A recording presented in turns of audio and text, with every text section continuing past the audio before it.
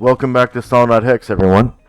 Today's session is number 447, and it's sponsored by our generous donors and patrons. Thank you very much, donors and patrons, for your generous pledges and donations. We wouldn't have dynamic lighting without you, as well as some key token packs and whatnot. Players, if at this time, if you haven't already done so, go ahead and add 447 points to your PC player character.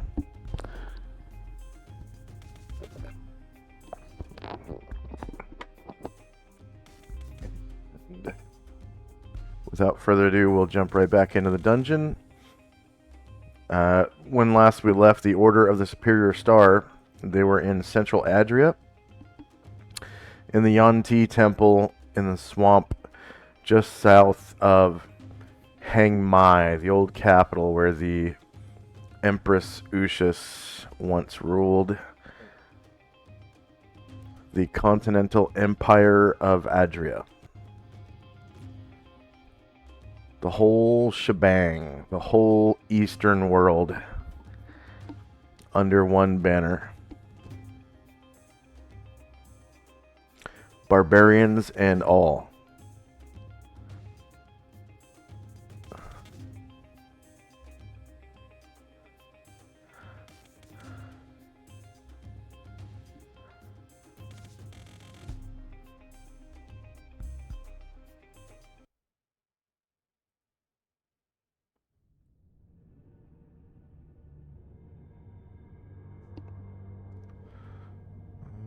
Okay. So the party had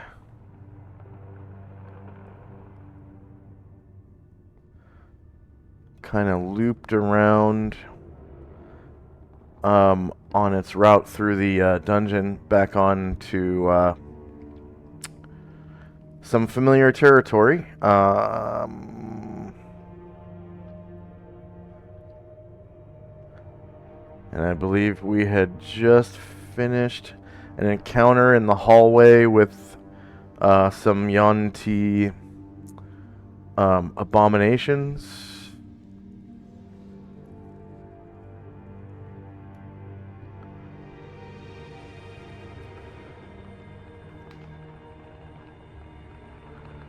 And it looks like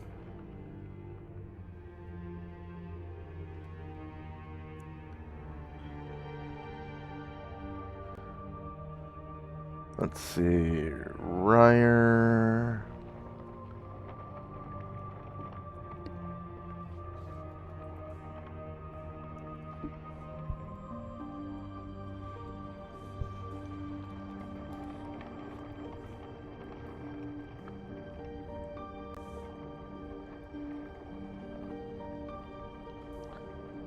Looks like next up is Shandrak and Company.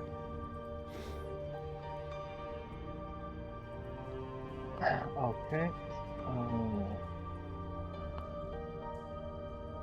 Shandrak will come out of hiding,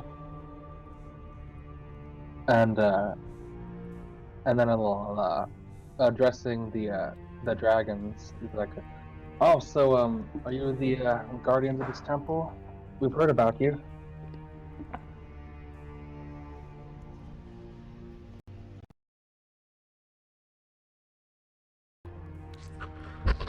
That we are. Wait, hold on.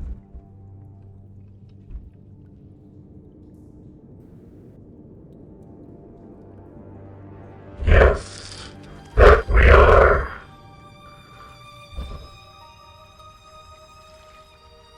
We are the guardians of this temple.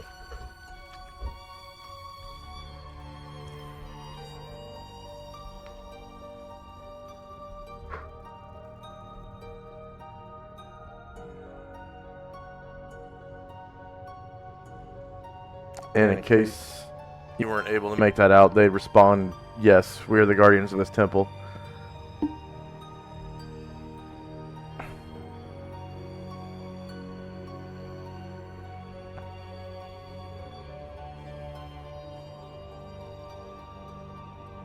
Mic check.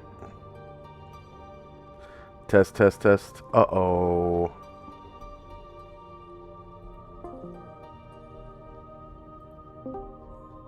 Test, test, test. Normal verse is good. Okay.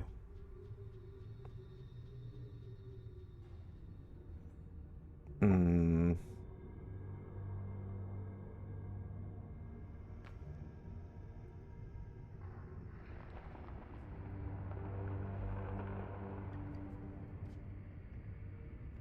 Test, test. Deep voice is good. Test, test. Test, test. Yeah, that's good. Test, test. Yeah, that's good. Yes, we are the guardians of this temple, and these invaders do not belong here. Glad to have found you. I think we've cleared a significant amount of this dungeon. We've already slain that snaky avatar of theirs, as long as a few other avatars that won't make themselves welcomed. That worm, Mershulk, I suppose. Yeah, we just took care of him before we rescued you. Damn him. He is an aspect of the god Set. The set. Yeah. Didn't you guys deal with that in Tintabula? Talking to Asher and Tenzi? From nowhere, you're... Yeah, we, defeated this giraffe avatar, and I think somebody said that that Mershak, fella was, other aspect of Set, so apparently he gets around. Yeah.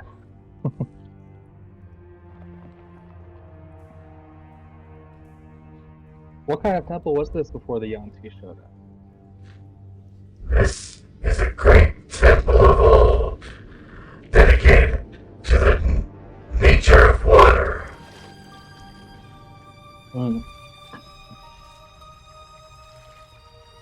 Yeah, that makes sense. Well, one of our friends is, he must be behind us somewhere, but, was carrying some water spirits that we found. They told us about your temple and, that you were trapped.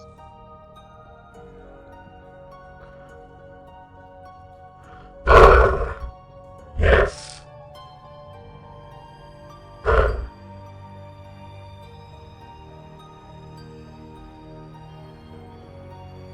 They are...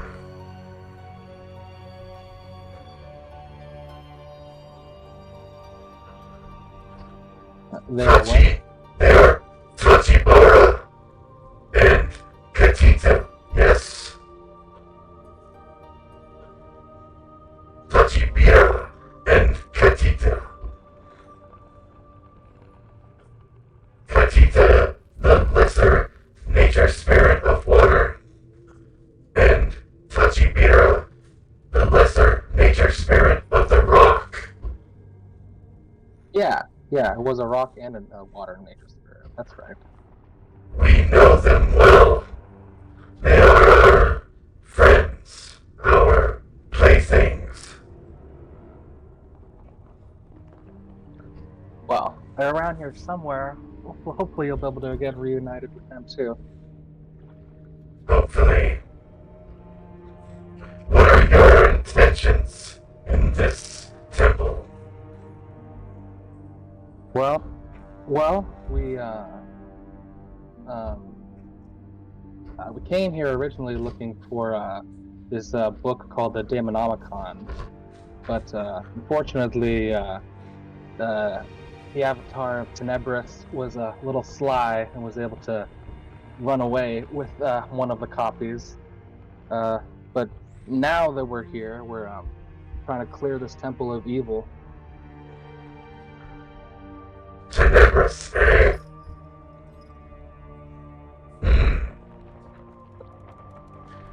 Yeah, I believe that's what he called himself.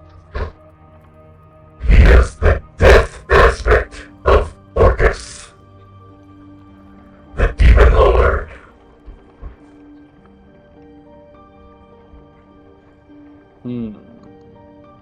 That would make sense why we've had so many demons on our tail. Arguably too many. Wow. Whoever shows up, we'll send them back to the abyss.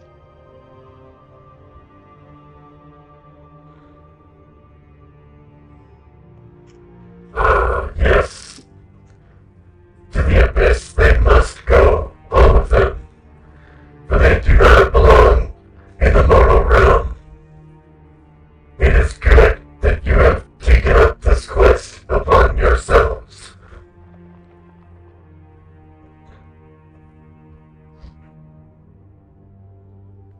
Oh, Will you join us, or do you still need to rest? we have rested too long. We shall join you in your quest. Oh, I'm glad to have 2 dragons on my side. And they kind of turn to each other and nod in agreement. 2 more dragons.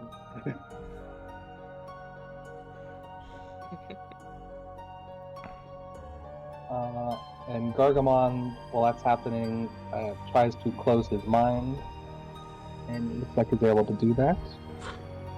We will accompany you until you leave the temple. For we are its guardians. And once the temple is cleared, we shall guard its entrance for all time. Good, good. We're actually planning on sometime after we clear this temple. We actually know where the avatar of Ushis is, and we plan on returning her to Hang Mai. So that'll make your temple extra protected if it's within her range of making evil go run away. Yes, it is.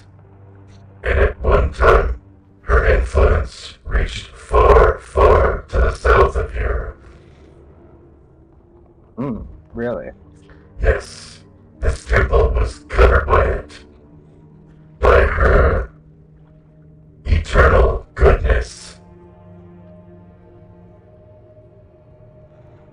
Well, we hope to put that back in its place.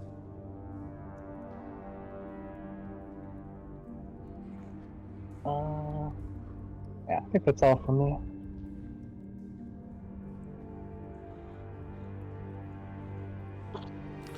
All right.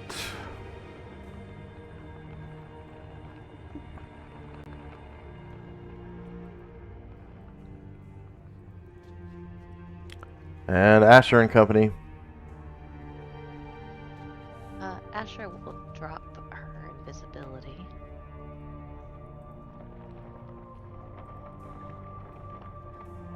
And she's never seen this kind of dragon before, so she'll just kind of like stare openly and like a little bit rudely, just like leaning forward and peering at them. Like, fascinating.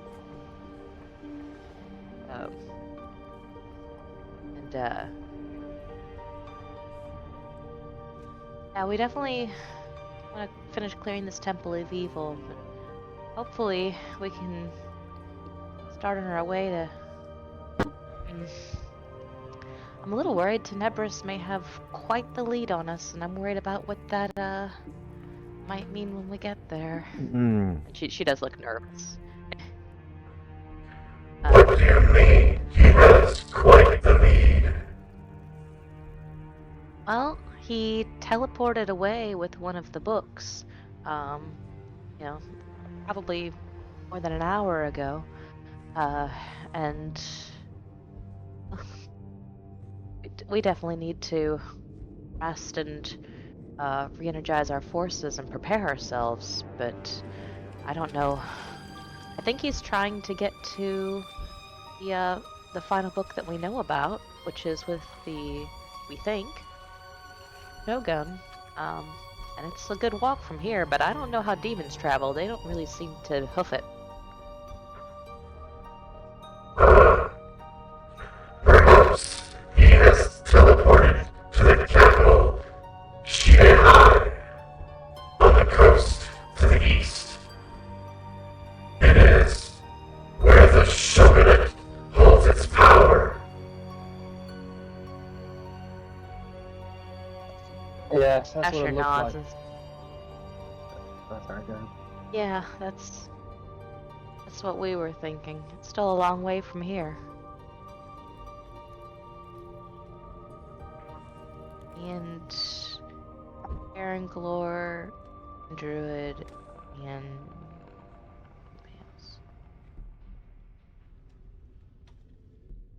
yeah, it looks like Karen Glore and Brian Druid will try to close their minds.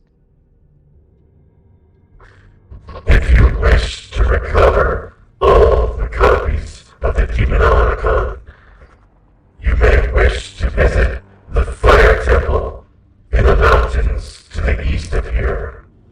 You will find it on the way to Shanghai. Really? Yes, but beware. The way is fraught with danger, and the guardians of the temple are no longer agreeable with beings of your comportment or alignment, as it were.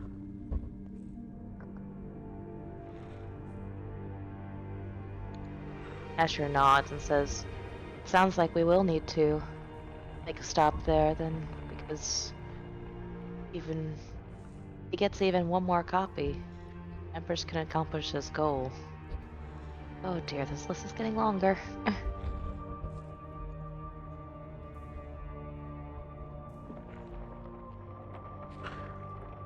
Of He course, just looks nervous. of course, it is your choice whether or not to stop. You may want to travel all the way to Shanghai as quickly as possible.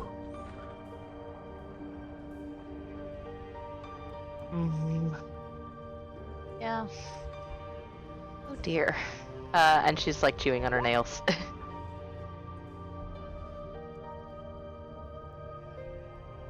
Was it? Is it safe versus spell or paralyzation? I can't remember. Close the mind. Paralyzation. Okay, thank you.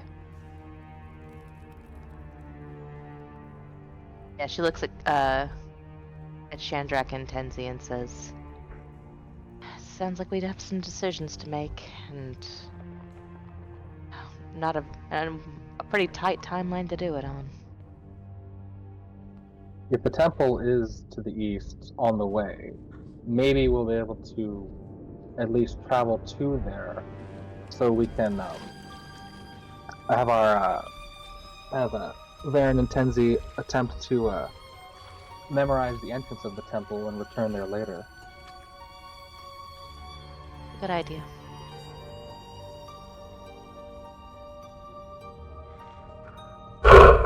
Yes, you may want to study it well. Perhaps by recording its appearance with a painting or sketch of some kind.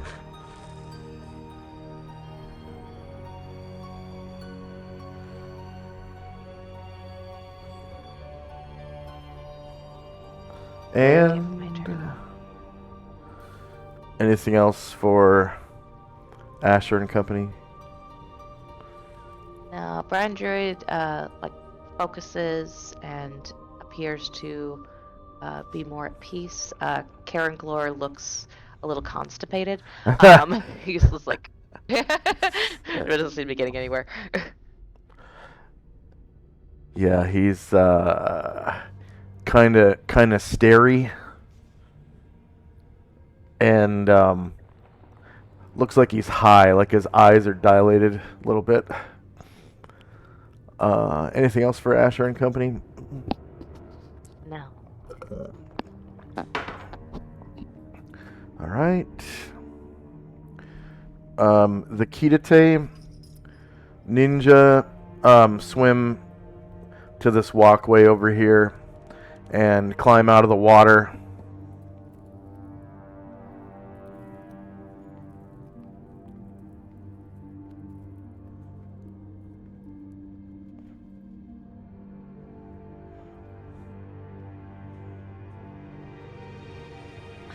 And one of them kind of appears out of nowhere.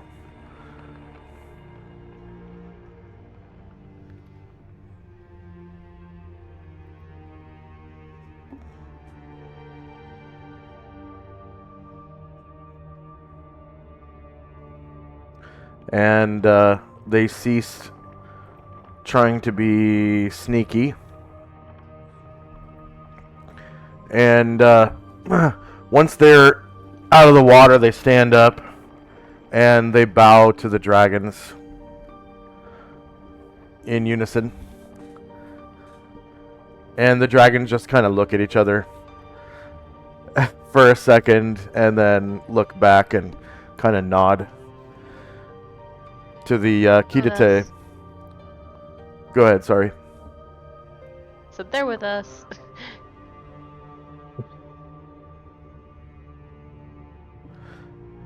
And the dragons sort of line up, or not line up, but take position side by side.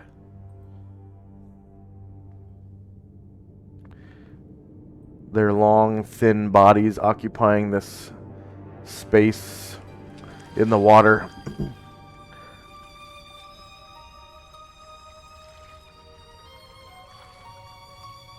And it looks like that is the end of the round. Regeneration occurs if Ashriel is injured. I'm not sure if he is. Tenzi didn't go. He was the person who finished off the last. Oh, okay. Or he had a turn sometime during the combat. All right, so end of round.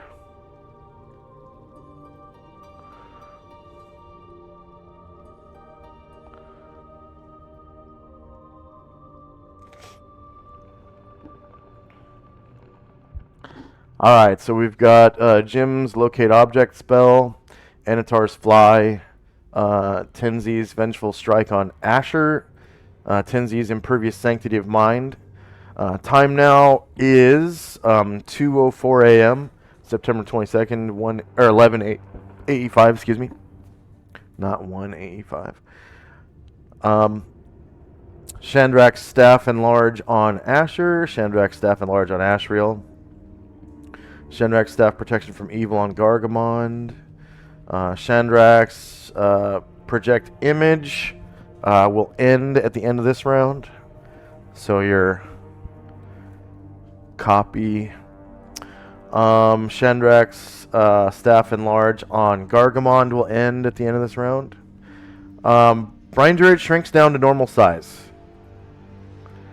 So... beep, beep, beep, beep, beep, beep. Just the size of a horse now, not a big old baby dragon anymore. And it looks like first up is Tenzi.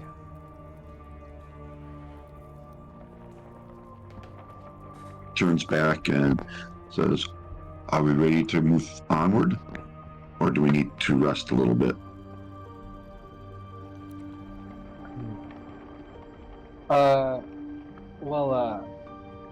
Brian Drew just shrank down, so give me a couple minutes. I can put a couple more spells on our people.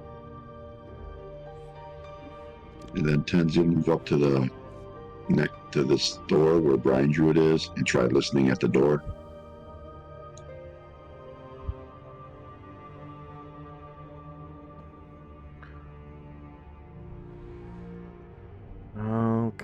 Okay.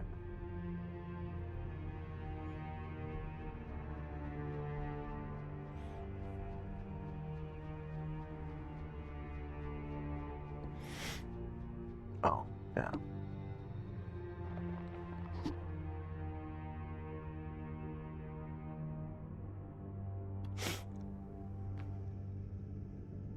He hears only the sound of his heartbeat as he listens at the door. All clear here. And then Musashi and Astra are just going to move, and that'll be it for us. Okay.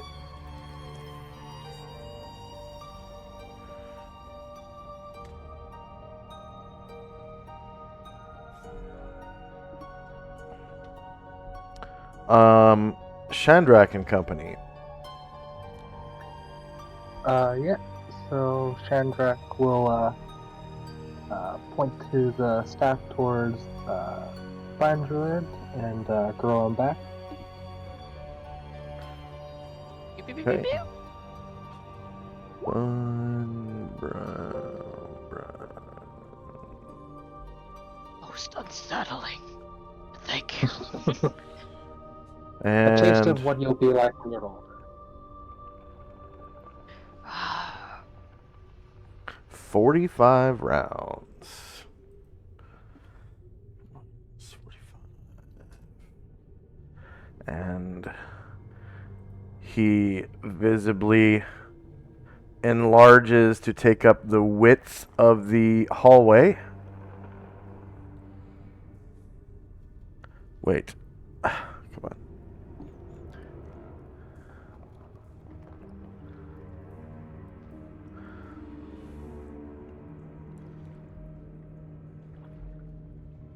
There we go.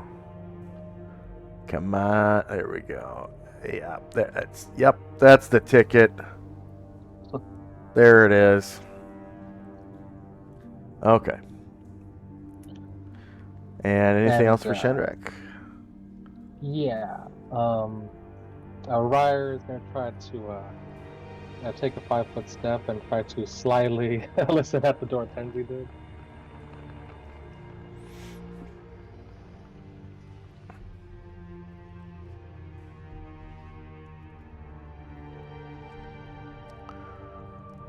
Okay.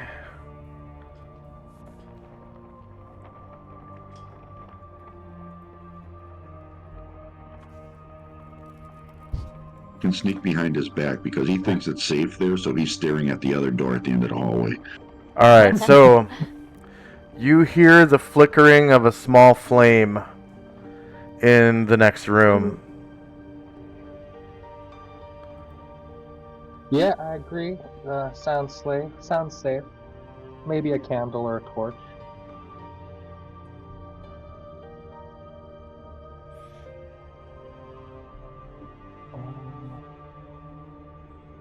Yeah, so Ryer, I think, will try to open the door. All right, and inside you see that there is in the corner a hooded lantern, and the light which it gives off is illuminating in the north end, up on a platform, a pile of treasure. Yeah. This treasure consists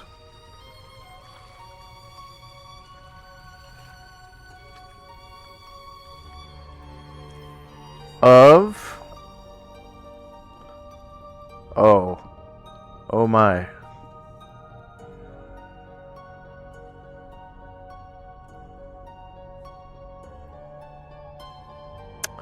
Huh.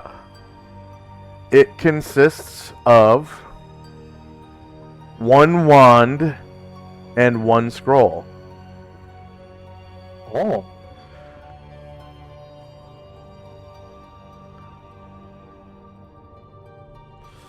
So it doesn't look like a pile of coins, just see a wand and the scrolls there? Yeah.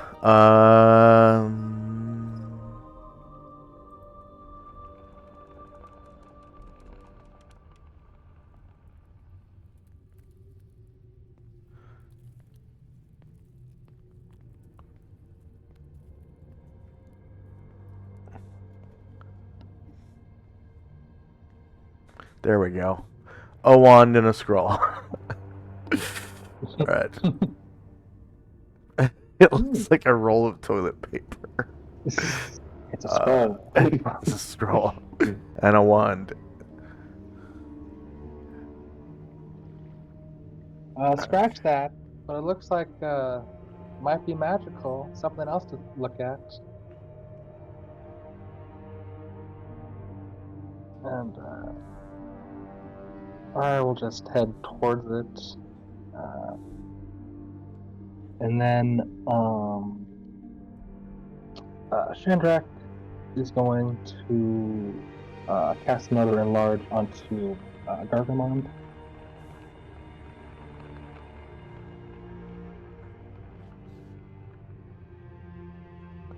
Okay.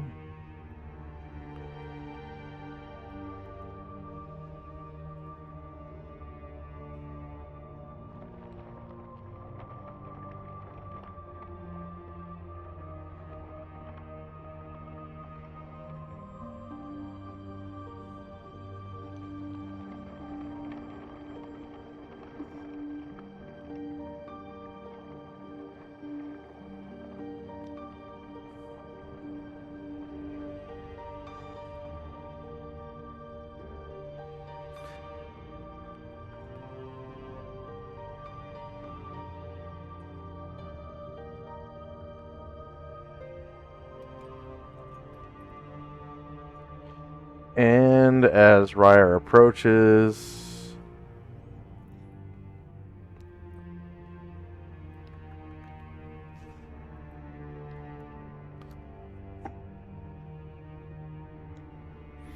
he can see that the scroll is in fact an arcane scroll.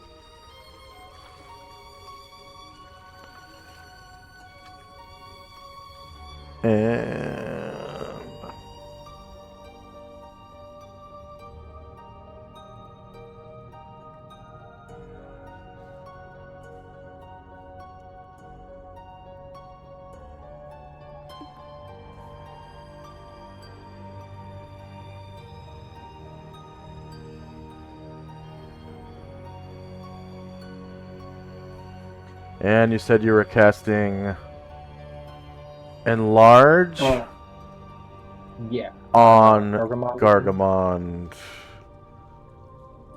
Okay. Alright, so he takes up 4 squares again, and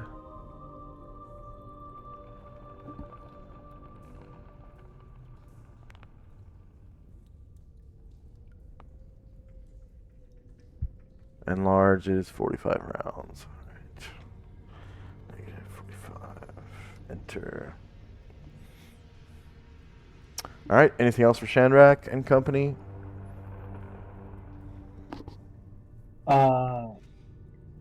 Yeah. Ryer will he'll pick up and he'll put the scroll in his backpack. Okay. Yeah, he can definitely see arcane writing on this scroll because it's kind of partially unrolled, and he can see one of its quote-unquote pages.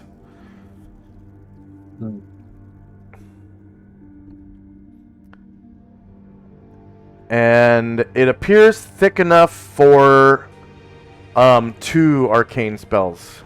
And by arcane, I mean wizard, of course. Mm-hmm. Alright. Okay. Anything else for Shandrak and company? Just have Airdrin move a little silently, and that's all. Alright.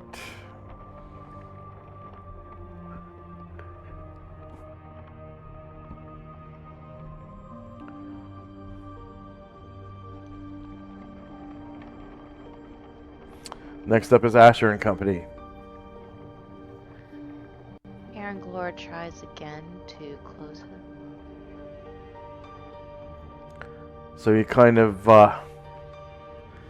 places his hands on his temples, focusing on his third eye.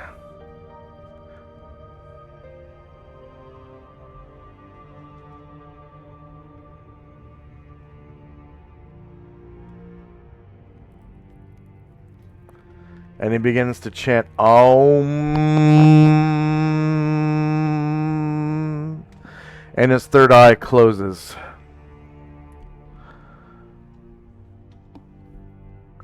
And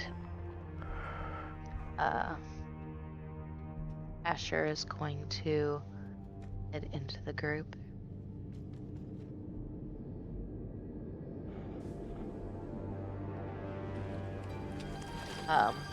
Kind of, glances up to where Ryer is, on her way passing the door, nods and end up here. She runs out of move and says, guess we could check this door. Also, the room we came out of, I definitely heard elemental sounds coming from the door we didn't choose there, so plenty of enemies to go around, it sounds like. And Jim's gonna catch up a little bit. Bosa's going to try to Featherfoot.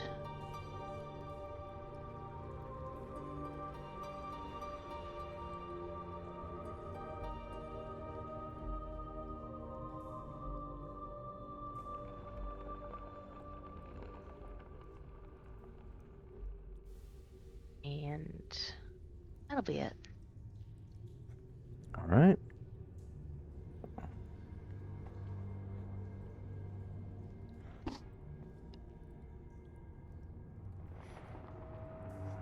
The Kidate are waiting on you all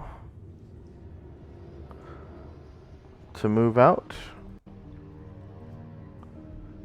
And the Penlung dragons are doing the same, bringing up the rear. End of round.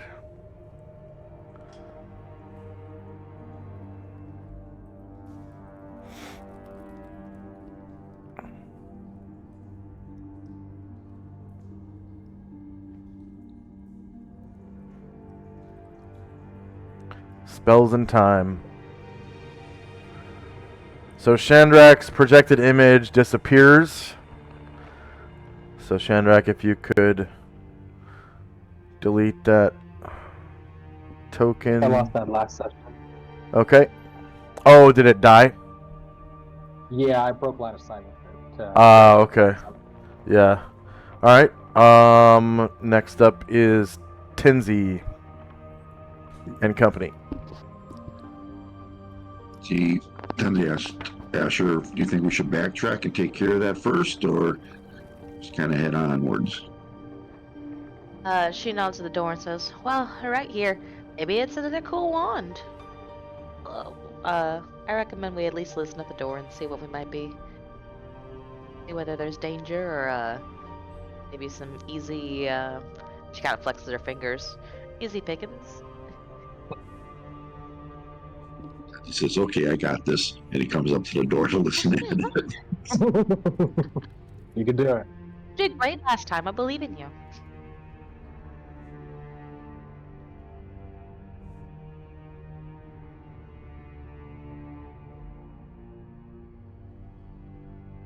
Oh, by the way, Ryer gets 100 points for that when he listened at the door. Mm-hmm.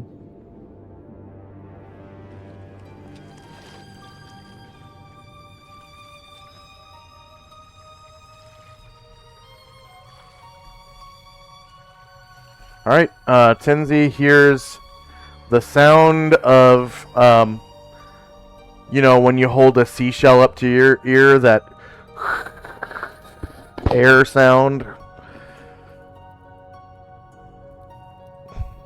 So then he turns and says, sounds all clear. Do you want me to Might as open well the door? go in.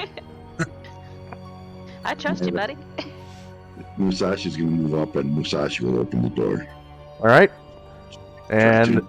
as you open the door, his necklace illuminates the room ahead, revealing a dead water elemental in puddle form on the floor here. Looks like the door right here is wide open. It's a double door. Revealing a buzzsaw trap on the other side that has already been sprung or triggered or found or something. And then there is some, swamp water here and a walkway going towards the west. And of course this walkway going south. And somebody who has infravision, which might be Tenzi, can see even further than the light shines. And there's a wall on the other side where the walkway ends right here. And there's like a nook right over here. And he turns back. Well, it looks like we've been here already. Maybe we should go back to that other door where you heard the water elemental. Yeah, that's definitely our handiwork. I agree. Sounds like a solid plan. It's Brian Jurid. He's got 120-foot infravision. He can see all the way to the wall down here.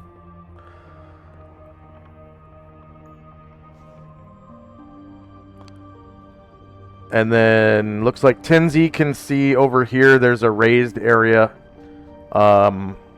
It's about 10 feet higher than the walkway that you're standing on. And of course, all doorways are 15 feet tall. These doors are 15 feet tall.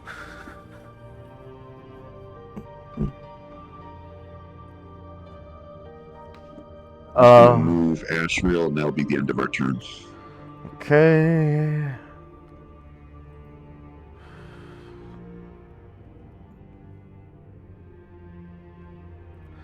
And next up is Shandrak and Company. Ryder will pick up that wand. All right. It looks like it has a... Okay. What's the name of that movie? You probably haven't seen it anyways. So, there's this movie where, this... Man...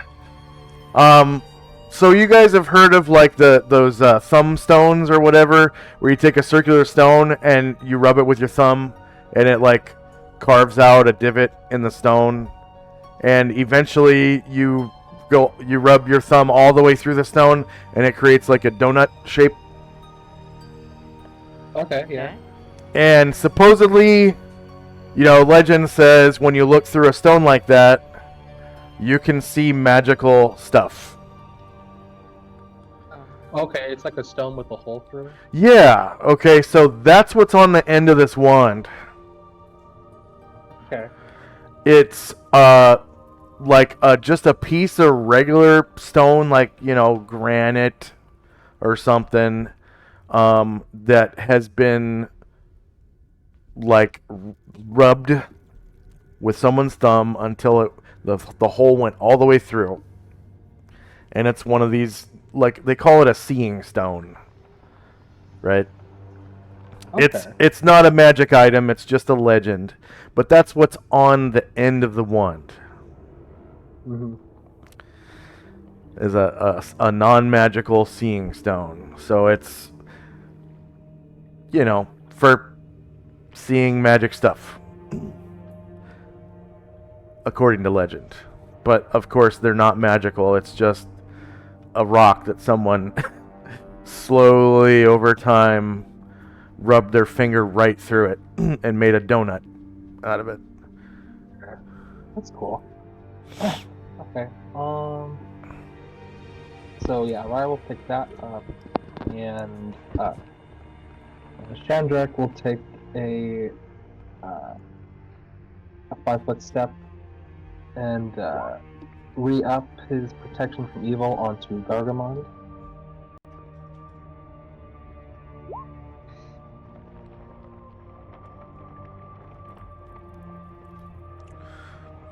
Okay, protection from evil on Gargamon. Find on Gargamon.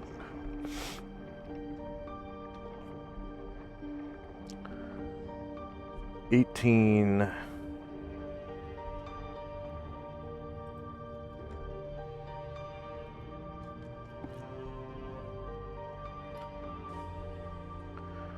All right. And I'll just have people start to move out back into the other room. That's all from me. All right.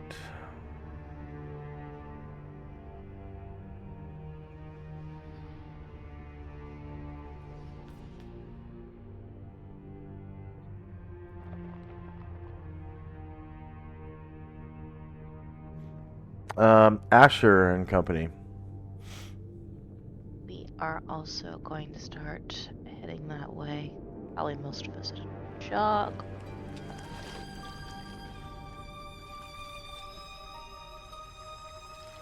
Yeah, everyone at a jog, which means Mambosa will break stealth. Hopefully I'll find somewhere to hide him when he gets there. The movie was called The Spiderwick Chronicles. That's the name of it. Oh yeah, I saw that. That was a good one. Yeah. I've heard of it.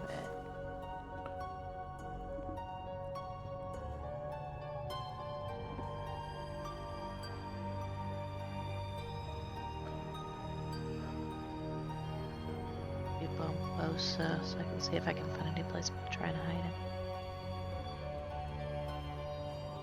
So you're going back to the north, or? Okay, Yeah, I see. I see back now. to the, I zoomed out. I can see it. I see it.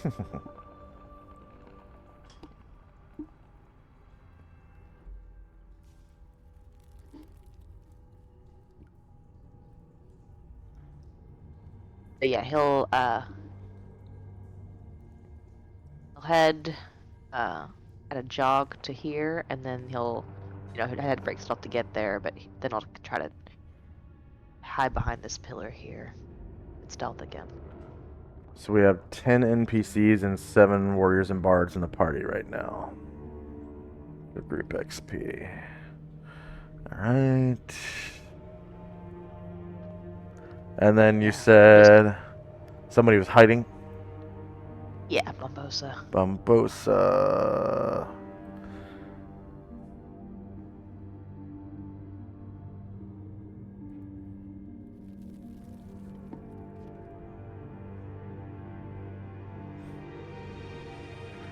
And anything else for Asher and company? I'm just moving people. Alright.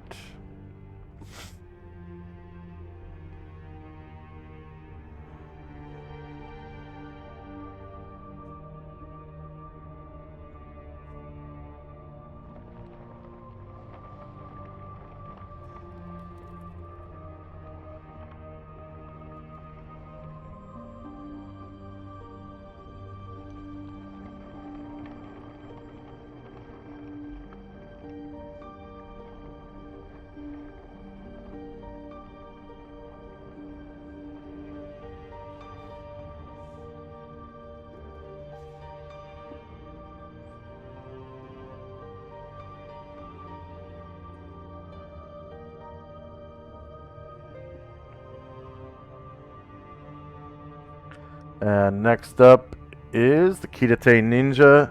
They are going to follow your lead by all walking up here, coming around this corner,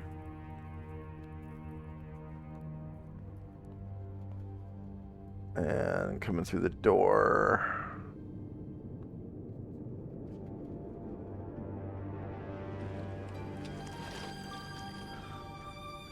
And they follow the contour of this circle.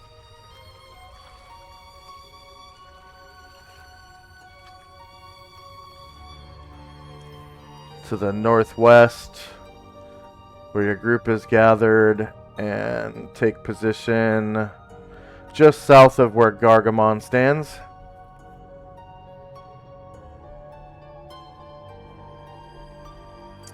And the dragons fly into this room and take place at the top of this dais, facing west towards the door.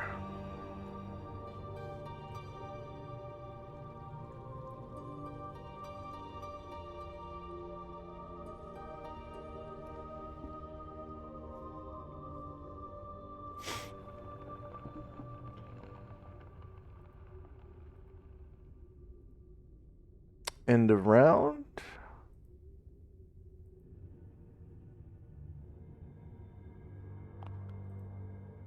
And we've got time and spells.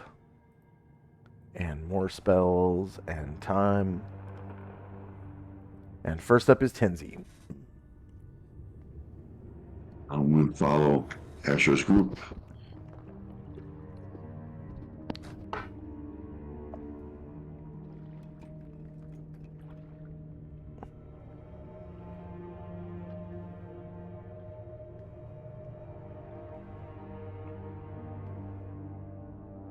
Get to there. I'm just going to move people. And Jack, did Ryer pick up both the scroll and the wand for safekeeping? Yeah. Yeah, he's keeping both right now. So we can identify them. Shoot.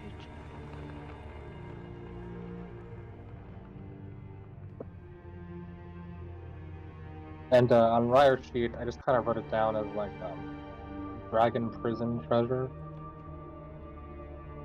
I put it as Oh, that Guardian is dragon treasure. that is the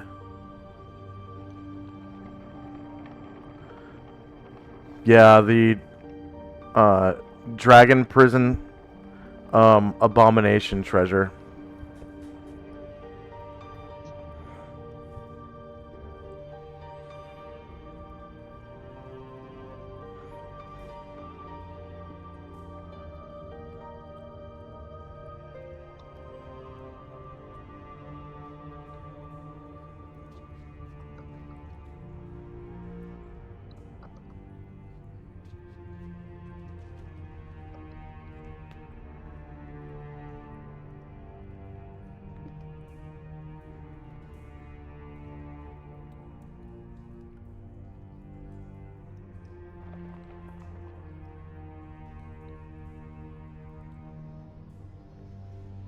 That's it for me.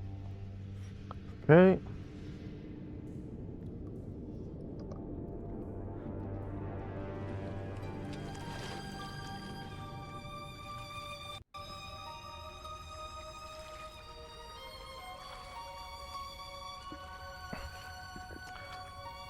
Next up is Shandrak and Company. My people will start jogging the catch up.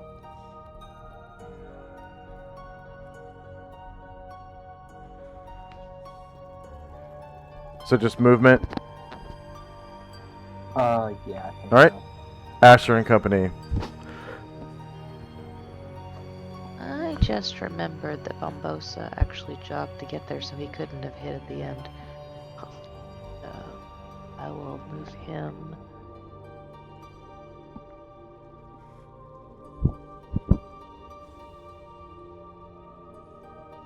I will move him a normal movement to get here. He'll try to hide there. Sorry about the confusion. Okay.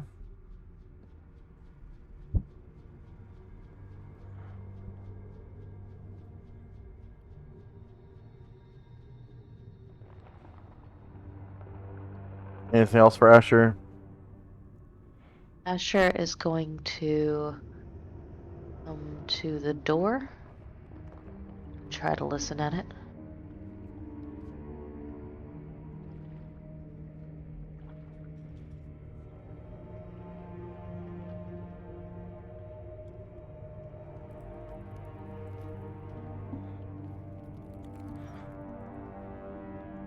All right. You hear the flickering of many small flames and the crashing of waves against sea cliffs. Oh, there!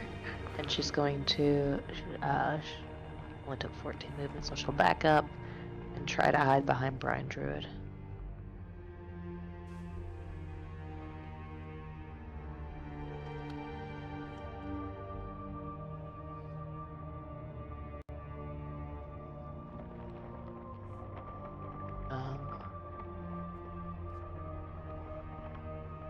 And looking around, doesn't see. She sees that we have. We're not fully yet, so she'll just wait for everybody to catch up. All right.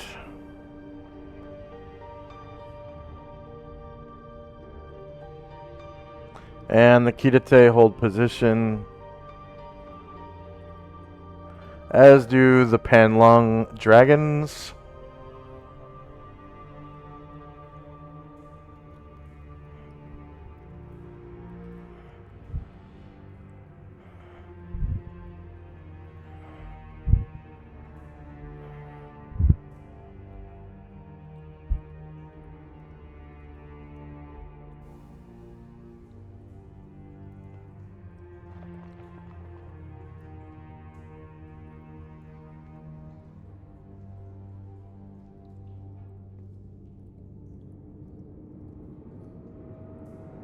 End of round.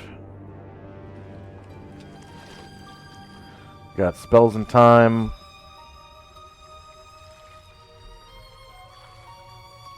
First up is Tenzi and Company.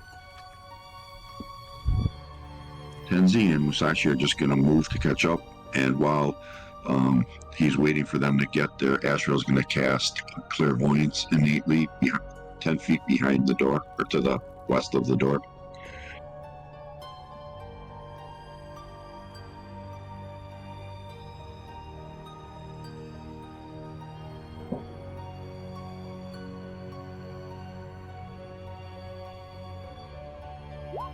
All right.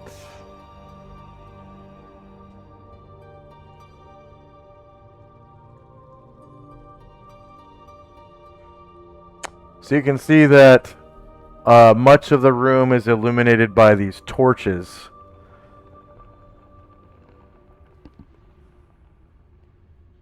And there are pillars throughout the room. Most of the floor here is water. And you can see several walkways illuminated by the torches, almost in like a cross shape. It's kind of like a lopsided cross. And to the north, there are two areas with stairs leading upwards to platforms, mostly darkened. But you can see the stairs with the clairvoyance spell.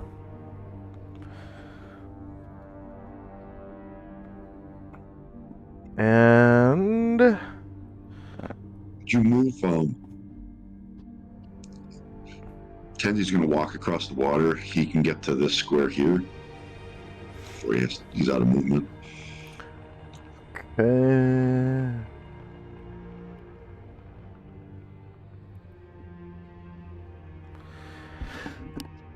Thank you. That'll be a front. Okay. Shandrak. Sandrak and Aaron attempt to hide in the shadows.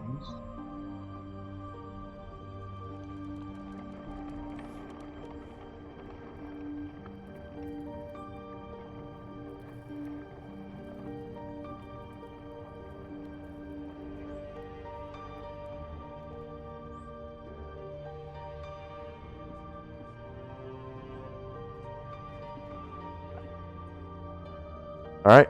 Anything else for Shandrak and company? Yeah. Gargamon will come up to the door. I'll say, "Are we ready?" Moo! My son, it is clear just beyond the door is clear. Moo. Let's see. And we'll open the door. Let's see. Moo.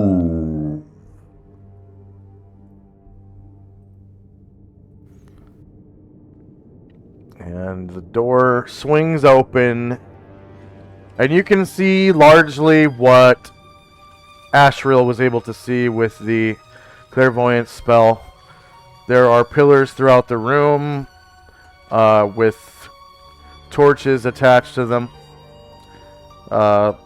largely illuminating the majority of the room. You can see there is a cross-shaped walkway and to the sides of where the cross legs are going to the sides, there are staircases leading upwards to platforms which are mostly, at least from your current vantage, darkened.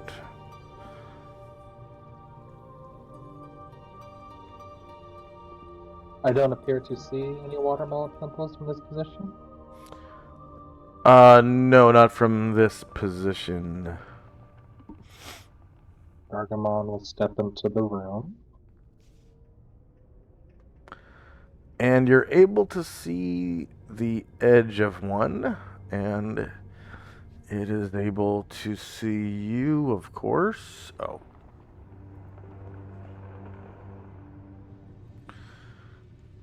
And enemies modifier surprise the party. The party's not going to be surprised. Obviously, you knew they were going to be in here. Party's modifier surprise the enemy. I'm going to give a +2 because your party is rather large right now. And no one is surprised. The water elemental that you can see around this corner becomes agitated, you know, it turns from like kind of like a slow river looking type of water to like whitewater rapids, and becomes aggressive and approaches you angrily. Now we're in initiative phase, and you can hear its water-like voice sort of going swish swish, kind of calling out to the rest of the room, and you can hear some more of them to the north, but they're of course in the darkness, except for the very edge of one right here. You can see illuminated in the torchlight because you stepped into the room. So you're aware of one here. I'll use the ruler. You're aware of one right here, and you're aware of one right here. But you can hear others in the room. And initiative phase.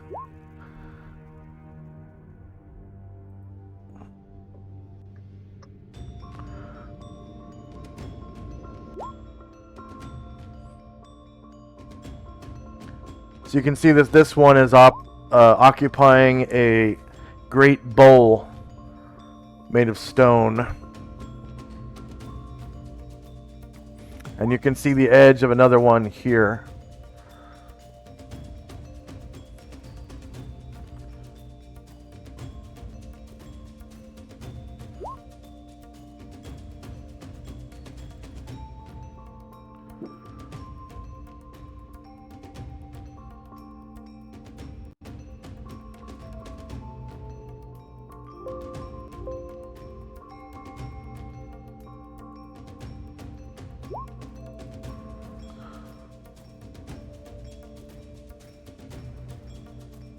Mm-mm.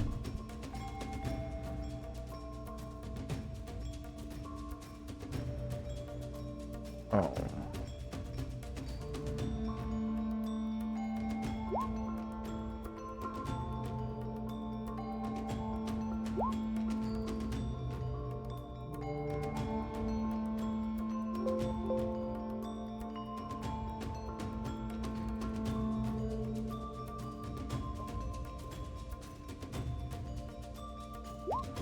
Okay.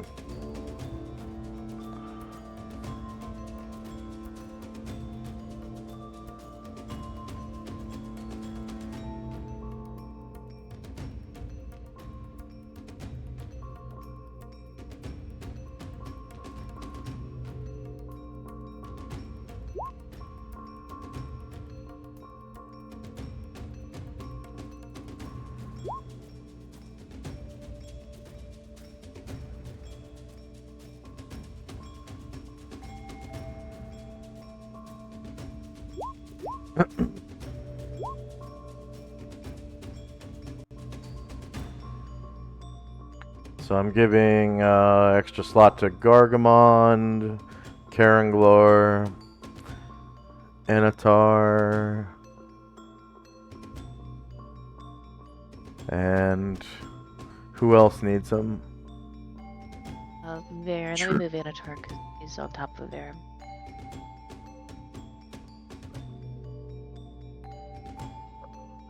So I heard Varen, Shrill. Ashriel.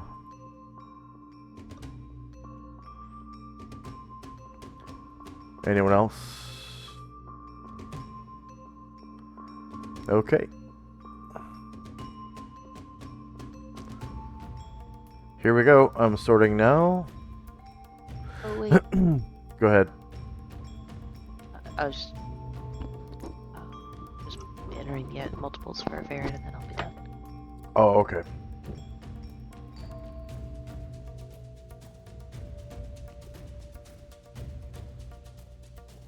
Okay, I'm done. Looks like Ashriel Keeps- needs.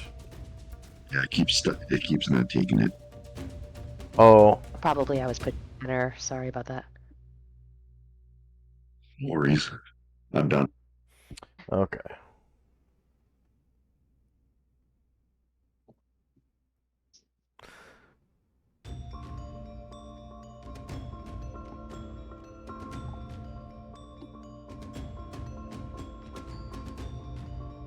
Alright. Spells in time.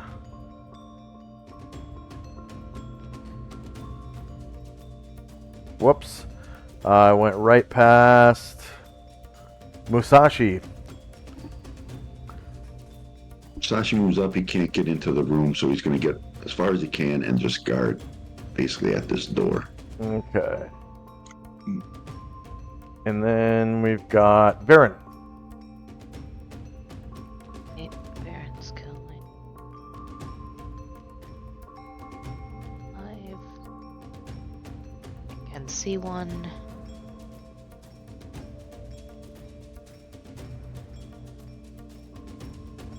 And Oh. it turns to face. You can see it standing in a great bowl of water.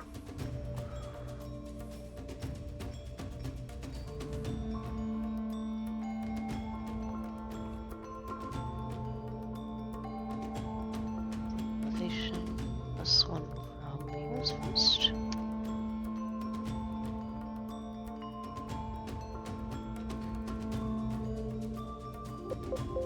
Oh wait, I need to re-roll that. I didn't roll high mastery.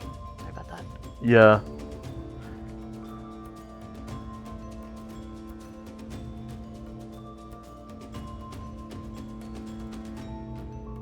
Alright, it's shieldless. -9 beats AC2. You cause 14 damage to the water elemental with your longsword +4.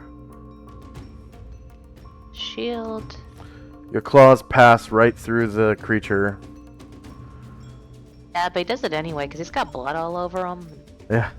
It washes the blood off. Alright, shieldless, -1 beats AC2 again, causing 7 more damage for a total of 21.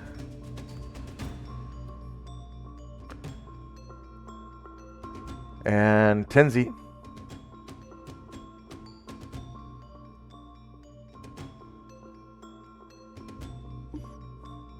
He continues his jaunt across the water to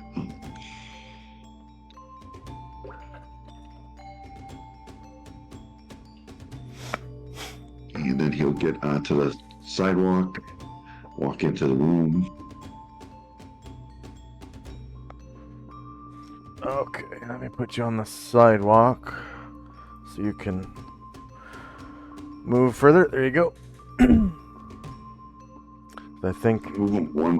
Can you move him one more because he's on Musashi? yeah. Thank you. Whoops, I moved Musashi. There you go. Thank you. Oh, that, I don't want that.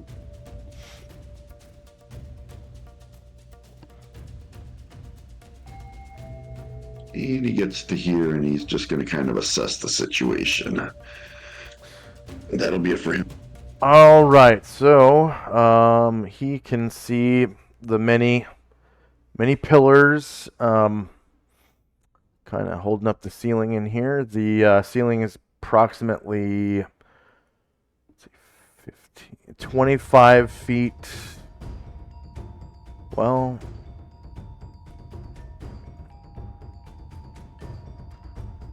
yeah, 25 feet high.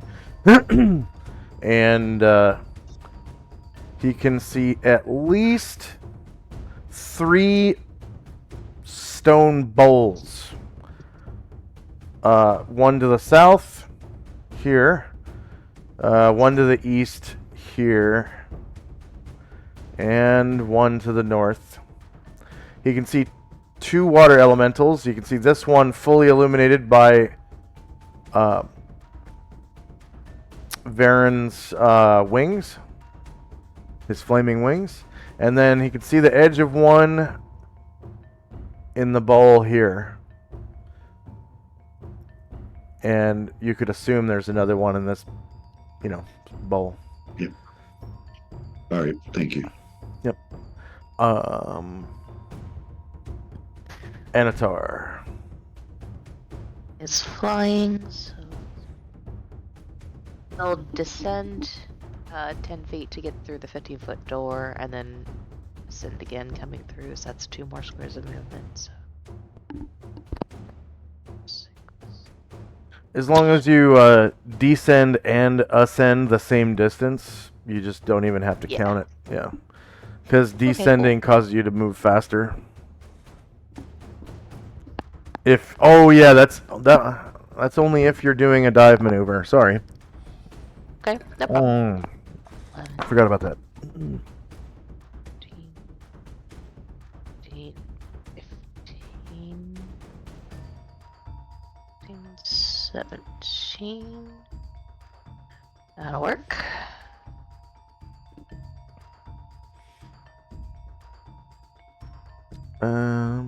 Yeah, you're able to get behind the water elemental. So this will be rear. And if it's 14 and I'm at 20, then that's higher ground? It's 16, and yes, you have higher ground.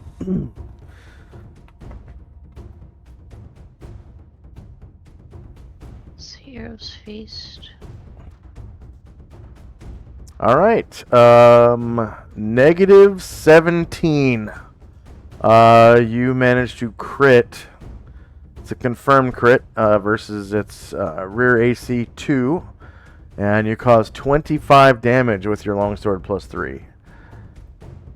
And you see its green bar go beep, beep, beep, beep, beep, beep, beep. Minus 25. Bam. And that's his only attack, right? Antar? Yeah, for now, yeah. Alright, Asher. Okay. 6, 9.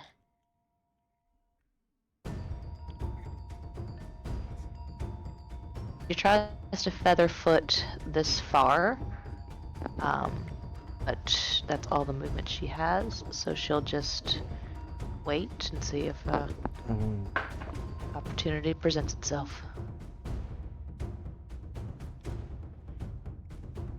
Ah, okay.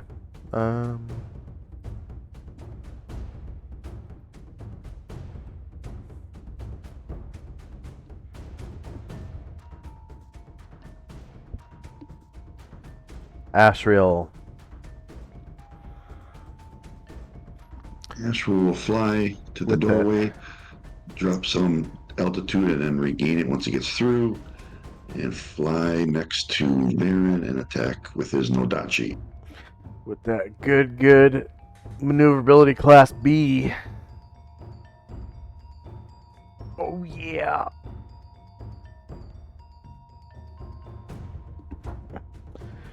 Alright, this will be front shieldless.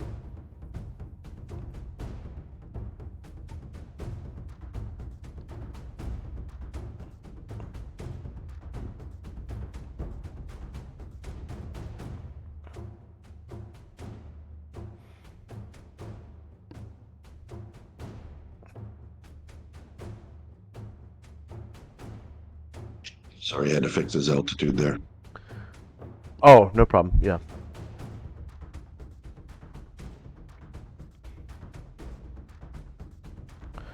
I'm going to zoom in and see.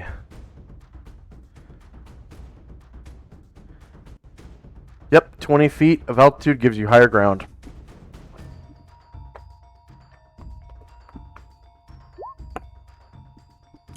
Shieldless, -7 beats AC2. You cause 19 damage with your Nodachi +3.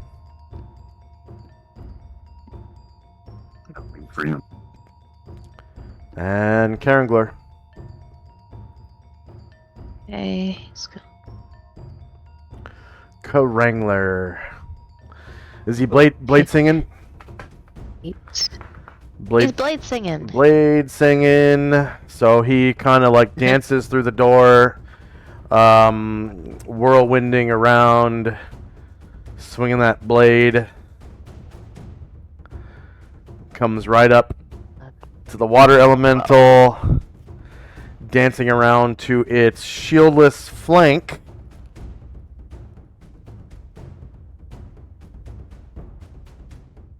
Laying into it real good right there.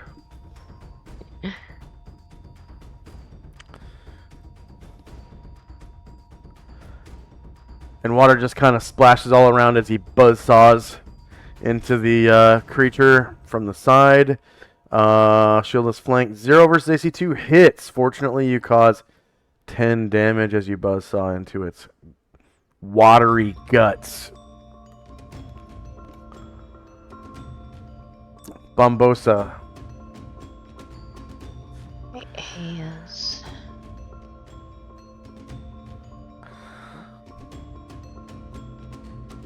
I'll bring the necklace in a second. He is trying to use Featherfoot. That's 6 movement so far.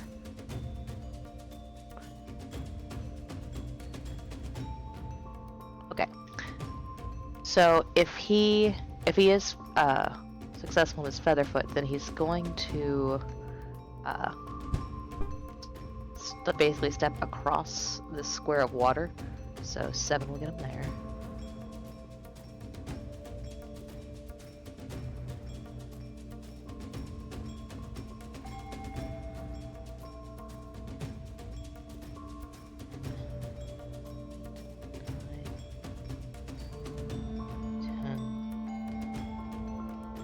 And the Will creature doesn't try seem to to notice you as backstab. you sneak by. Sweet. No backstab. Backstab. Yeah, no backstab, but you do get a +4 to hit that's because right, yeah, you that's the other are thing. Right, effectively invisible. As the creature has no backbone yeah. Right about that. or organs.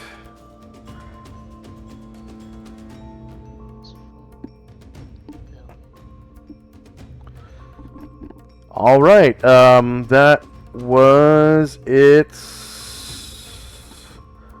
shieldless flank. -5 beats AC2. You cause 5 damage to it, killing it. Go ahead and describe how you do so. So it's just like a little puncture. So the thing is kind of dwindled down to almost nothing. So then you see a puncture, and it's sort of like a waterbed that's just leaking. Yeah. It is smaller, but Bombosa keeps stealth, so it's not entirely clear where that came from. And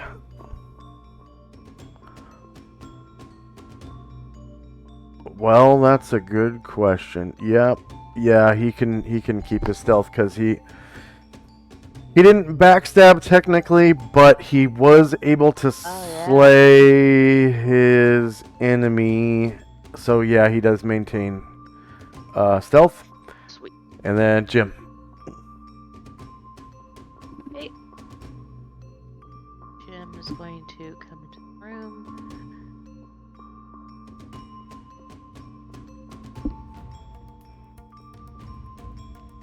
I'll have to put that situation in the rules. Thieves maintain stealth if they kill their target, whether it's a backstab or not, because it just makes sense. Right. Jim is going to stop there and just wait to see if somebody ends up needing his help. Okay, and Ryer. Alright, let's see.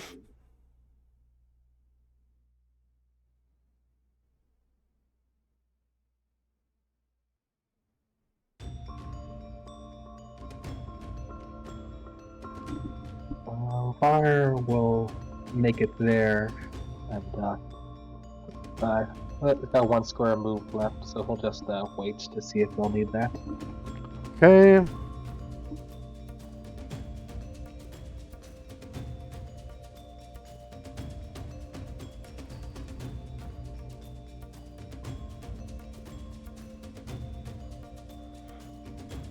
Next up is Gargamond.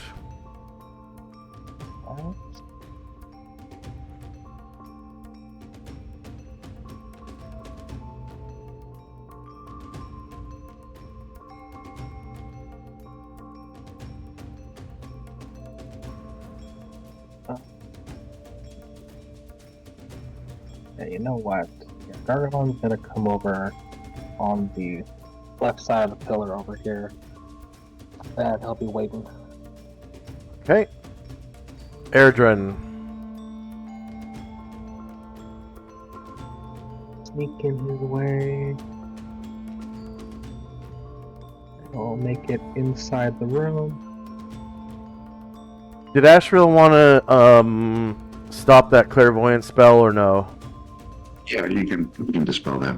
Alright. So the clairvoyant spell ends.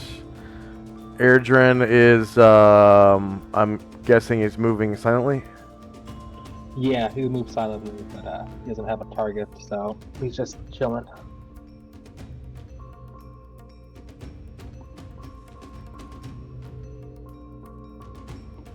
Alright. The Kitate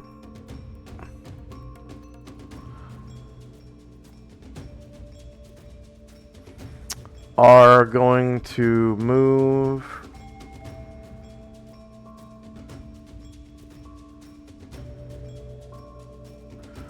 to 7.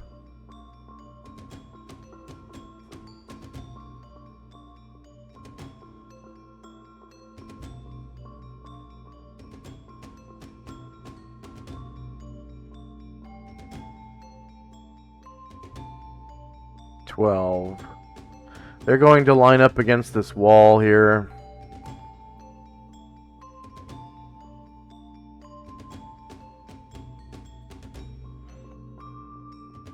And attempt to hide in shadows.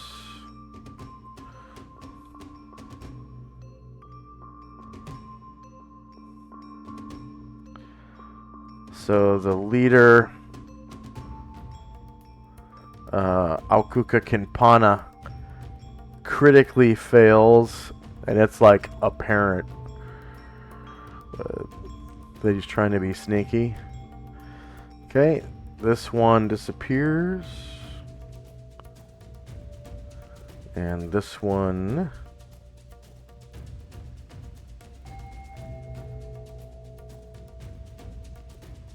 fails as well, appearing to try to be sneaky. Okay.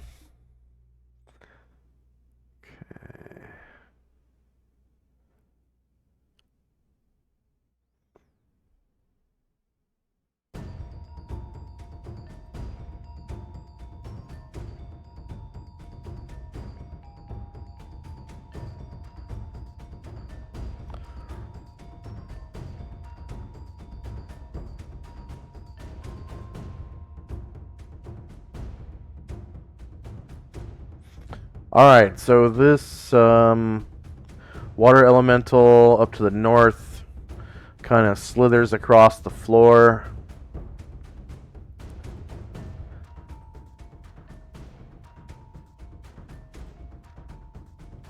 And you hear a great splash as it falls into the water. Sploosh! And it is going to guard. And another water elemental over here reveals itself as it comes into the light, coming to the edge of this platform up here, and falling into the water. Oh, you know what? It's unable to fall into the water. It steps to the edge and appears to be looking down towards the water.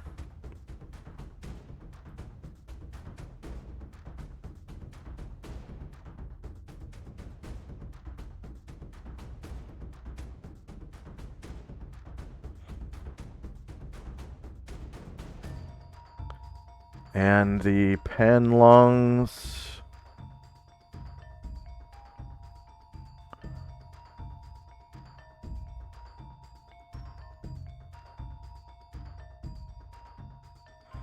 are going to make their way into this room.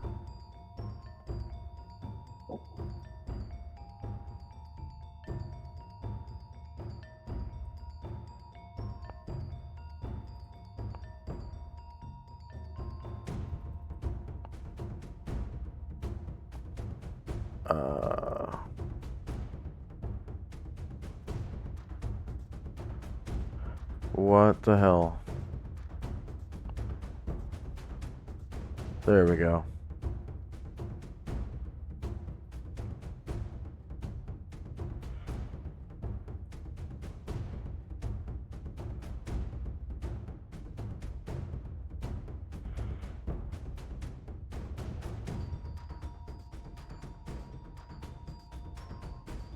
And they're at an altitude of about 25.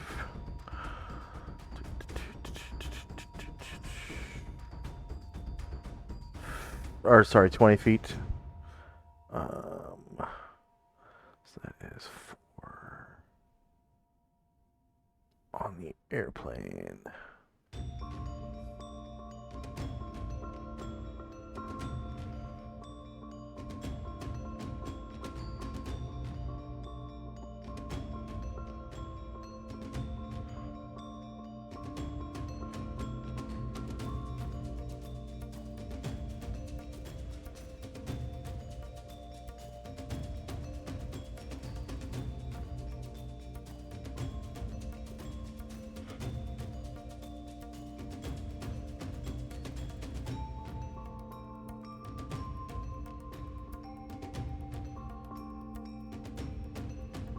And next up is Chandrak. Chandrak will start to feather foot his way into the room.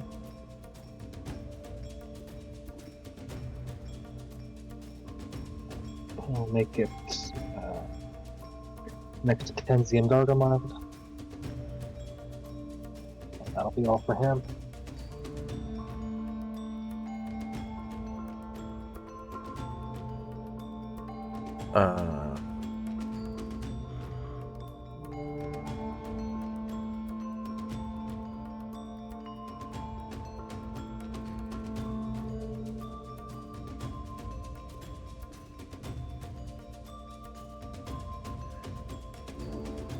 All right, Brian Druid.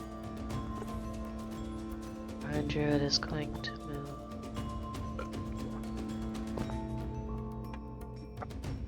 Yeah, it's a little crowded, so.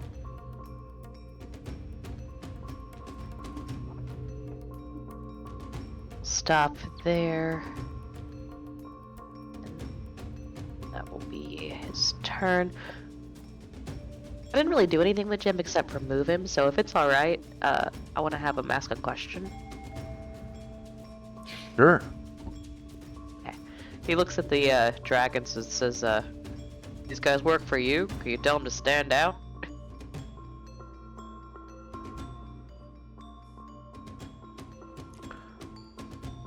They look at each other, and one of them kind of looks back as it's flying through the air and says,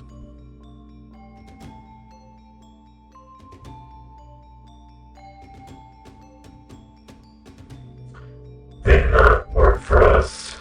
They work independently of us. But Contractors. Got it. they are naturally occurring in this place.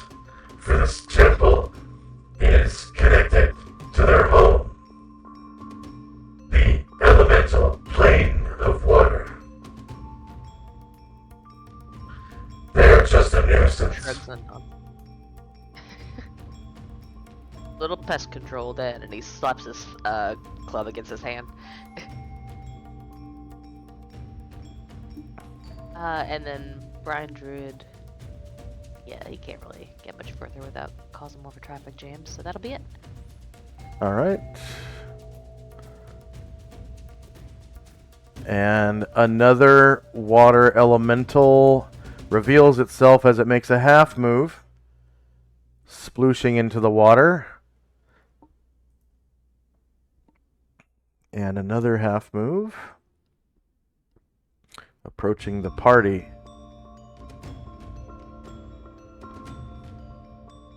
And it comes up to one of the dragons in mid-flight.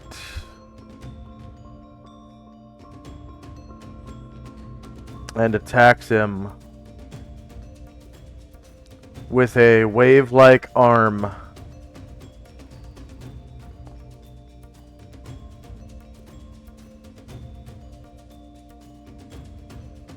Shorter melee, lower ground. And no mod to the attack roll or damage.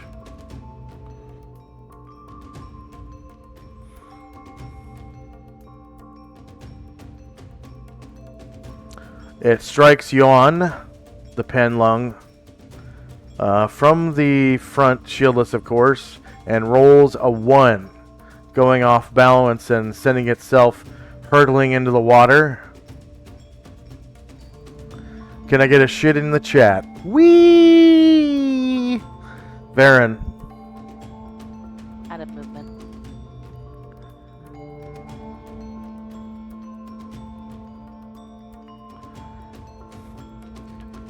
Anatar. For 33 minutes 16.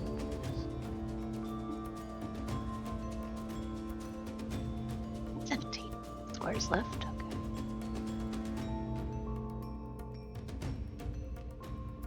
Yeah, cool. Do 14 and then 15. We'll get them here, please. And the water elemental will turn to face. It is still at the top of the platform up here. But it is out of water. It is out of water. So it's Its base is 10 feet high, but its head goes all the way to the ceiling. It's like scrunching down, trying to fit in the room. Oh, it's same elevation. Yep.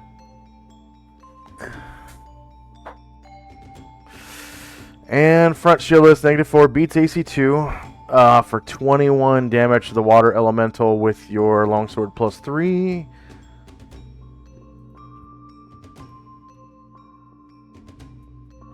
And before we move on to Asheville, we'll take our first break. We've been playing for over an hour without a break, so we'll take a quick 3-minute. For our viewers, that'll be 3 minutes of pre-roll ads, and we'll come right back afterwards. All right, here we go. 3 minutes starting now.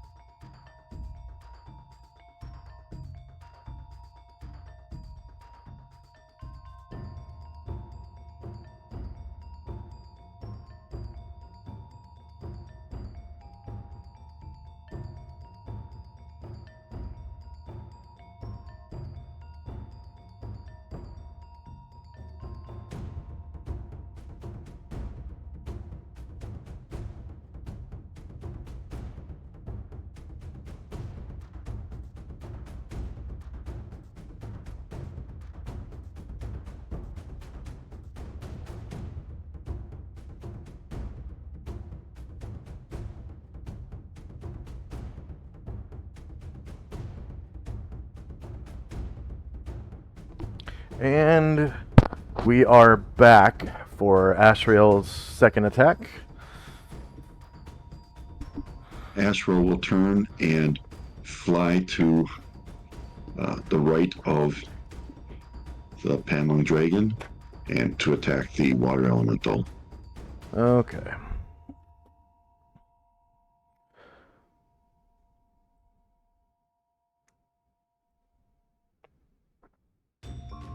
Thank you. Yep.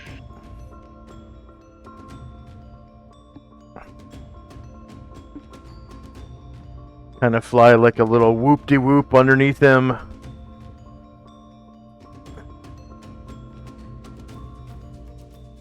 Alright, and of course it is off balance, so the attack is to its surprised AC.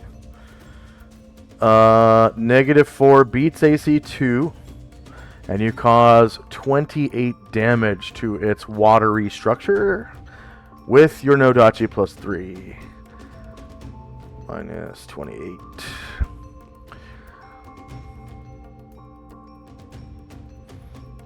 And Karanglor. I think he only has like 1 square movement left, so he'll take it and that'll be it. Alright. Gargamond. Please excuse please excuse my crunching. My girlfriend and I made ceviche yesterday, and I'm eating it on tostadas. Nice. Fortunately, his Grave Reach is not enough right now. Oh no! Okay. Varen. Out of movement. Alright. Removing shits. Regeneration occurs. Poison damage, if any. I don't think anyone was poisoned. Okay, end of round. And initiative phase. Does anyone need additional slots?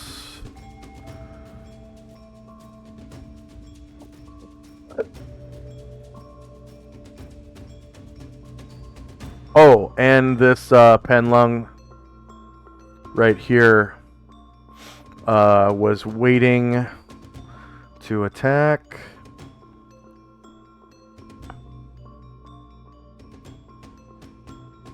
Right claw against the water elemental.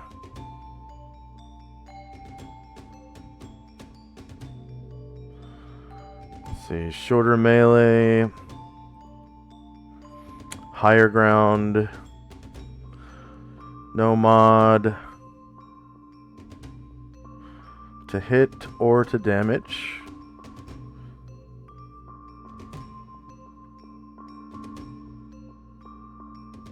Whoa. Something's going on here. I think I had a math nightmare about that one time.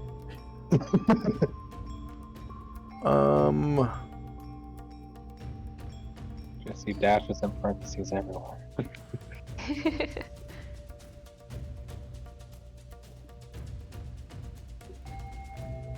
Oh. I didn't put in its base damage for bites and claws. So D6, D6, 2D8.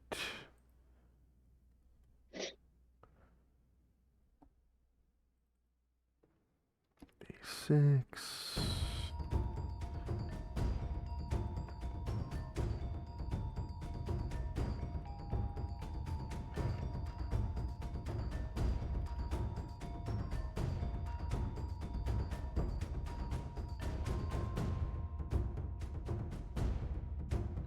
Let's try that again. Hopefully it won't do all that stuff.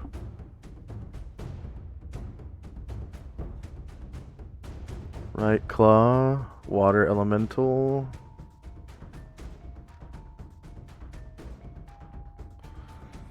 Shorter melee, higher ground, no mod.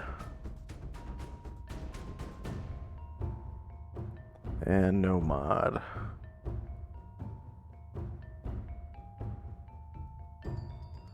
Oh, jeez. Okay, well, at least the shieldless line is good. So, yeah, it's shieldless. Manages to crit, causing 12 damage with the claw.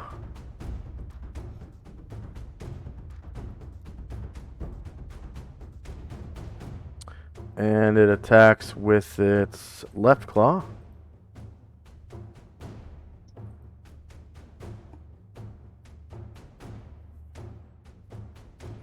Shorter melee, higher ground, no mod to hit,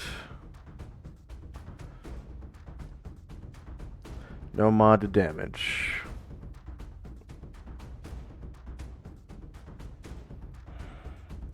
Alright, -9 beats AC 2, causing 7 more damage with its other claw.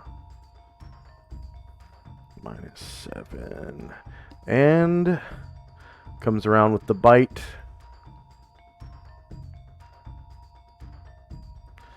The mighty bite. Shorter melee, higher ground. No mod to attack roll. No mod to damage roll.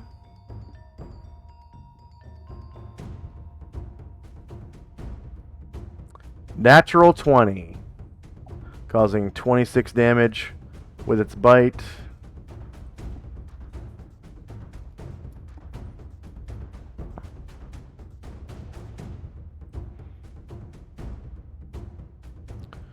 And the dragons roll initiative. I think I have their size category correct and their speed. I'll check. Yes, it is. Okay.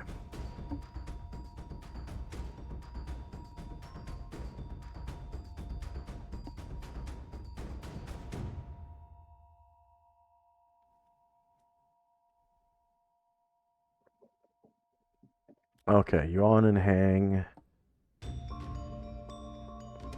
And the water elementals.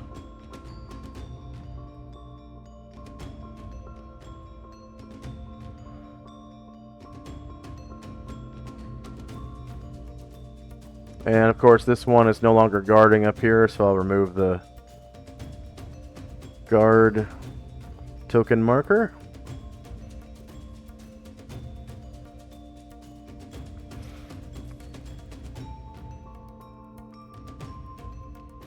Alright, is anyone still rolling? Populating multiples real quick. Ah, okay.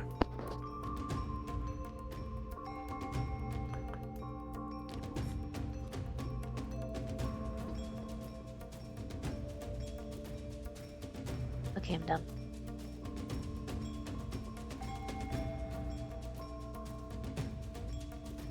Sorting. We got spells and time.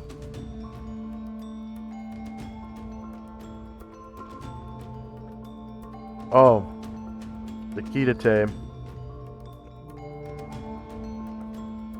They will wait.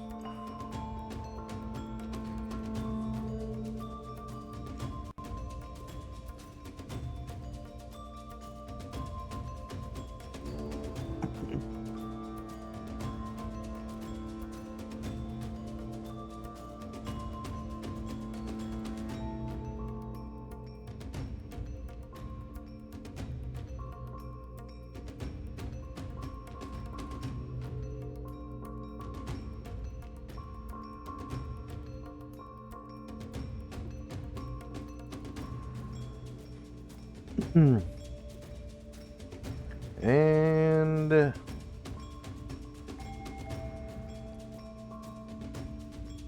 first up is Anatar.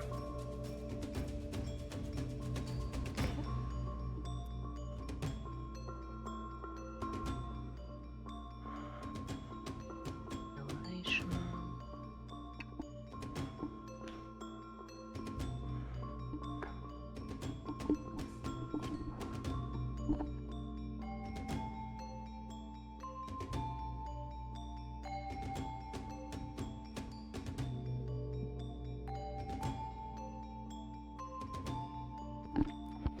Very nice. Shield is 0 versus AC 2 hits. You cause 23 damage to the water elemental with your longsword +3 and that god-awful strength of his.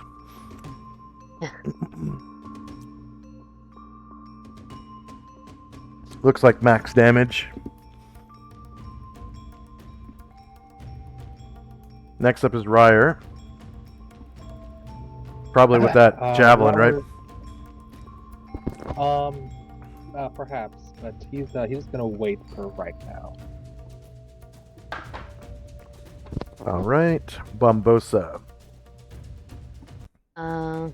It's not gonna get there. He's going to use Featherfoot to go.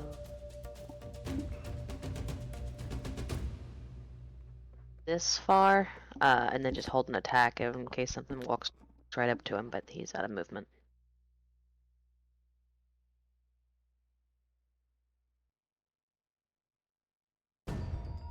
Gargamond.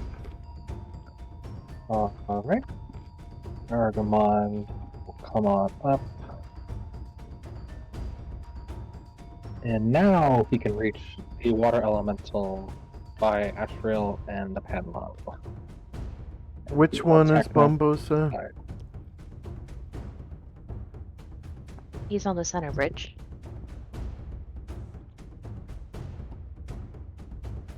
Alright, I'll have to get tissue. I'll ping him now. Oh. Here.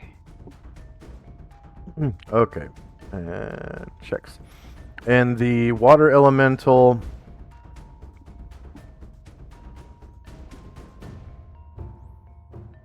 Kind of turns a little bit, not bearing its back to anyone, but bearing its flank to Ashriel. Making this attack shieldless front. So -4 beats AC 2, and you cause 20 damage to the water elemental.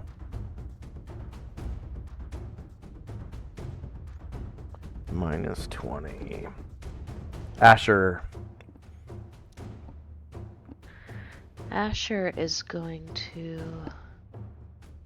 It's one square to step here, and then she's using Featherfoot. So her next square, she wants to step into the water right here. Okay.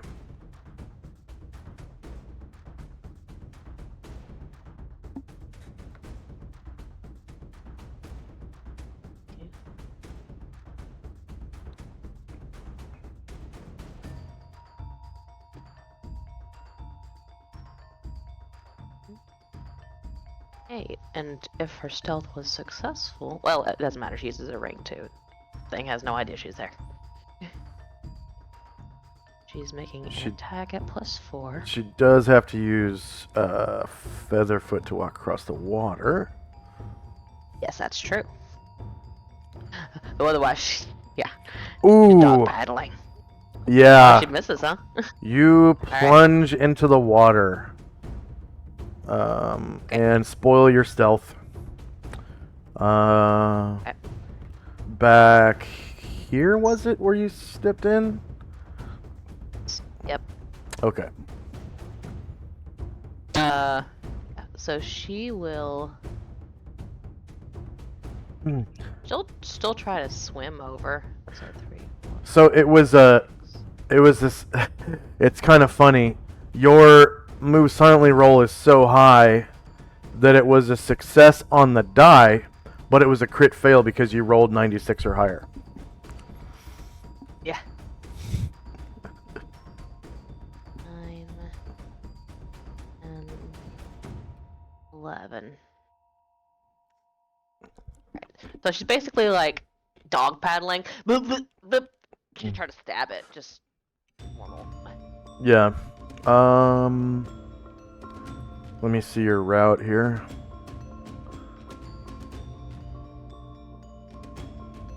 Okay, so you went to the left of this pillar to get there?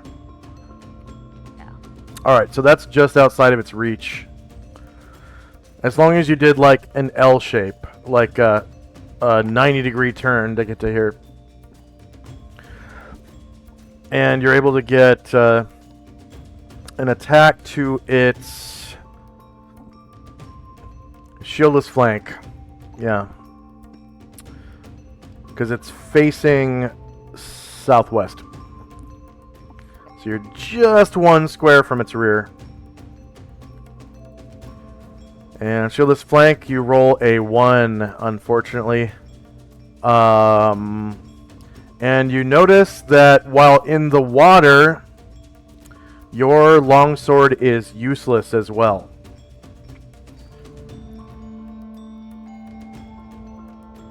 It's seething and like barely keeping her head above water. Yeah. Jim.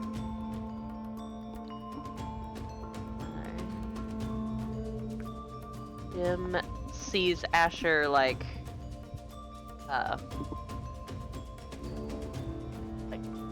kind of floundering, and he's going to head that direction. He's just moving.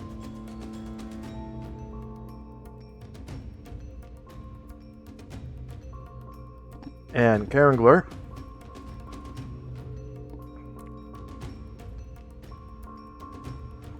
Actually, he'll stop behind Gargamon. He's not stupid.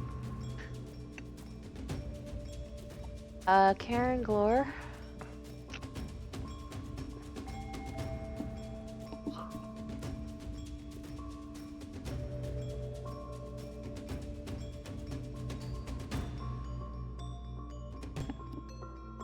Yeah, at 11 he's there. He'll just hold his attack in case something comes where he can reach it. And Musashi. Musashi's going to go at the end of the round because I got to change his initiative because I didn't realize he still had open mind, so he's going to try closing it at the end of the round. Okay, Varen. Okay, Baron is going to start flying, so he will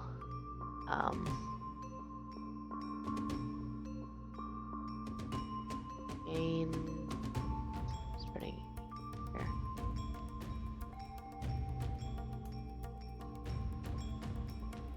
He'll fly 12 squares to here, gaining 20 altitude, so make it 16, and then 3 squares to here, so 15 vertical and 15 horizontal, 4 vertical. Thank you. And he's facing that way. And Okay. that'll be shieldless flank.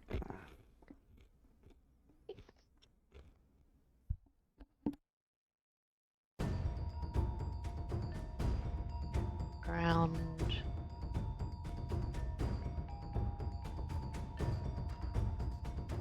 Airplane. Oh no, he rolls a 1 as well.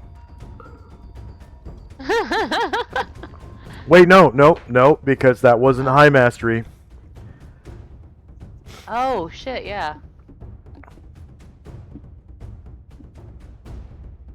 Looking out.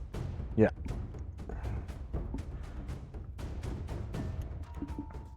Natural 20. Very nice. There we go.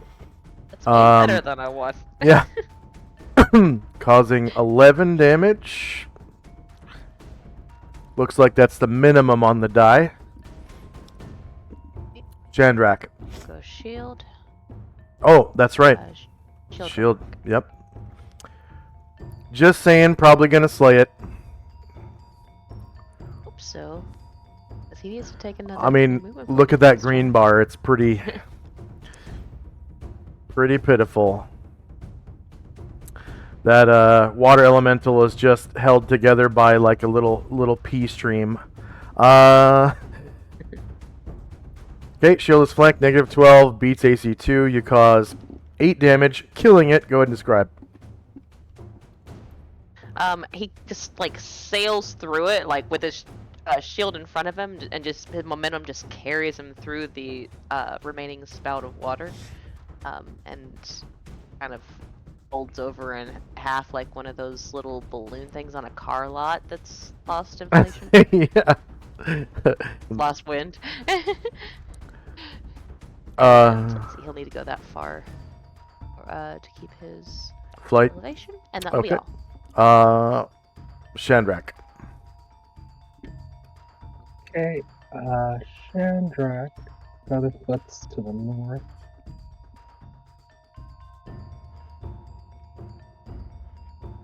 And we will stop there.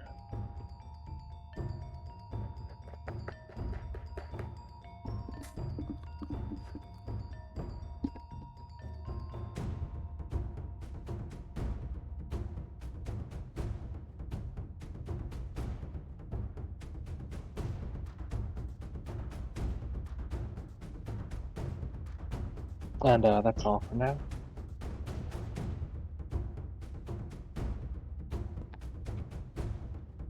He was using Featherfoot, right? Oh yeah. Okay.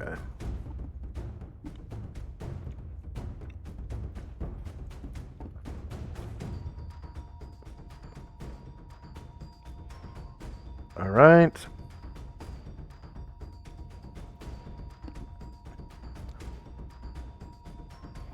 One of the waters, it's the one to the north of Shandrak,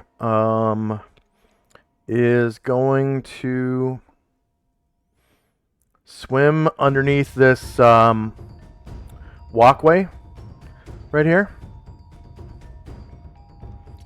And it comes out on the other side right here. And it pops up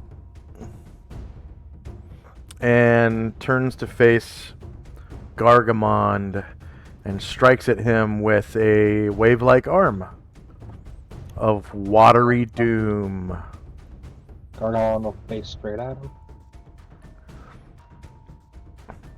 And Gargamond is shieldless right now because he's using his halberd, technically. Mm-hmm.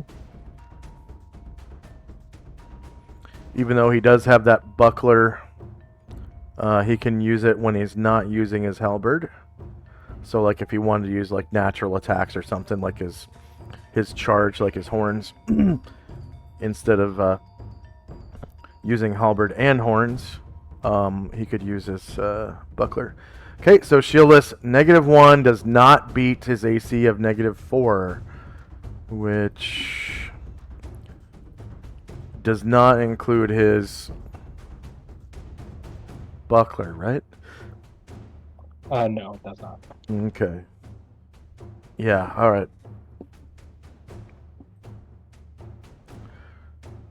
Ashriel. Macro will fly to here and attack the water elemental. Alright. That is shieldless flank. He kind of has his back to that pillar. But it looks like if you can fit into those spaces, you can get a back attack because he's not. I don't think he's going to turn away from Gargamond right now. Yeah, I just want to interpose him between Asher and the water elemental. So Gotcha. Yep, this will be. Yeah, shieldless flank.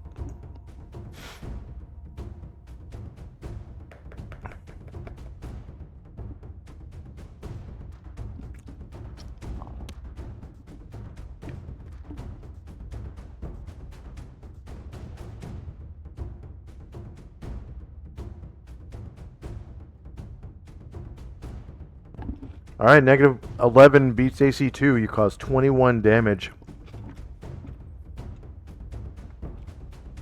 that's all he's got for now.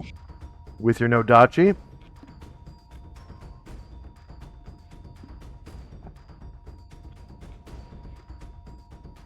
So Alkuka Kinpana comes kinda sneaking in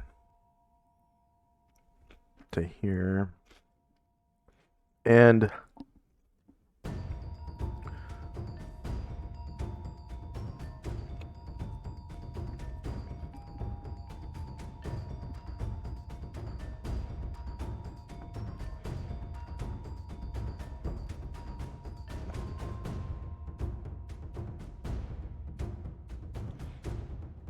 Oh, okay. Erdrin Danner. Alright.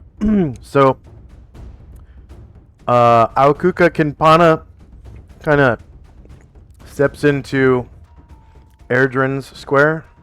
So Erdrin and he need to make dexterity checks.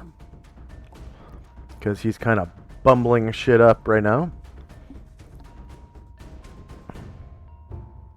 And he gets displaced backwards 1 square. And Erdrin keeps his square. Tenzi.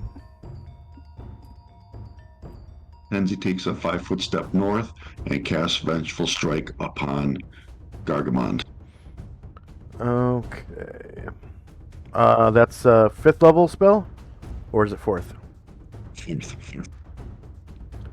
5th? Alright, so 500 points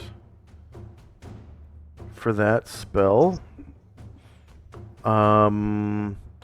Tenzi Vengeful Strike on Gargamond.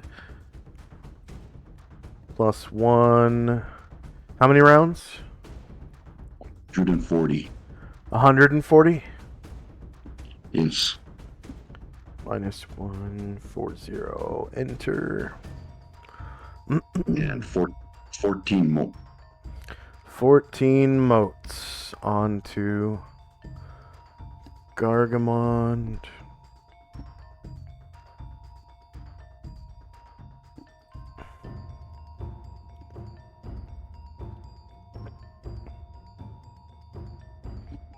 Alright, 14 motes.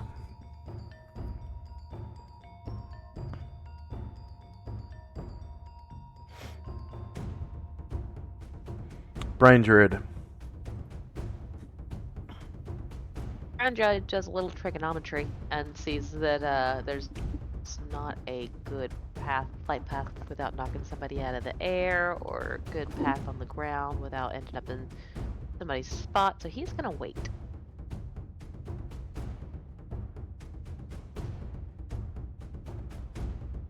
Is he currently on foot? Yeah. Right on. Erdrin. Don't see anything squishy for his bullets, so he will. He'll move silently a little further, heading up to the left side of Brian Druid. Alright.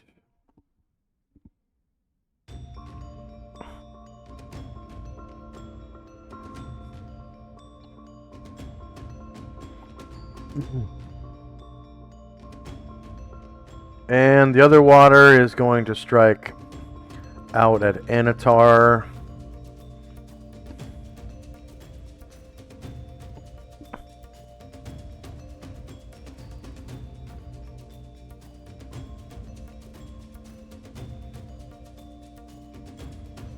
And of course these water elementals are so powerful they count as like +5 weapons. I don't even think that's possible. I think +4 might be as high as it goes on the little chart. But Still do it for sure. he's still oh, you know what? He's not in the water. I need to use the out of water attack. But he's still at the same altitude as Anatar. So, shorter melee, same elevation. And it's not evil, so there's no mod to the attack roll.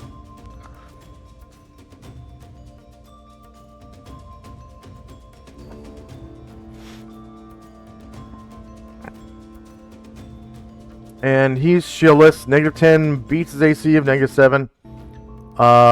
Is he enlarged right now, Anatar? No. Okay, so only 18 damage to Anatar instead of... And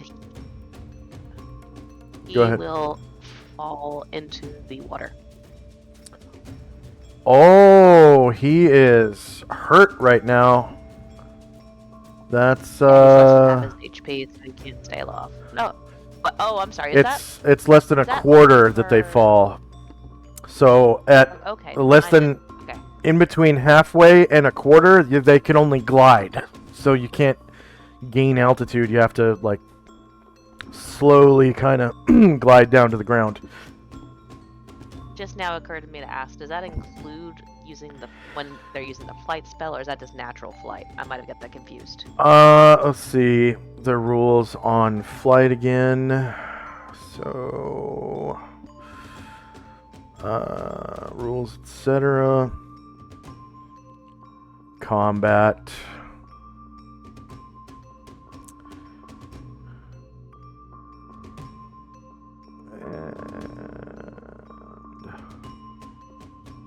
Aerial combat. So we've got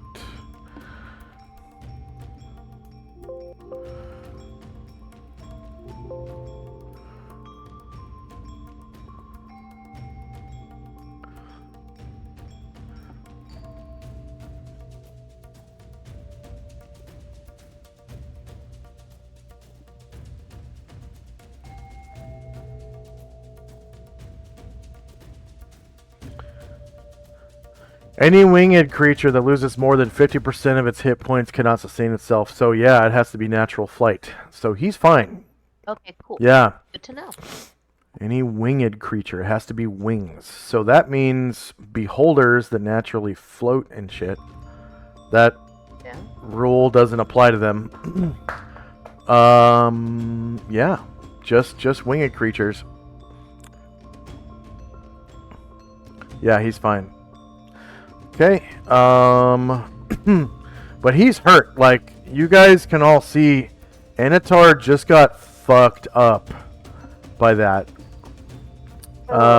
Everyone can see his green bar.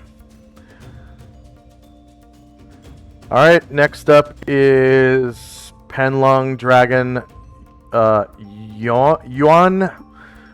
He is going to...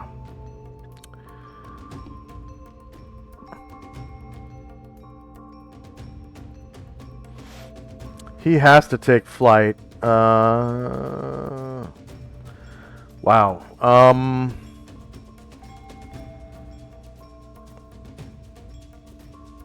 Well, he doesn't have to.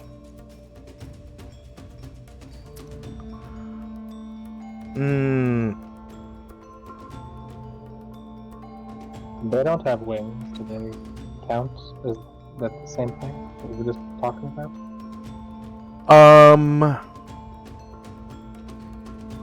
Let's see.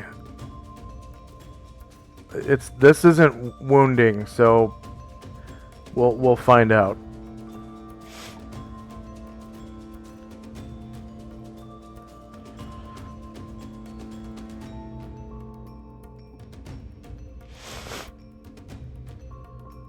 Okay, Class E is for flyers so large or clumsy that tight maneuvering is impossible. The creature must fly at least half its movement rate and can only turn up to 30 degrees. So, regardless of whether it's winged or not, a Class E flyer has to move at least half its movement rate to stay aloft. So...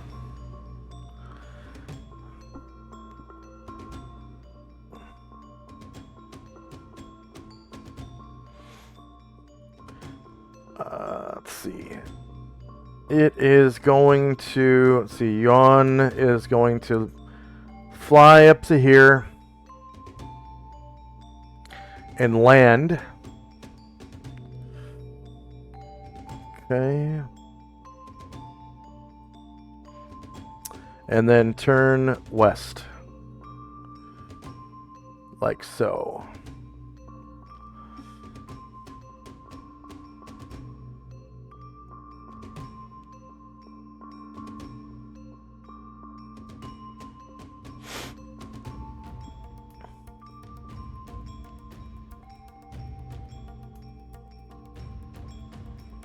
I don't envy even for these dragons. And then hang is going to fly to here and attack with its 2 claws and bite against this water elemental, and that will be shieldless front AC.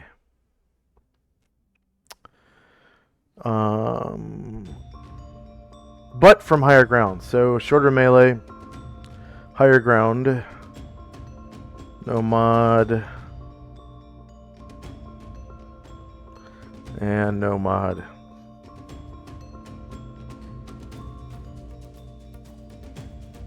I think that's happening because I have too many brackets.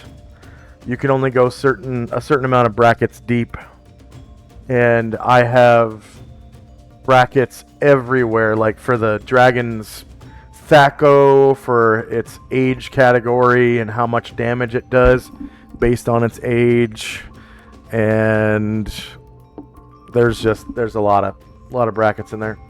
Yeah, shieldless front, -5 beats AC 2, causing 5 damage. -5. And again with its left claw.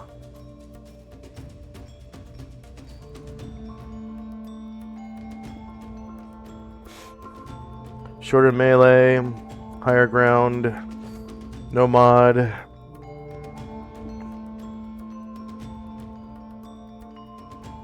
And no mod.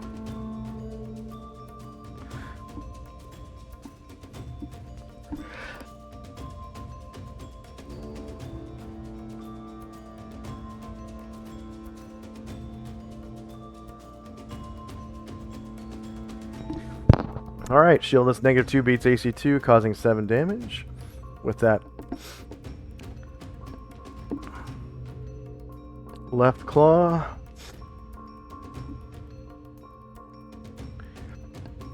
And again, it attacks with its bite.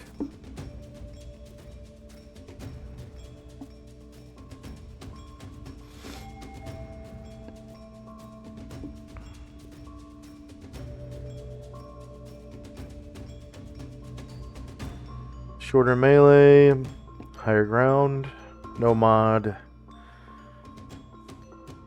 and no mod to damage.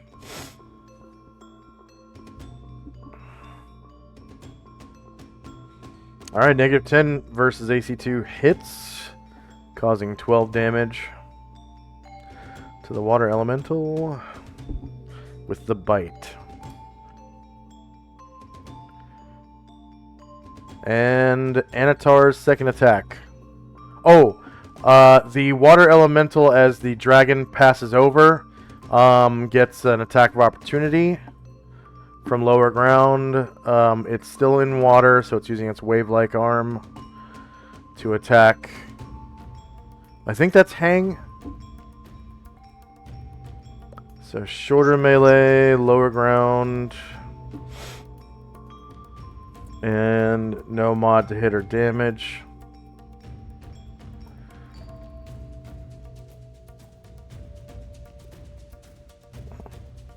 And of course it's rear AC. 2 versus AC 0 is a miss as the dragon passes safely over the water elemental.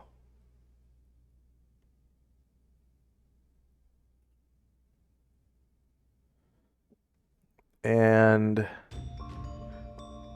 let's see. This person is Chandrak. He is hidden. So, Chandrak, go ahead and roll dexterity as this dragon lands in your square.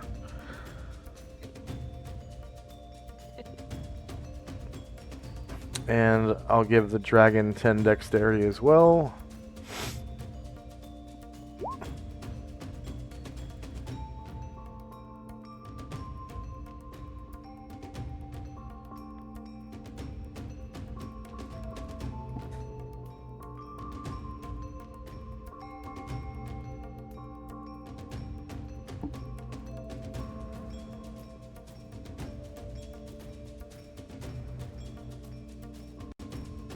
All right, it succeeds and is displaced backwards as it senses you when it lands and sort of backs out of your space. Now we can do Anatar, who already attacked, correct? I've not rolled the attack, no. Didn't roll attack, okay. He spits blood and broken pieces of tooth toward the elemental. Yeah. And then rears back with the sword.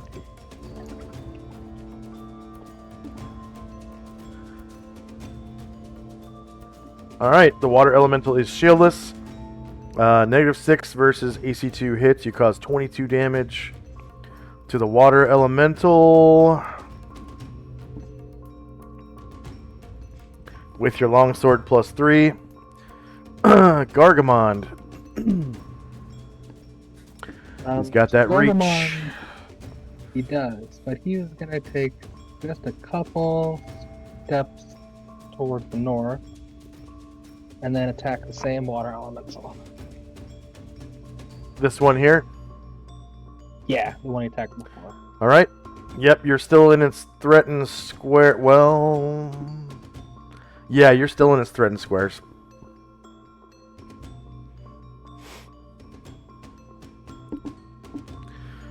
Alright, it is shieldless front.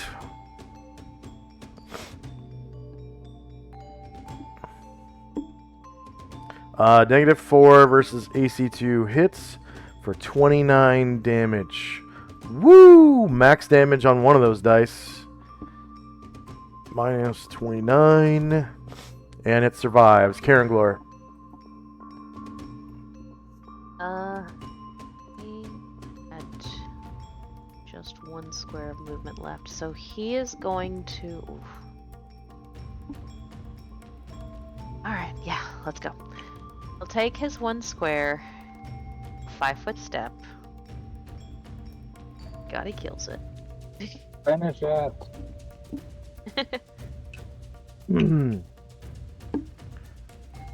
Blade singing. Yes. Take a 5-foot step back. Oh, actually, that was just his first attack, so I guess he gets another before he needs to step back. He needs it.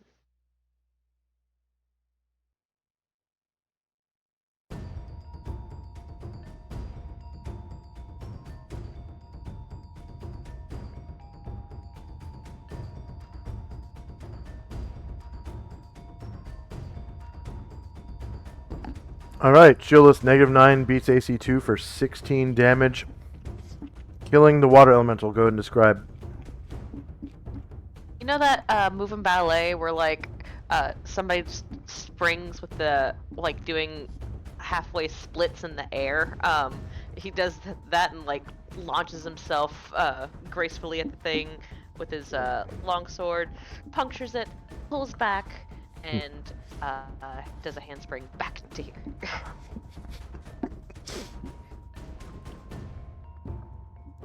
I think there's been 2 movies that have shown elves doing like blade singing type shit.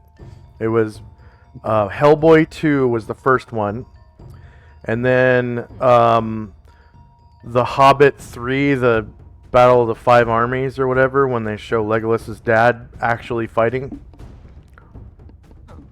Great resources to see that shit. In Hellboy 2, it was like some kind of like dark elf or something, but he looked like a regular, you know, gray elf or whatever with gray hair and gray skin and gray eyes and all that, just like Legolas's dad. But he was using a spear, which was kind of cool. Yeah. And it looked kind of like what is that? Wing Chun or Shu Wing? I can't. What's the Chinese like acrobatic? Yeah, Wing Chun. Wing Chun. Yeah, that's kind of what it looked like he was doing. Varen.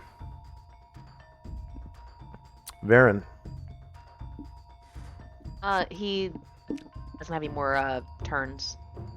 Oh, Sorry, okay. no more like physical turns.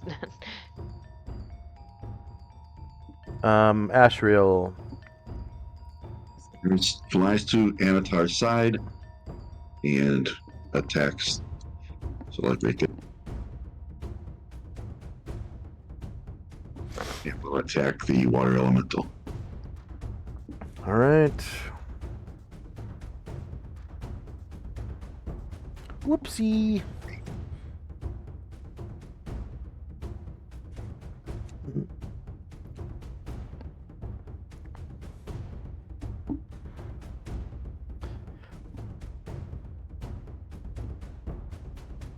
And then you can go ahead and remove Asher's shit too.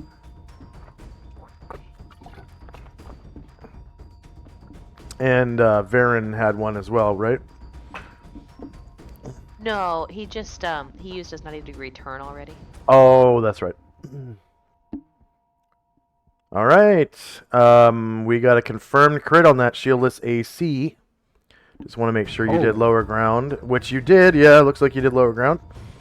So you caused 42 fucking damage with that no dachi, and kill the water elemental. Go ahead and describe how you do so.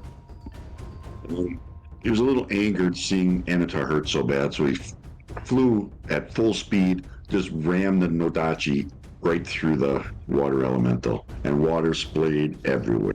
Yeah. And it kind of spills down into the water. And that apparently ends combat.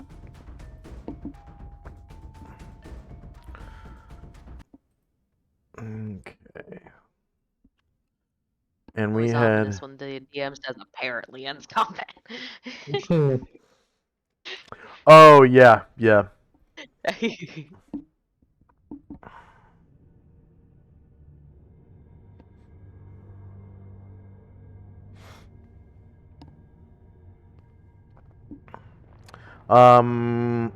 And earlier I said we had 12 NPCs and 7 fighters and bards, right? Bards. Was it? Shoot.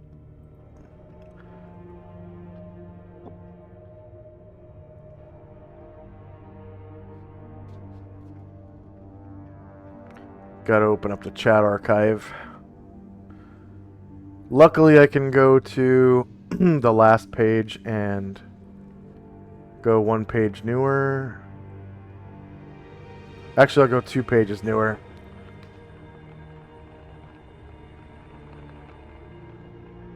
No, that didn't work.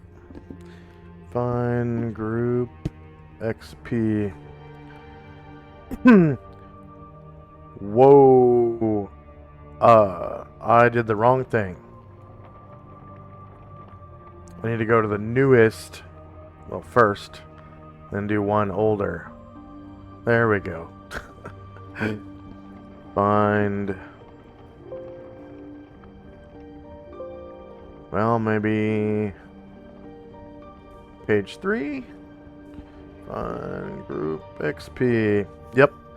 10 NPCs and 7 warriors and bards. Alright. And water elementals, what were they, 10,000? The 16, yeah, 10,000, okay. So, that's 4. Water, 16 HD.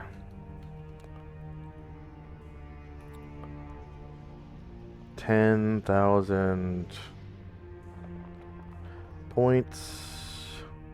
3 player characters. 10 NPCs.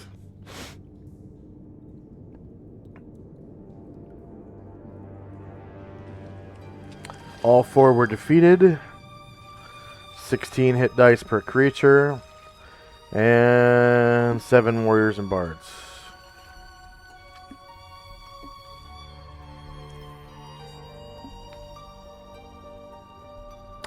Nice little chunk of XP there.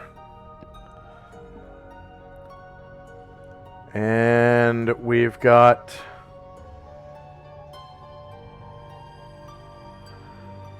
End of round, so regeneration occurs, if any. I'm going to sort. So I think we had one more timer added with that Vengeful Strike last round.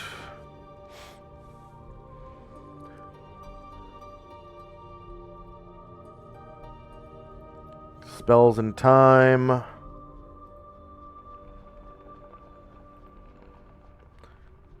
And it looks like the Kidate are up first, so they just kind of drop stealth and come into the room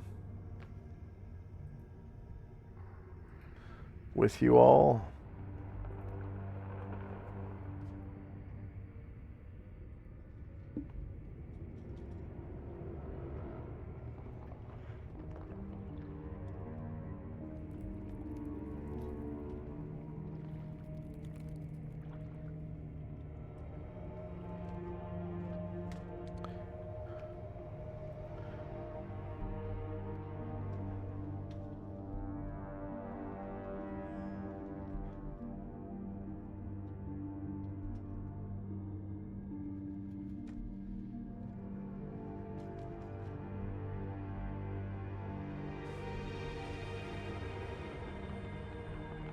And first up is Asher and Company.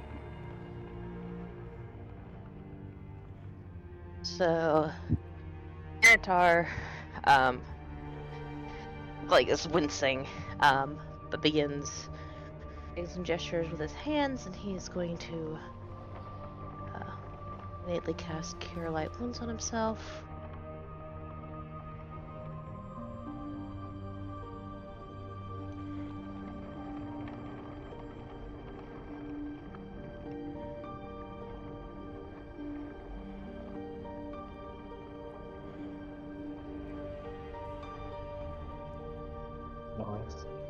Nice.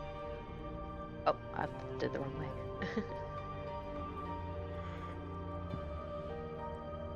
And already he looks much better, and he looks like he's gearing up to do it again. All right. And Asher is spluttering, and you can almost see like the steam coming off her head. She's so mad, but she's gonna paddle to the edge, and she's going to, or actually she'll paddle to the edge for here. She's gonna pull herself up onto the land. Okay.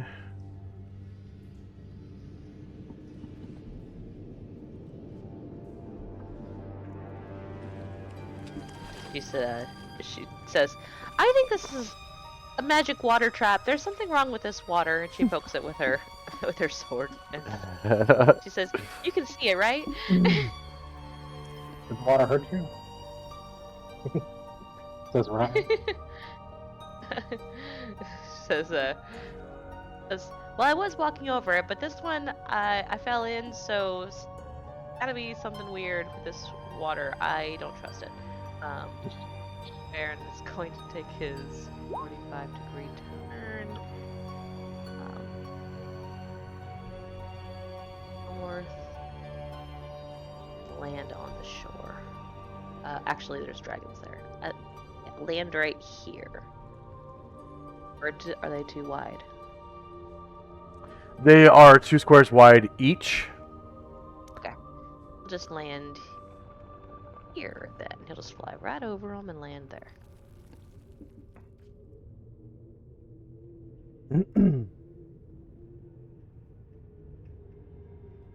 Did I need to move anything anywhere? Yes, please. Varen to here, please.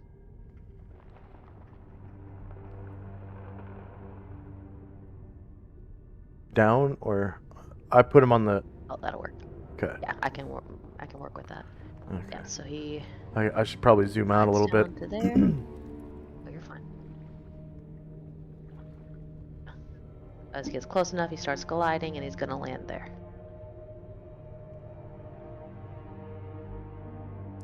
And Okay. Asher catches sight of a door to the south.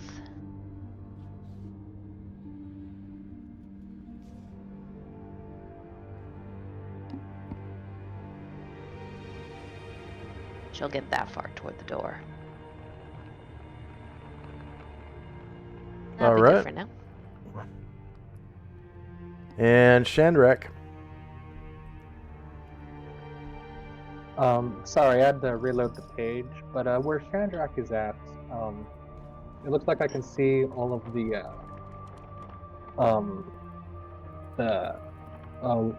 things of water the elementals were in. Does it look like there's any treasure in any of them? No. Okay.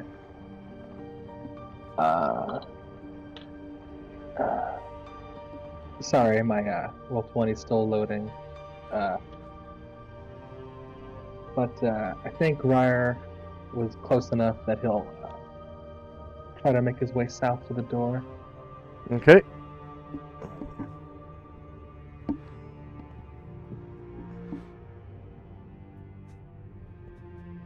And anything else for Shandrak and company?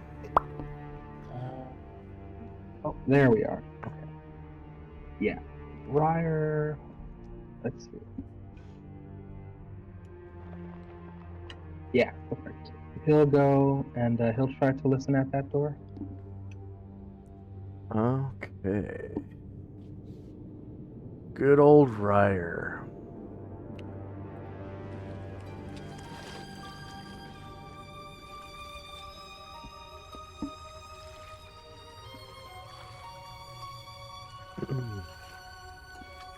Alright, so on the other side of the door, he hears the flickering of small flames. Oh, sorry, campfires.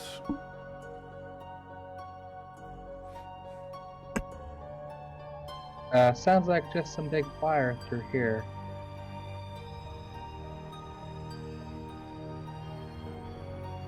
Sure shrugs. I guess we can check it out whenever you're ready. Ryan looks back. Yeah, looks like we're all pretty good. So, Ryan will try to open that door. Alright, so inside the room, he can see that there are apparently 2 light sources in 2 nooks ahead. One nook right here, where you can see no red. That's actual light. And then another nook right here, where you can see no red. That's actual light. And it's flickering like flame light.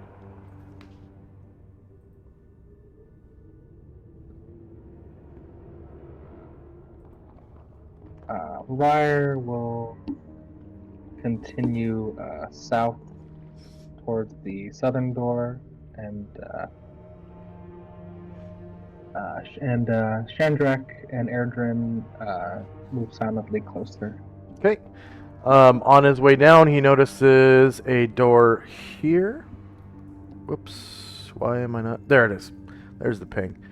And then, yeah, that door to the south. And you said you're one square shy of being able to listen? Oh, yeah, you already listened. You already listened. Yeah. Right? Okay. Bull. Okay. Anything else for Shandrak and company? Nope, just moving my people. Alright. Tenzi. Musashi will attempt to close his mind.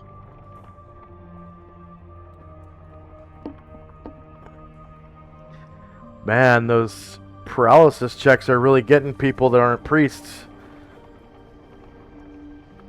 Or paralysis saves, that is. There he goes.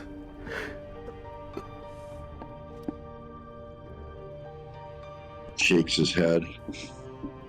Feels a little bit better. Tenzi will move down to where Ryer.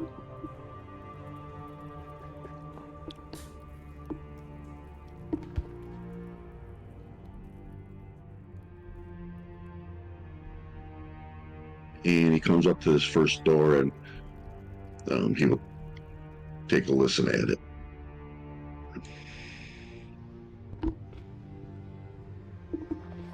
All right.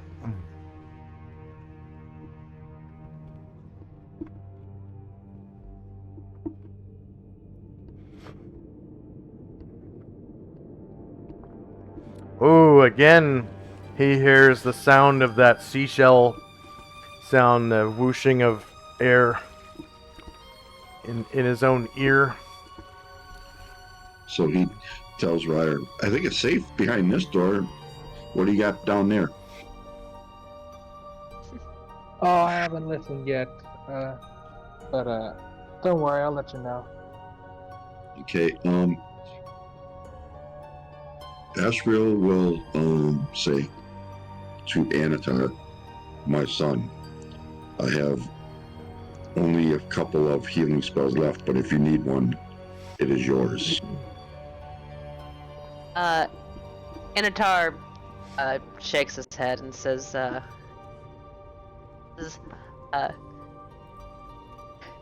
I've lost his accent. No, mate, I believe I've got this covered. Asriel nods, and then he's going to fly over to the dragons and kind of land in front of them like there.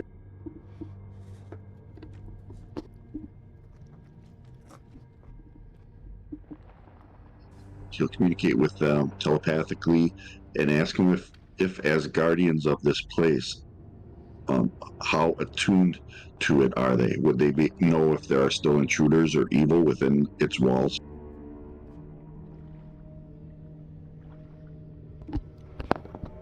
They look at each other and say,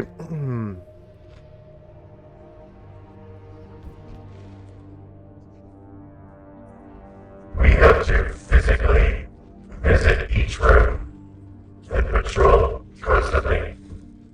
One of us usually stays outside and guards the entrance, and the other comes in and patrols.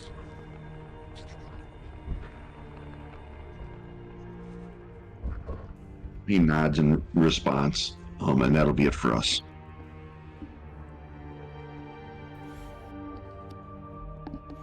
okay.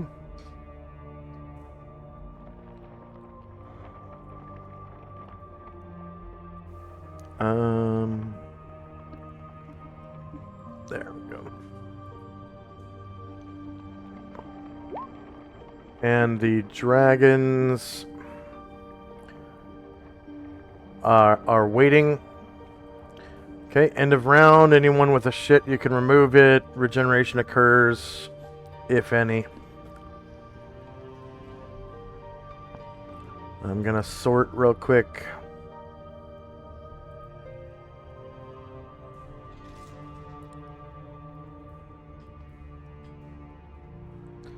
Alright, time and spells.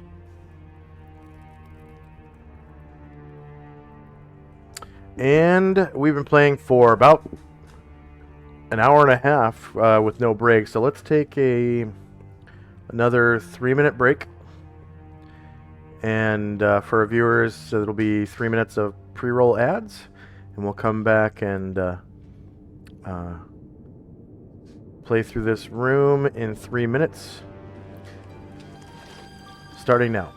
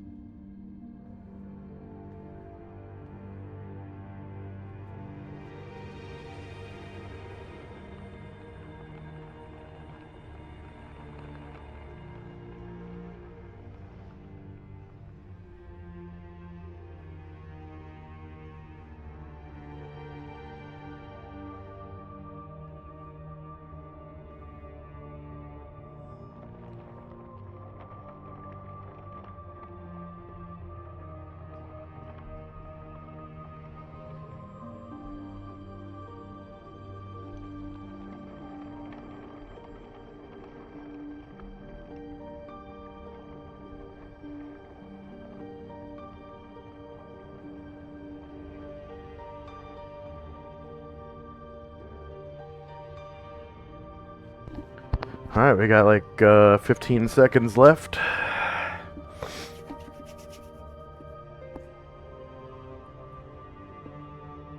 Is Asher, Tenzi, and Shandrak back? I am. I'm here. Okay. Alright, welcome back from the 3-minute break. The Kidate Ninja are going to wait. And I forgot to take off this guy's sneak fumble marker. Alright, sounds like we got Asher back. So, Asher and company. Okay, Anatar is going to innately cast another Cure Light Wounds on himself. Yeah, he's really jacked up right now. And since it's an 8, he'll take a half move.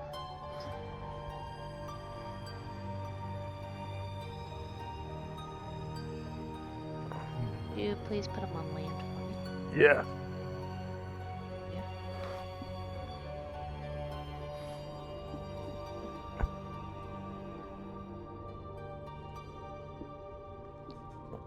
He'll go there. Asher will come down the hall.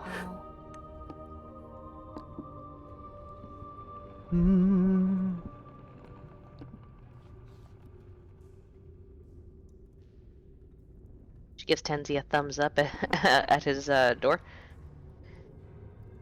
And she'll come to the southern door and listen there. Okay.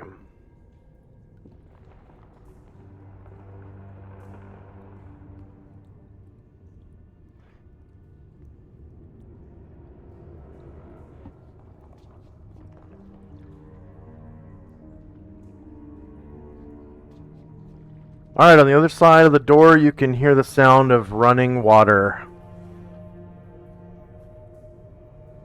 There's no surprise in this place. More water. Not the same kind of sound as the big boys, but yeah, definitely more water.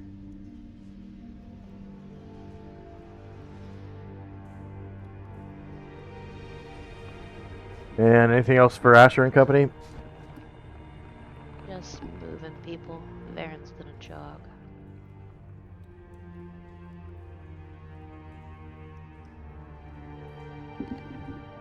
But other than that, I'll be done. Alright. Shandrak. Oh, Oh, sorry, go ahead. Bombosa is going. When Bombosa moves, he's going to ride a Featherfoot.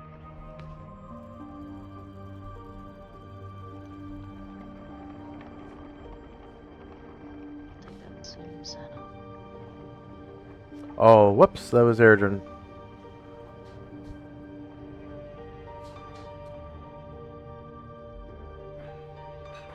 There we go. Alright, Shandrak and company.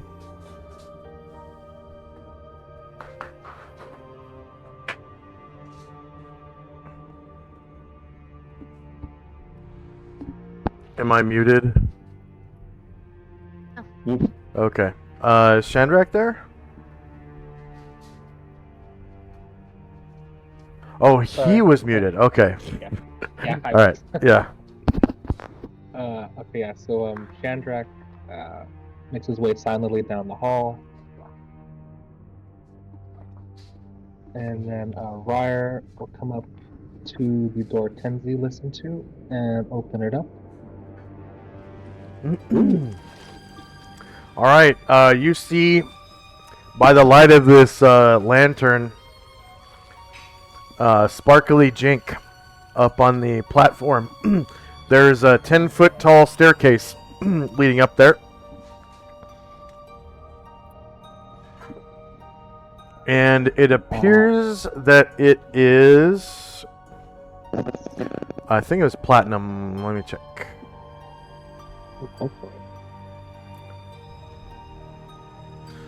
Yes, platinum.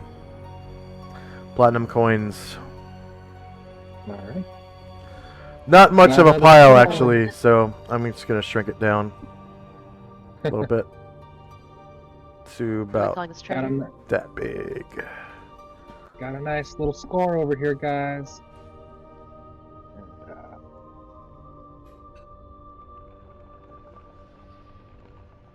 Ryer and Gargamond will make their way inside the room, and both will count the coins. All right. Um,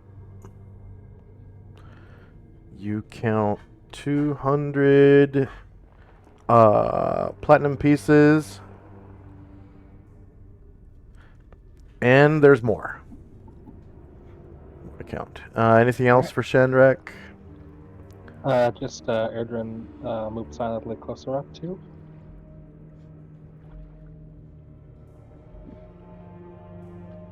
Okay. Tenzi and Company. Kenzie will go in the room to assist the Gargamon and company in counting. Okay. So,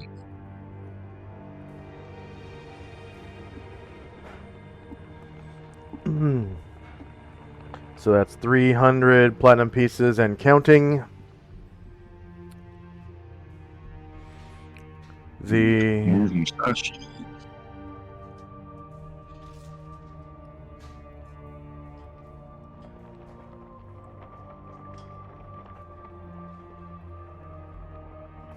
And then I'm going to.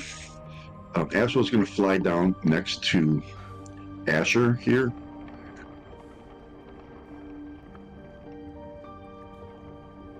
And he.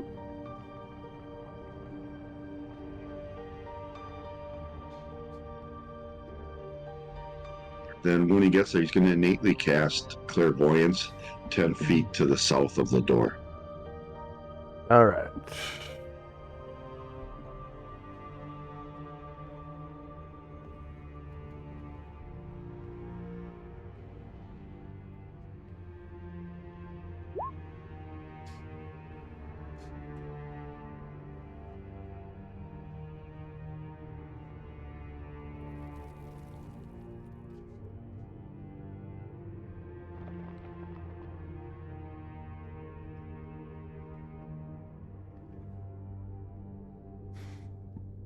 All right, so you can see there is a walkway on the other side of the door, so next to a wall, and then on the other side is, water.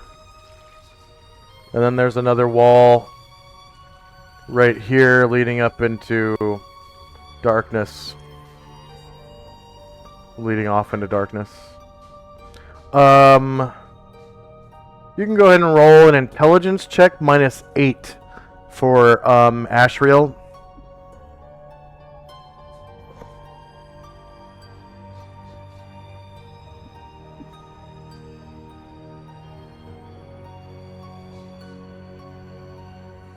If you wish.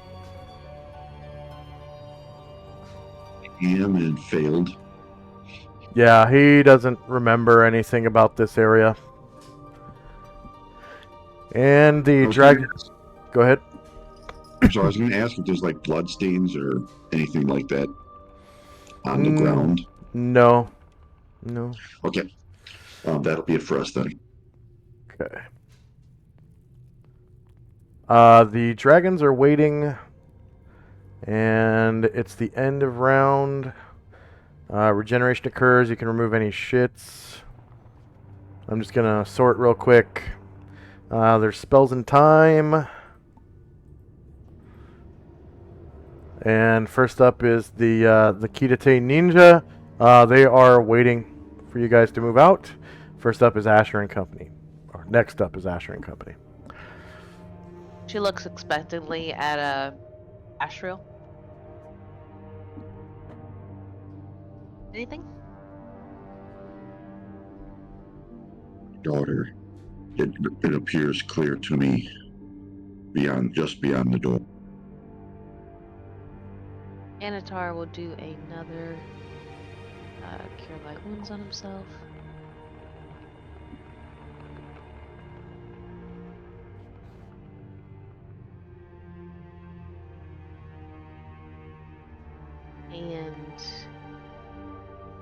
Asher will open the door.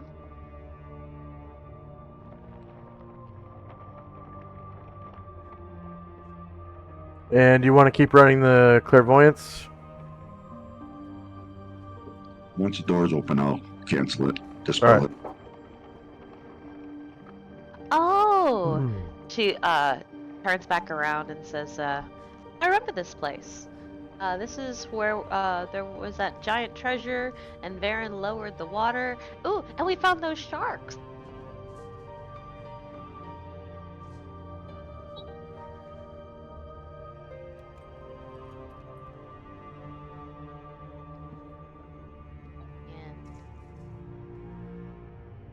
And she says, I think we went east from here. I don't know if there's any place that we haven't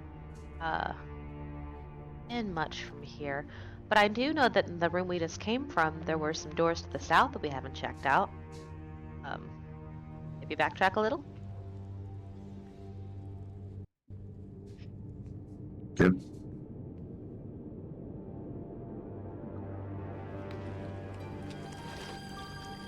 Alright, so Asher's crew will backtrack.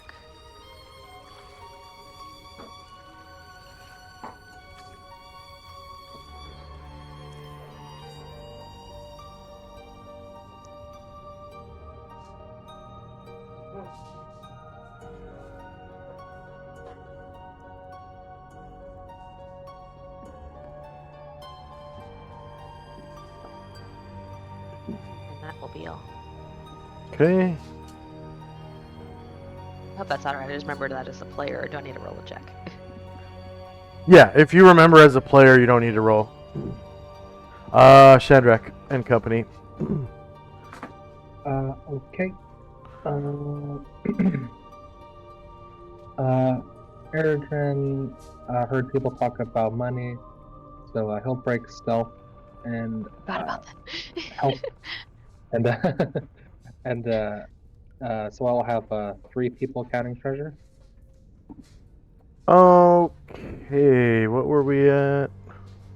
300. All right. 800. So you count a total of 600 platinum, and that's all of it. All right. Still a lot of money, though. Oh yeah.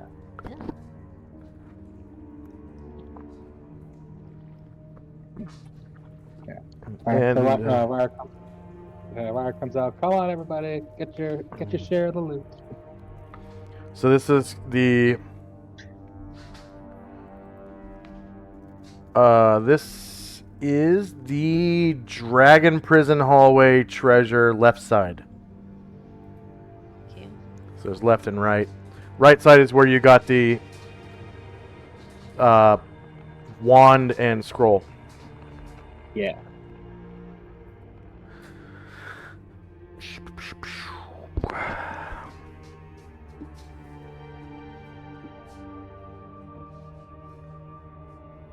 And anything else for Shadrach and company?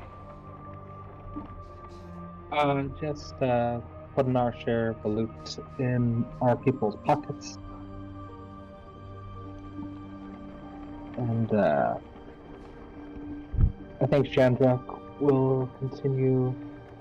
You want to take a look at the room in the south? Okay, yeah, definitely. Okay.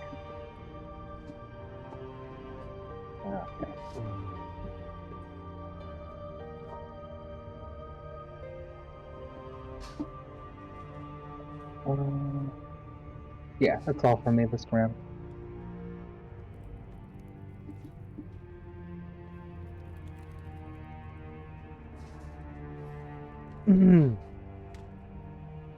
All right, Tenzi. Tenzi picks up 200 platinum pieces, walks out and holds out one third of that, 67 or whatever. He gives up for Asriel, and then walks over to Musashi, puts out his 67 for him.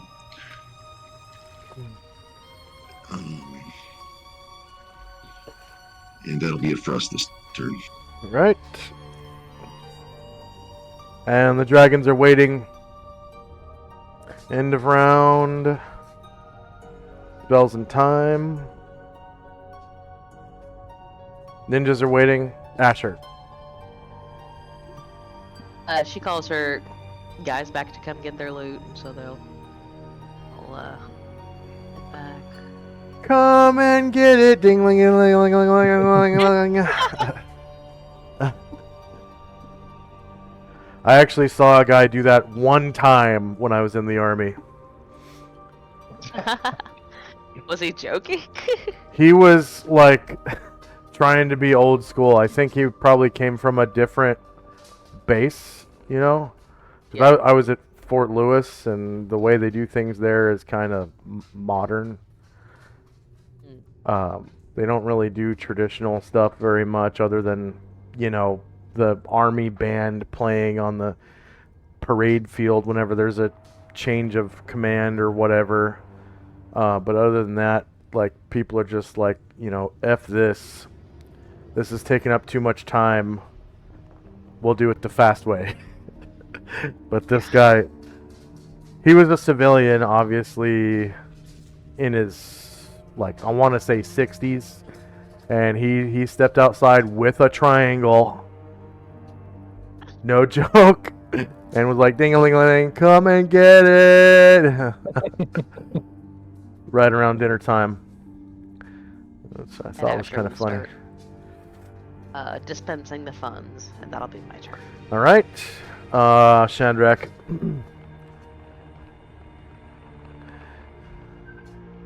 Shandrak will make it back to the group, and he'll pick up his pile of treasure. And he'll say, "Yeah, I agree. Looks like we've made a big old circle now. But I think the only place left to go is east from here."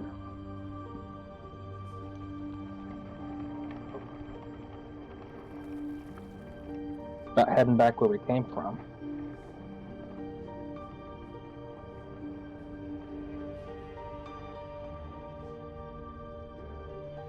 You mean east from that room?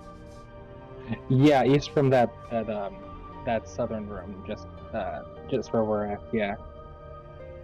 Oh, we can check. I think we went into that room from the east and exited from the west. I think that if you go east, you'll find. She trails off, and Anatar looks tearful. I think if you could go that way, you'll find Arhil's body. But we could check it out.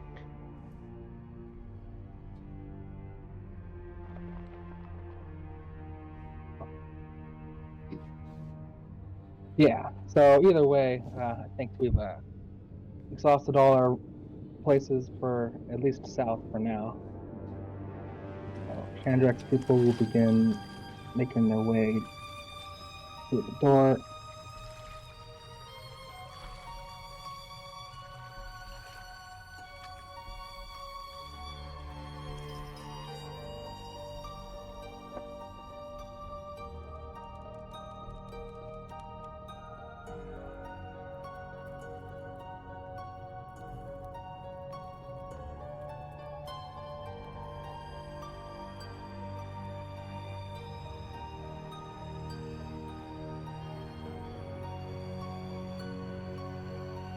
No, that's all from me.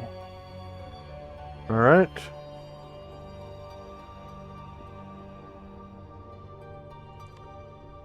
Tenzi and Company.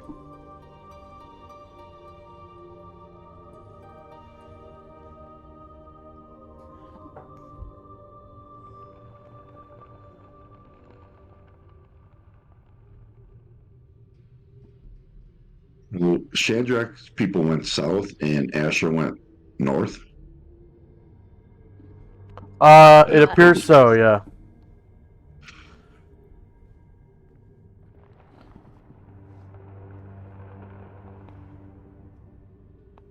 Well, Asher's I'm sure. people, yeah, Asher's people went into this room, which is north of Ashriel, technically.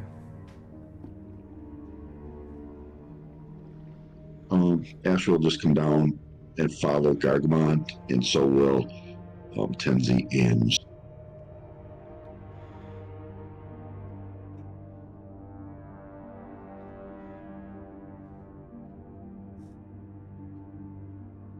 And in this hallway, you can see these 2 torches.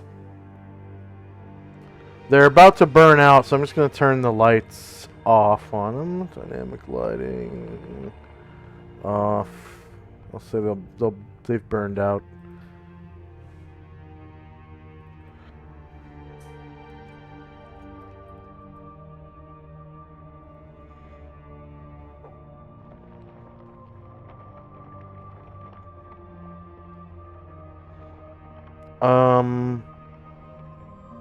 But by the light of Erdrin's necklace, you can see that spiky log trap thing that's already been, triggered or whatever. This was like, man, back in, I want to say like October of 2023 that you guys went through here. Maybe even earlier, like September. So it's been months. But this was the room where you guys had that fight with the Wastrolith, the sea monster thing, and there were the sharks and stuff. Anything else for Tenzi? that's it. Excuse me. All right. The dragons are gonna make their way down to where you guys are at.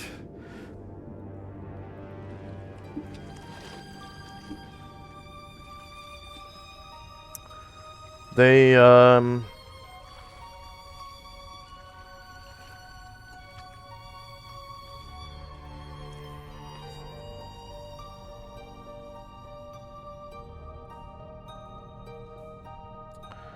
they kind of walk down here. Probably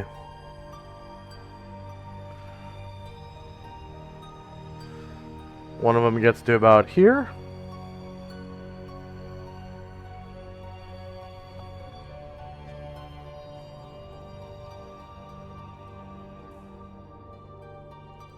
And I think that's Yuan, and then this is Hang, kind of following up. And then the ninja kind of spill in.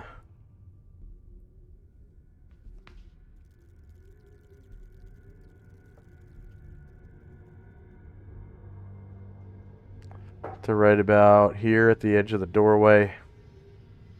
And end of round. And we got spells in time.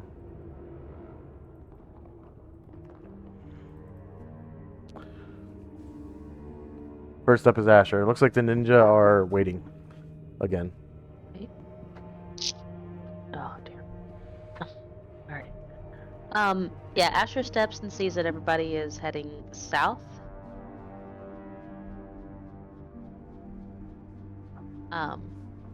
He looks around and says, hey, if we're gonna explore more this way, there's one more thing I want to check out. It's nearby. If you guys want, I can just catch back up. Well, what you checking out? Well, in the room we came from, I'm pretty sure there were some doors to the south. There might be some more, enemies, or are you sure? Her eyes start to glisten. Mm-hmm. Well, now, Make sure we now that didn't I have pass. now that I have my bearings, I think if we just continue east in this room, those are the big double doors. I think those are the same doors. Oh. Okay. And so she'll keep going that way.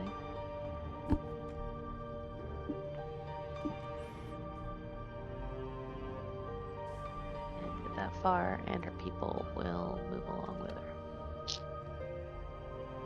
Sorry, guys. And by Brian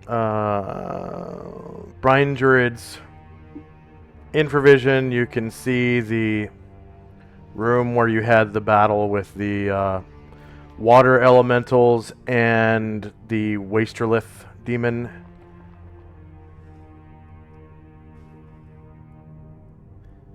And this was the water that was full of gold, and someone did lower water in here.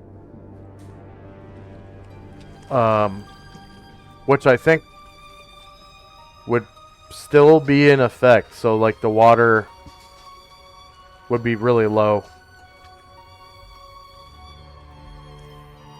I think we rested after that, so probably not. Okay. Plus the character could have dispelled it or whatever. Anything else for Asher? No, I'm good. Alright, Shandrak. Sandrak jog to catch it.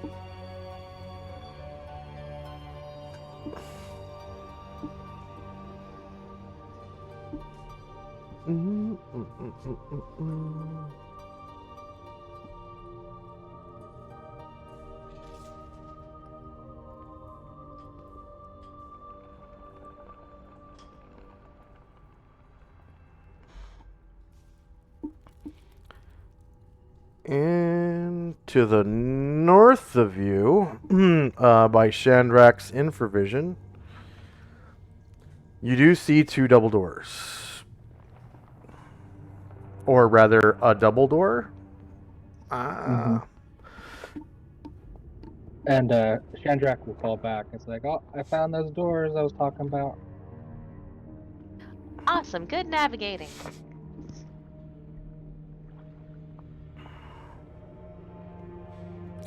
And anything else for Shandrak and company? Yeah. Just making my way.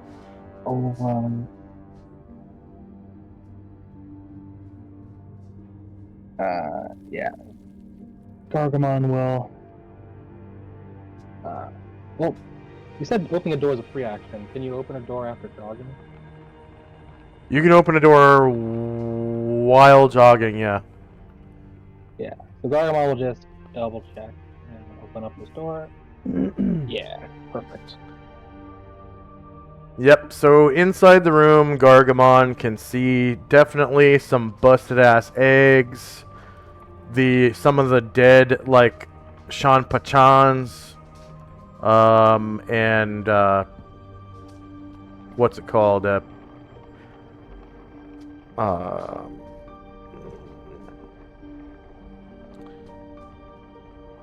Abomination. Moo resonates through the hall. Yep, that's the hatchery. Oh, by the way, I was watching the Wheel of Time series on Prime, and they have these characters that are called Shan Pachan, but they're like slave drivers. They're weird. They like enslave mages with these weird magic collar things, and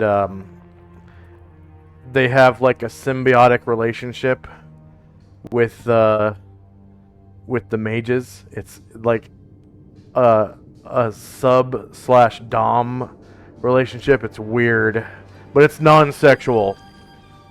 It's like a sub-dom platonic relationship where the Shan Pachan gets to beat up the mage, and the mage can't do shit back because the collar like magically stops them from doing anything to him. That's a strange. I didn't read the books, so that's all. That's all new shit to me. Anything else for Shandrak and company? Nope, that's all. Tenzi. Follow Shandrak and company down the sidewalk.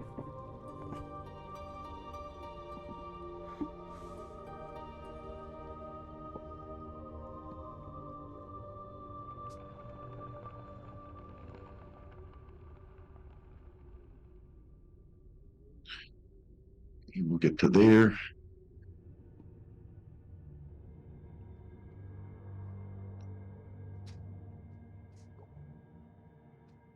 Okay. The Penlungs are... Well, I guess they will wait with their big asses.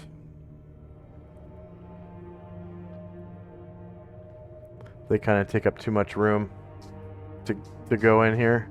End of round.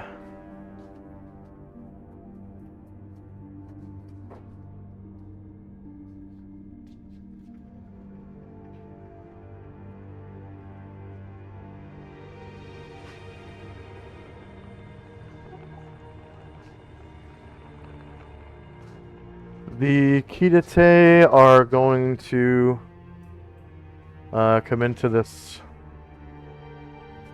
battlefield room. Taking their out of combat movement. 24 squares. It's 11.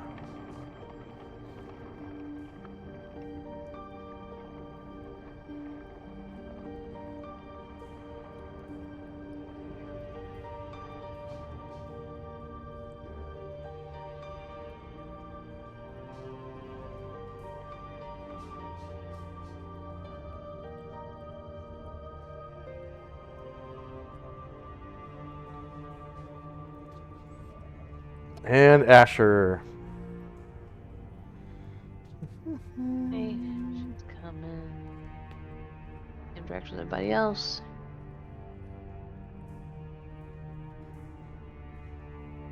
At a jog.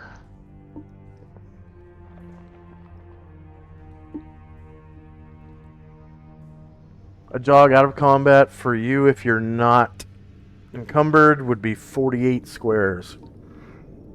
Yeah, so she'll get. Oops, that's not too many. She'll get here. Other people will follow along behind. And you can see the puddles of dead water elementals all over the place.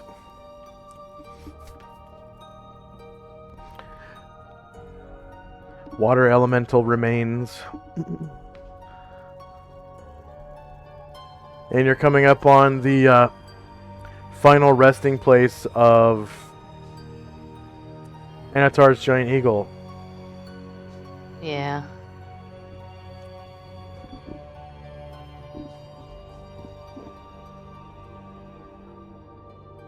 Okay, that should be everybody. I didn't mean to go back by there and our final respects and check him for gear anyway. Yeah. Gotta look and see what I left on him. Arahil was his name. Okay. Shandrak.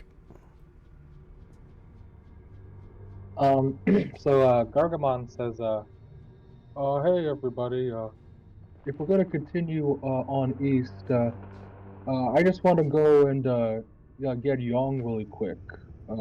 I left him in a safe spot, so just kind of try to stay in this room, and I'll be right back. Oh yeah, definitely.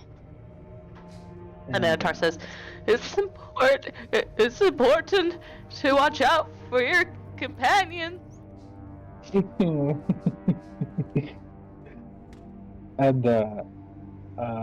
Gargamon jogged last round, so he'll break into a run.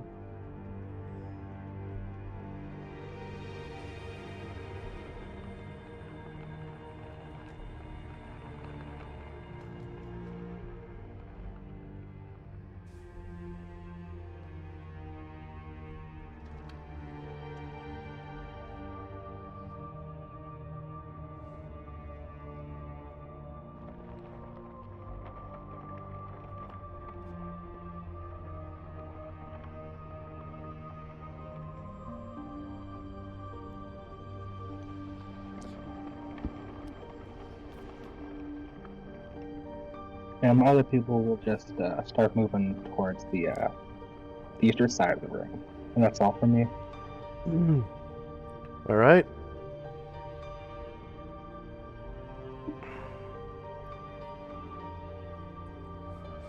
Anything else for Shandrak?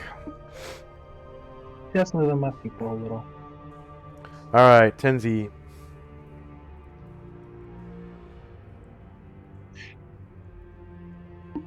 We will just move along. Moving right along.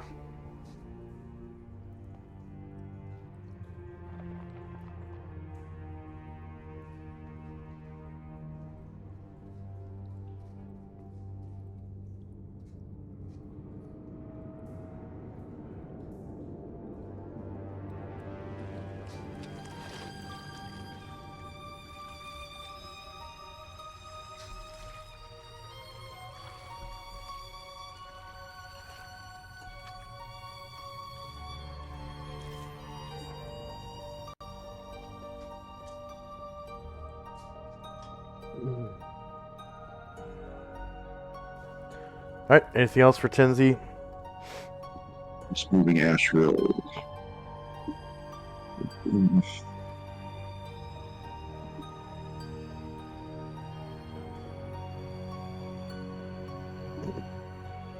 That's it. All right, the dragons wait back right behind the ninja.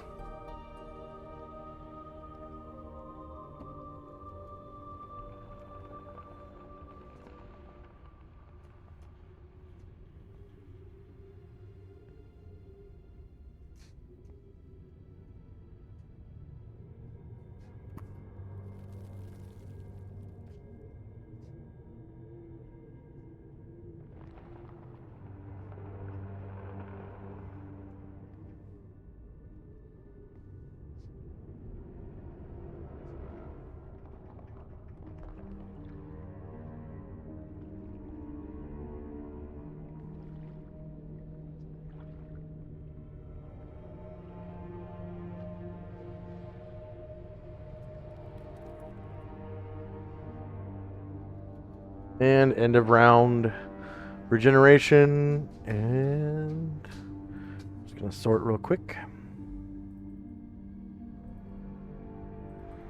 Spells in time.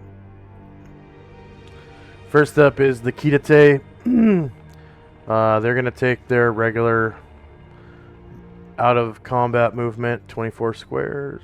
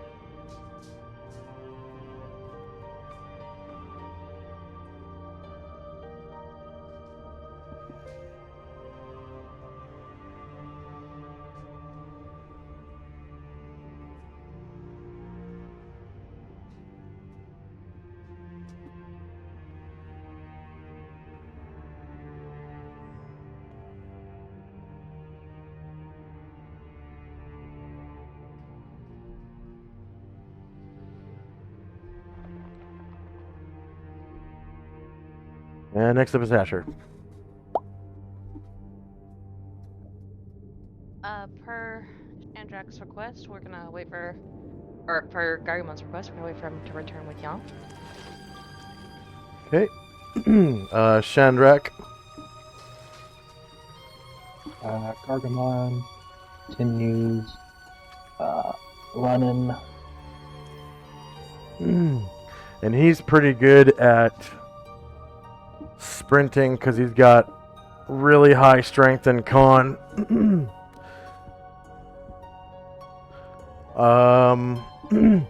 And did he move up to ×3 movement? Yes.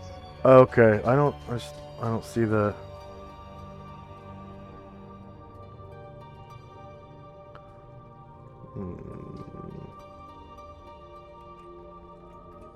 Did I not do? I might have not. Okay, yeah. I don't think I did that right.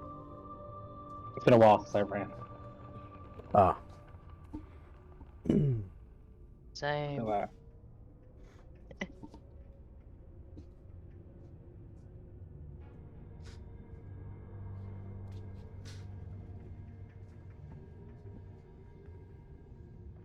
Oh wow! So he fails the strength check to move at 36. oh. Oh. Luckily though, outside of combat, it's round to round. Mhm. Like, if he fails the first round, he can still jog. Yeah. Okay. And then the next round, he can attempt to move up to 36 again. All right.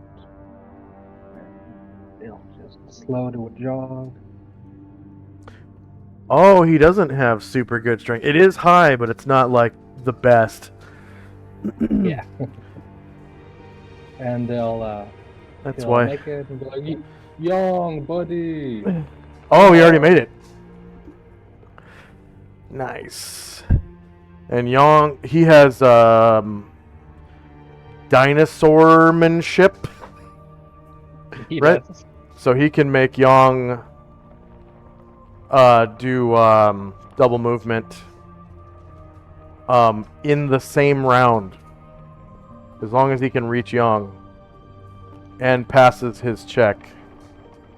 Okay. That's while he's riding him, is that right? Yeah, so he has to roll to mount in the same round in which he's running. Oh, he didn't quite get there. Not quite. Not quite. Okay, Just never enough to mind. call out to his friend.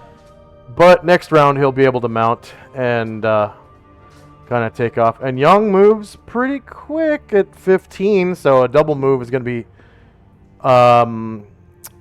see, that's doubled outside of combat, so it's going to be 60 squares on a We'll do it. successful... 1 or 2 rounds. It is going to be 2 dinosaurmanship checks, though, because it's 1 to mount and then 1 to, in the same round as taking off. And then one Yeah. to make Yang move quickly. But, And as we're sort of taking a moment to sit down and wait for Gargamond, Ryer will unsling his guitar and play an inspiring song. okay.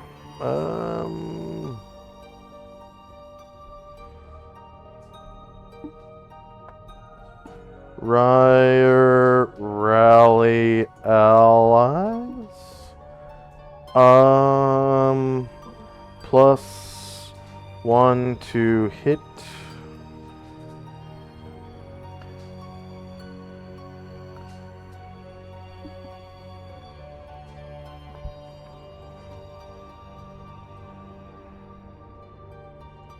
Alright, anything else for Shandrak?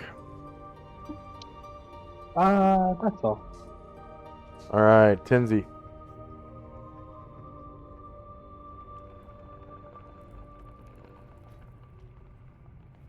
Tenzi and Musashi up a little bit, and that'll be it. Alright. The dragons are going to move up right behind Bombosa and Anatar.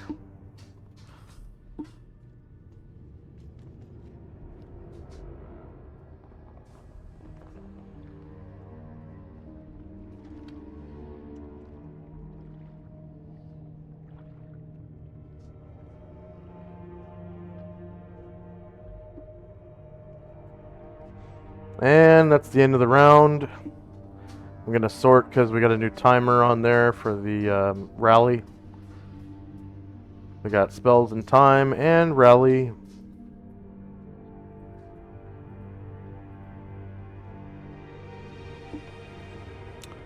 The ninja are gonna come right up to this doorway where everyone's waiting. Just kind of park right about here.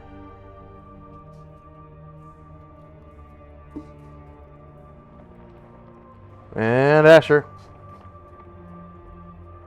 We're just gonna wait for Gargamon to return. Okay. And remember, you guys have your tower erected with a dead body in it as well. Where was Yeah, I was that? thinking about that. Up. That is way up here.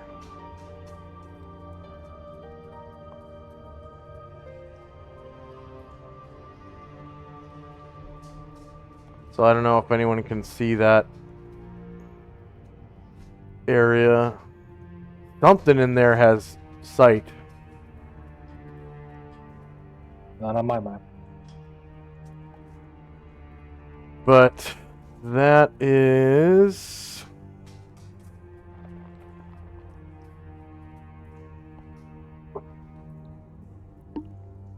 where the paladin's body is, I think.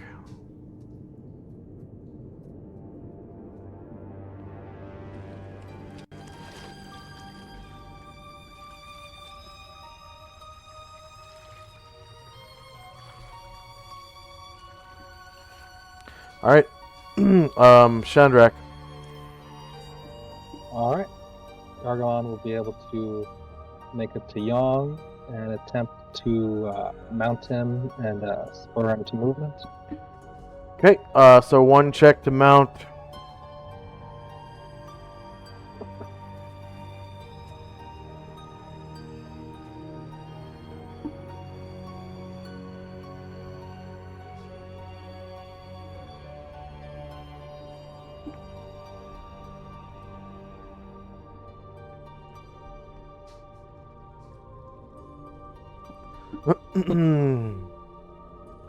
Land-based riding dinosaur. Oh, target number was 10 or lower, and he rolled a 17. Dang it. He's not the wisest one. No.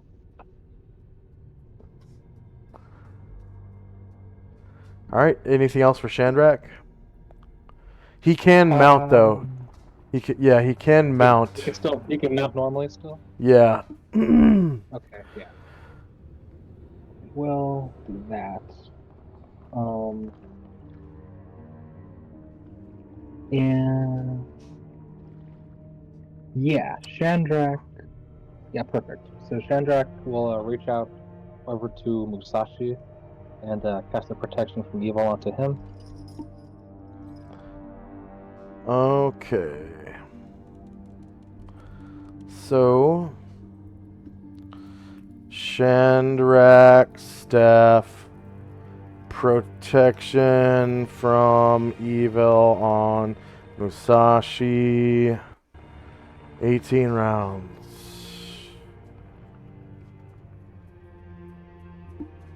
Negative 18. Enter.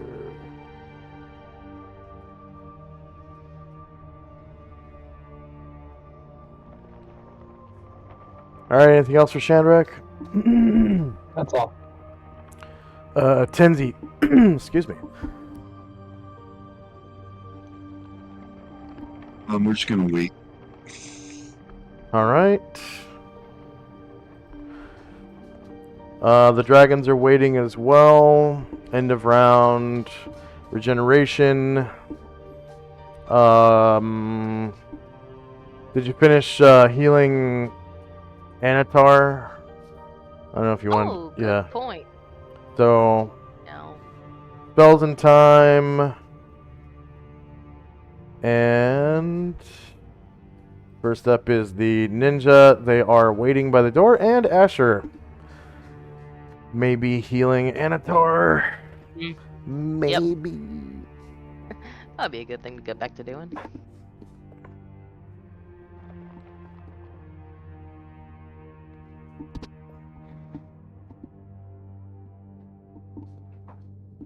Weird. That was the necklace of continual light. Oh, dragon. But it doesn't matter. You can still apply that 5 healing.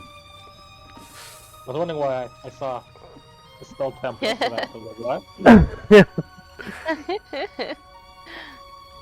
And they're all gonna move up just a little bit.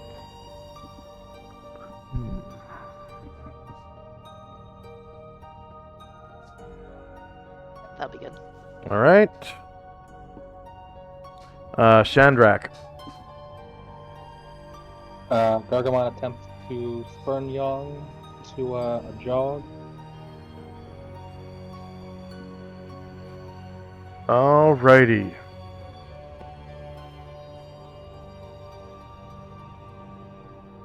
Fifty-50 chance.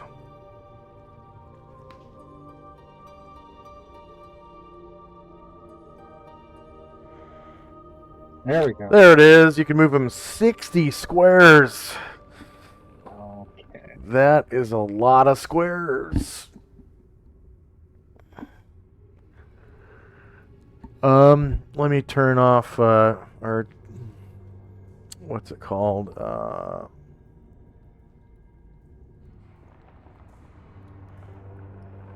Update when token drop. I'll turn that off so you can move easier.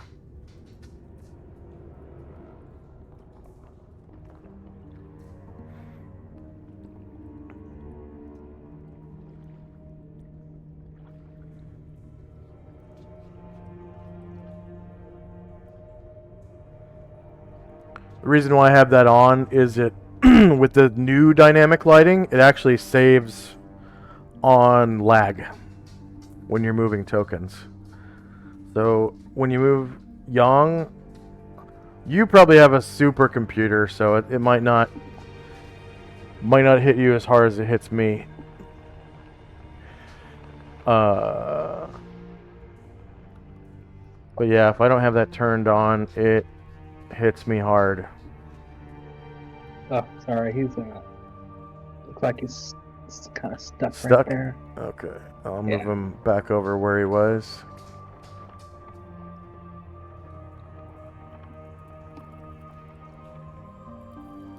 You.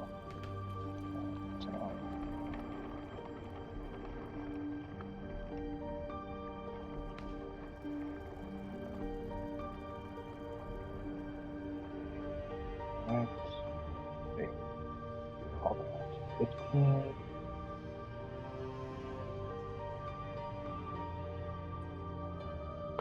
Maybe I'll just move Yang for you, since it's so tight. You can do that. Yeah. That's about 30 squares so far. So he was right about here.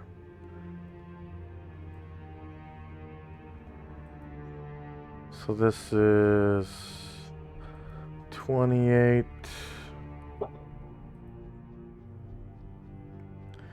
37,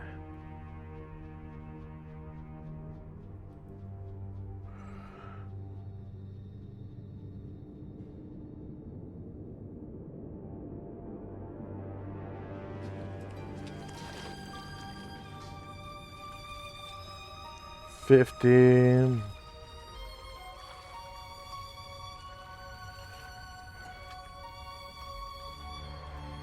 58, 59, 60.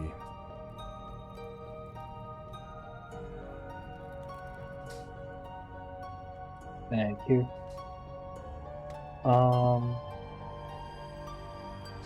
And I guess Chandra will just say, if anyone else wants some protection, you can come up to me to get some.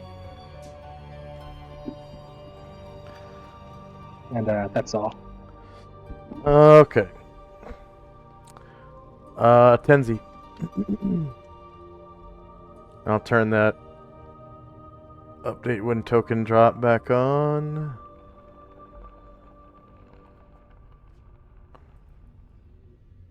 We'll just wait.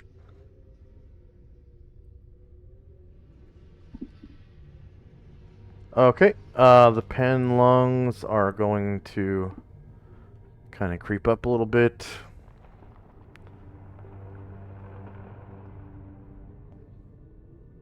Right behind everybody.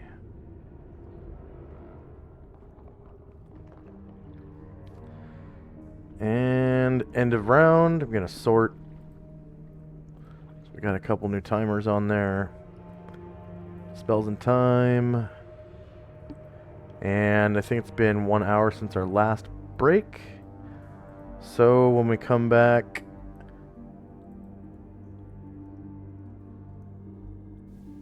we will have Asher act. So 3-minute break starting now.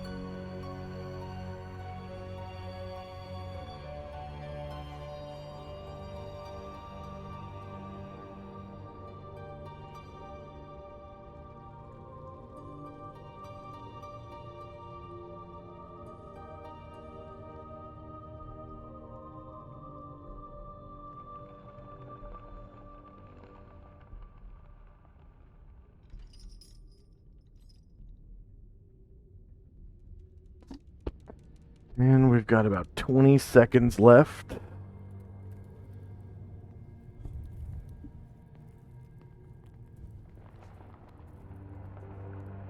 Is Asher, Tenzi, and Shandrak back? Here.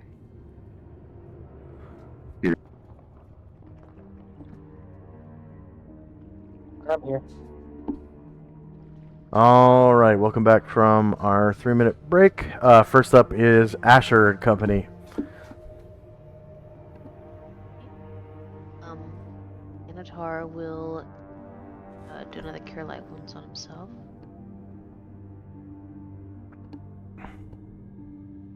Actually, not have the necklace do it this time.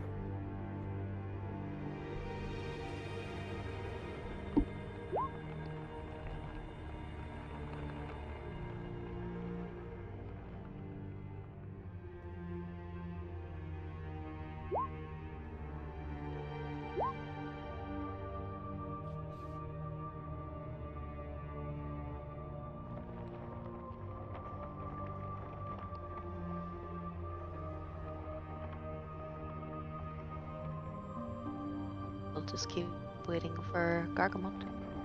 All right, Shandrak and Company.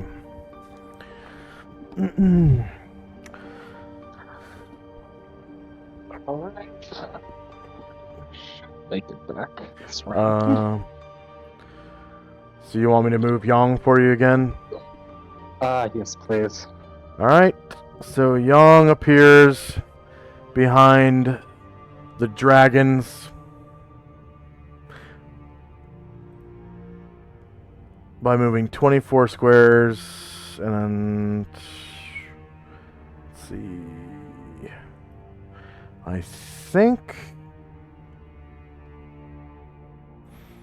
yeah, that's about as close as he can get because of all the space being taken up by the dragons and whatnot.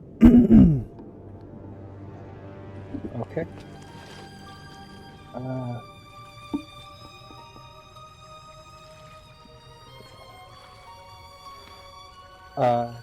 So can Gorgamon dismount? Oh yeah, with a check. Okay.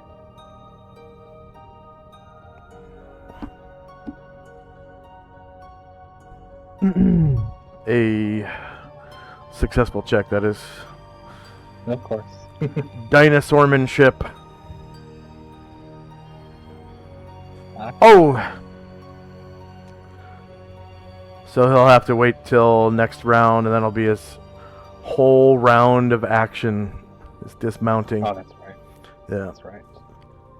Okay. The only other thing I want to do is Shandrak will turn to the dragons and say, so you mentioned Shogun Fujitawa.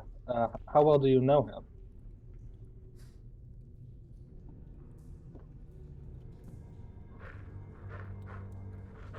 We only know of him.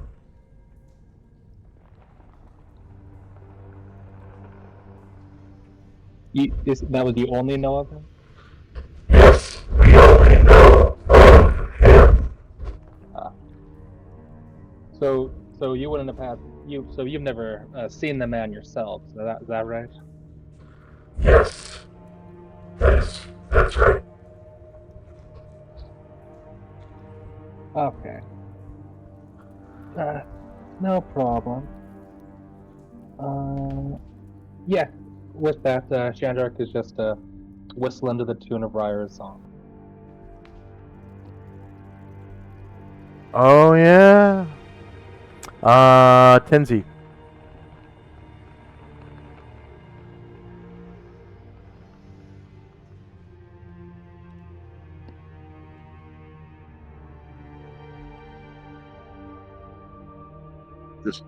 Just waiting. All right. The dragons are waiting as well. End of round. Is anyone gonna do anything that they were waiting for? All right. Regeneration occurs, if any. I'm gonna sort real quick. Okay, spells in time and rally. How many rounds does this rally last now? 12. 12 rounds. Negative 12. The Kidate are gonna wait. Asher. Now that we are all joined again, we're heading back that way to see the areas we might have missed. The hell of order of march. Yeah. Oh, no.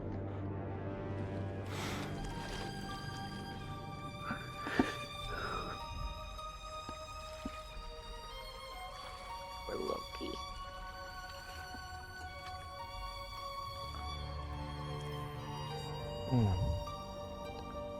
And there's plenty of room to get by that buzzsaw trap. Yeah. And it looks like you make your way back into like one of the first egg rooms. That's about half her movement. I'm just catching the other ones up with her.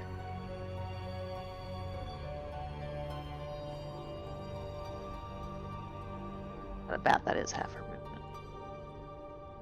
And up ahead, you can see a dead Hydra. I remember you. Yeah, this is like 6 months ago now.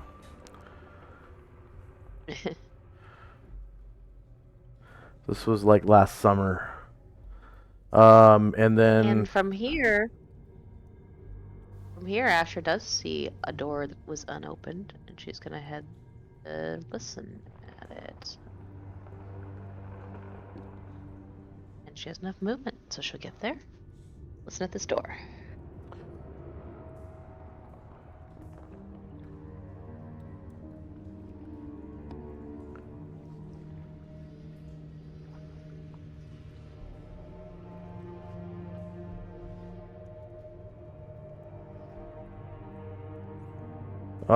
okay.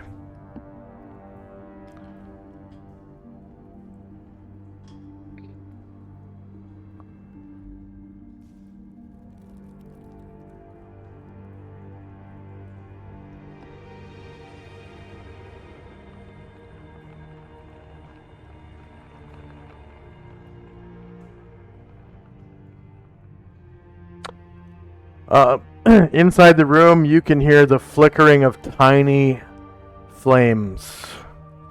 Tiny flames. Many of them. She looks back and says, so far she just sees her own people, but says, flames, maybe candles? But I don't hear anything alive. I'll wait until everybody else gets closer. That'll be it.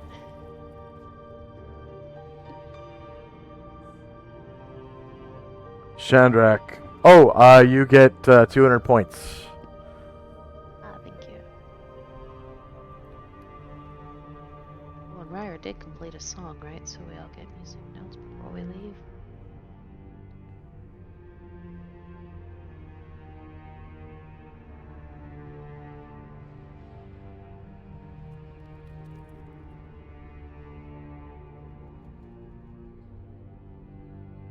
Okay, Shandrak and Company. Okay. Gargamon will take his time to dismount from Yong.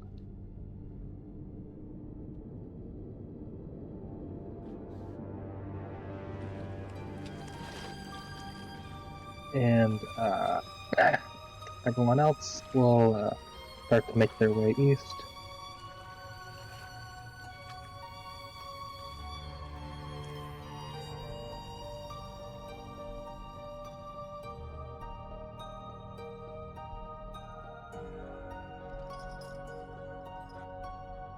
Alright, and you make your way back into one of those egg rooms where you slew a bunch of Yuan-Ti of different types and broke the eggs and stuff. Yeah. Okay. Yeah, when Chandra gets in here, it's like, oh yeah. I was that nice room with the pillows in here. That was a nice rest. And that's all for me. Alright. Until that thing came, and she points at the Hydra. Yeah, well, it's to be expected in places like this. This is why we can't have nice things.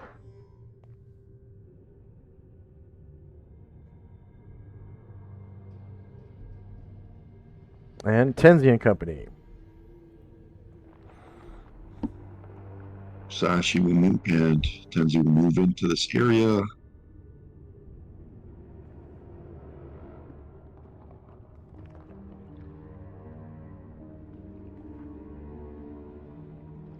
Israel will innately cast invisibility, 10-foot radius. He's the only person there, so it'll just be him.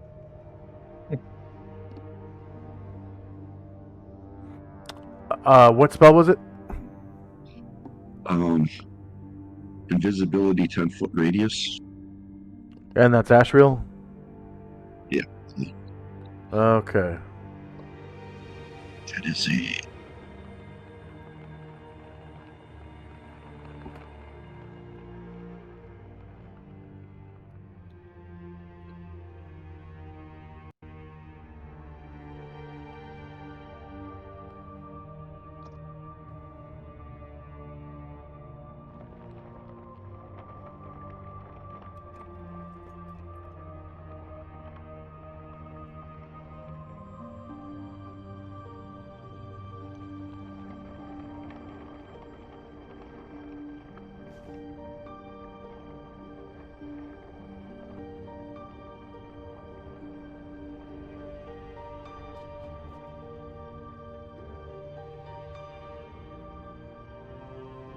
And the duration on that is until he attacks or casts a spell.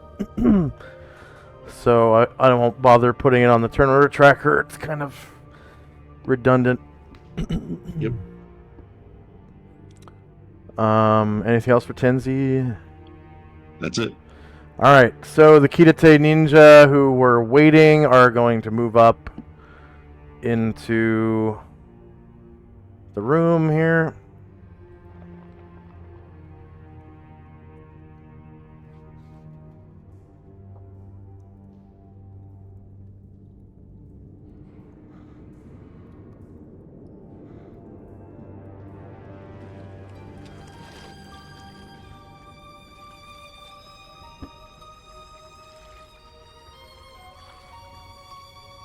And they're going to come up over the stairs and down the other side and just kind of stop there.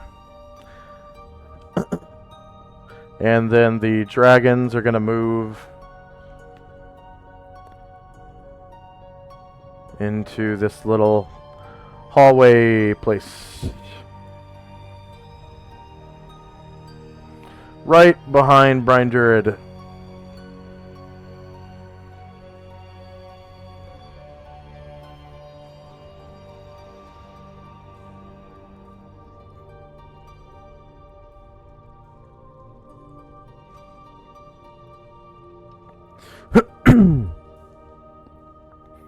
And end of round.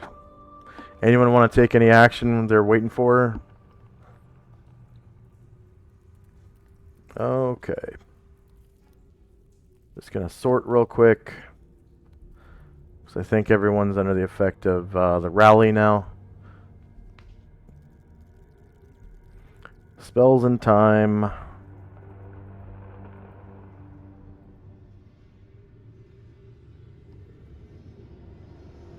And the Kitate are going to wait there for a second. Asher and Company. Asher is going to open this door. All right. Inside, you can see like the left half of a circular dining room table, and there is indeed a candle flickering on top of it. And as you move in, you can see a long banquet table with multiple candles lit. There is a door. Sorry, there are two doors.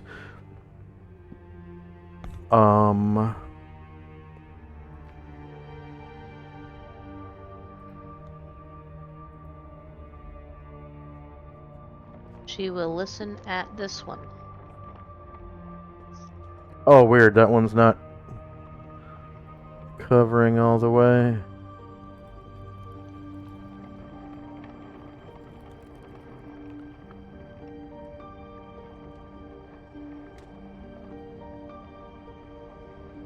There we go. All right. She is going to listen at this door.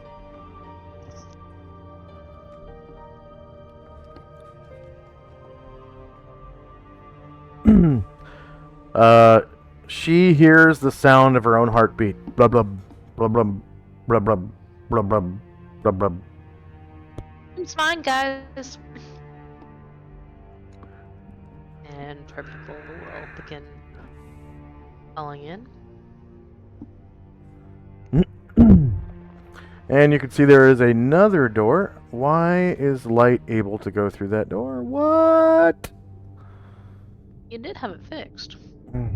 Yeah, it's weird.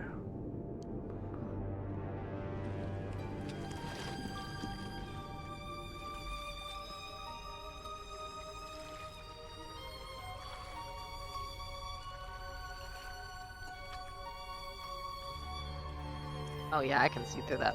I'm closing my eyes.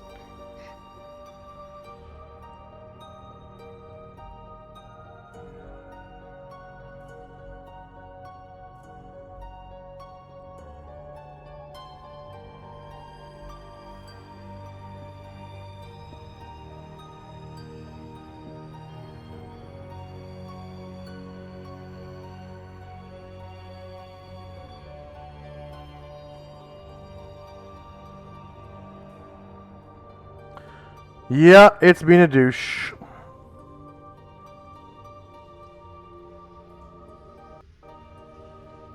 Rolled up so I can't see it.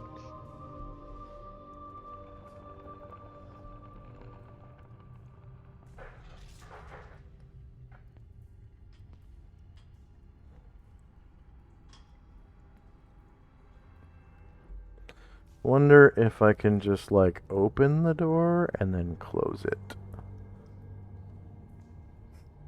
No.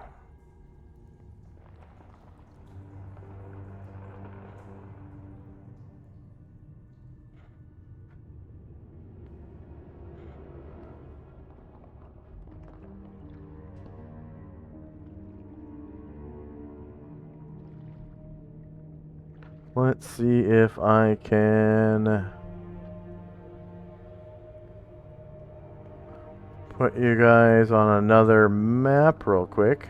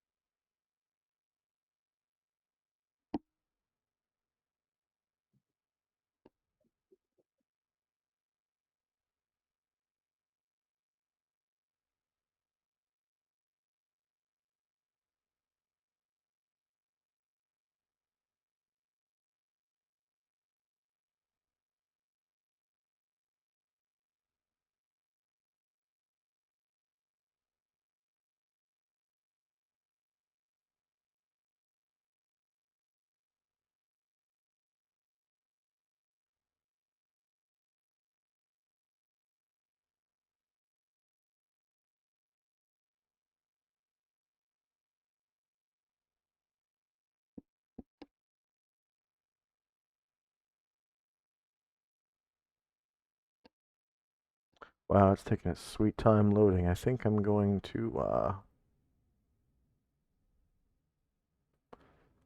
relaunch the game here.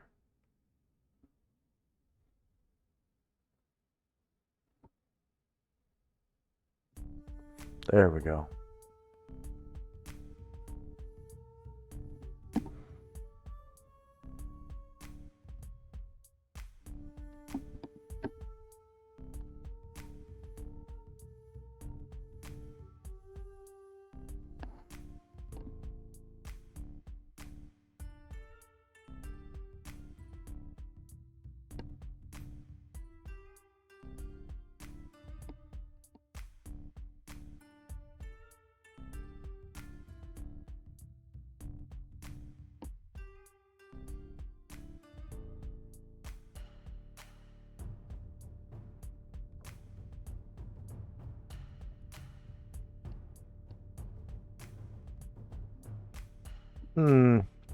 Why don't we take a 3-minute break? It's been, what, half an hour since we took our last one, and hopefully by then my page will reload. And we'll be back in 3 minutes.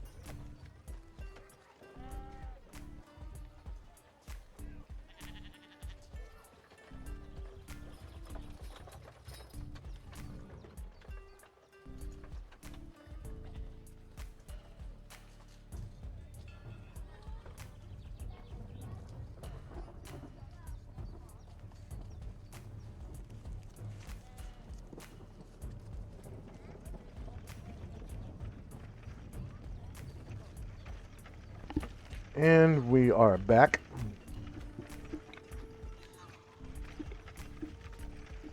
I'll put you guys back onto the appropriate map here.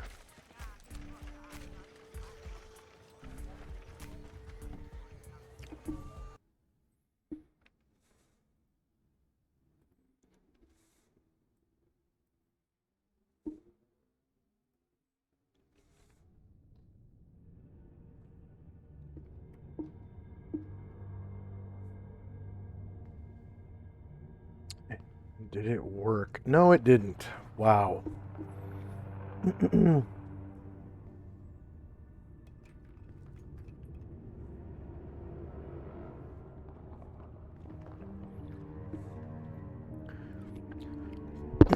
right. That was all for nothing.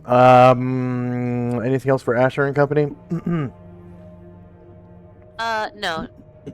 She just says, seems fine, and all of her people filter into the room, and that'll end my turn. All right. Ashriel.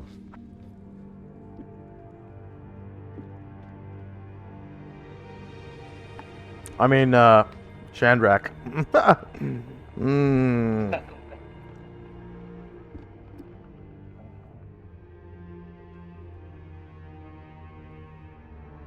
Sorry, can you... Oh wait, never.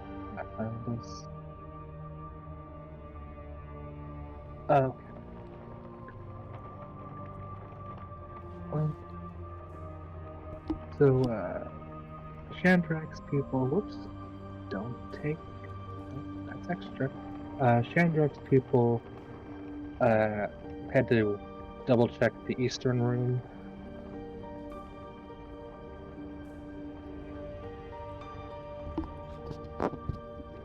All right. At the south end, you do see an unopened door. Okay. Yeah, Ryer will be able to make it, and he will listen at that door.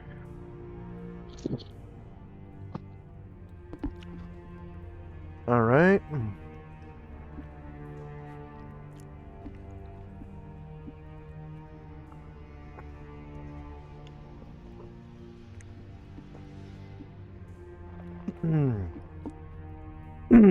He hears the soft thuds and clacking of leathery eggs clicking together.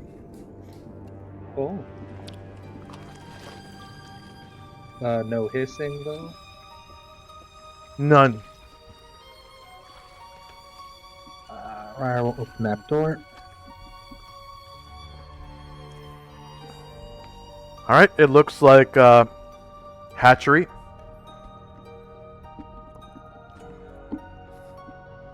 Alright. Ryer will come up to one of those eggs and get ready to splatter it. Also, actually, so speaking of things we haven't done in a long time, I remember there was something interesting in this room. Erdrin goes over to, I think, one of the tables or one of the hookahs, Mm-hmm. and there was a few different kinds of powders. But Erdrin would like to see if he can, by sight, identify the black powder. Oh.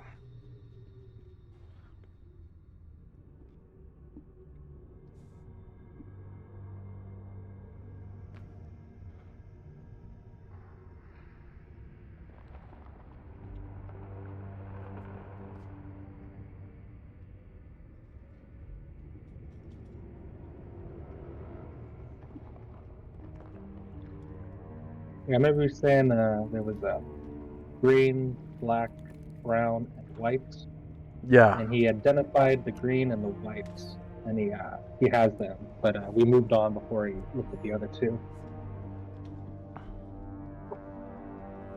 What were the green and white, by the way? Those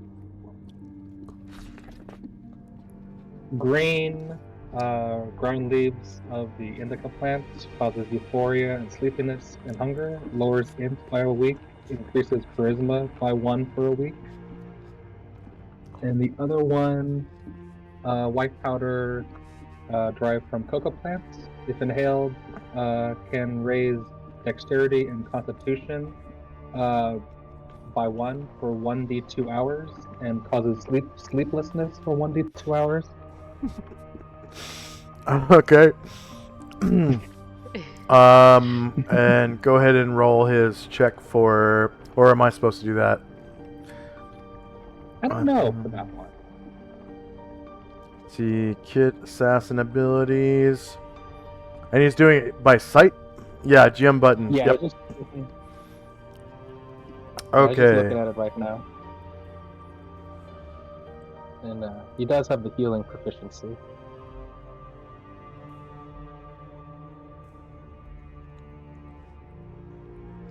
So he has both healing and herbalism. Yes.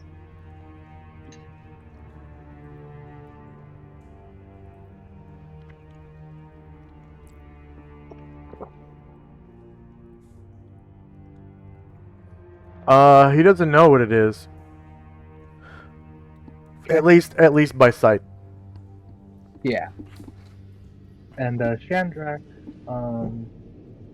he sees where Ryder opened up, and he heads into the room and calls out, "Hey, there's a couple more of those eggs over here." And Shandrak will smash one.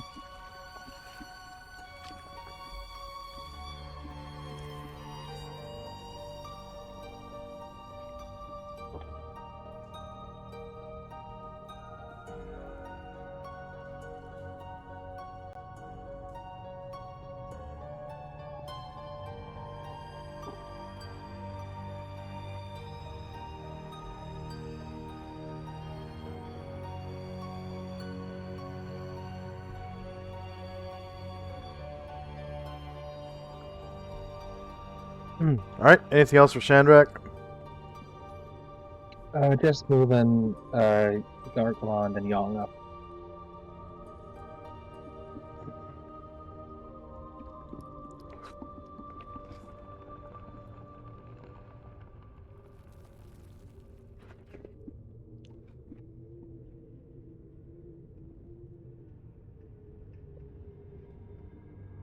That's all from me. Tenzi. Bro will down to here. And then Tenzin Musashi will follow Shandrak. Oh, by the way, Shandrak, where do you have those notes written for those drugs? Oh, I wrote that down in a Word document, but the two that Erdrin has, he does have them in his equipment. Okay.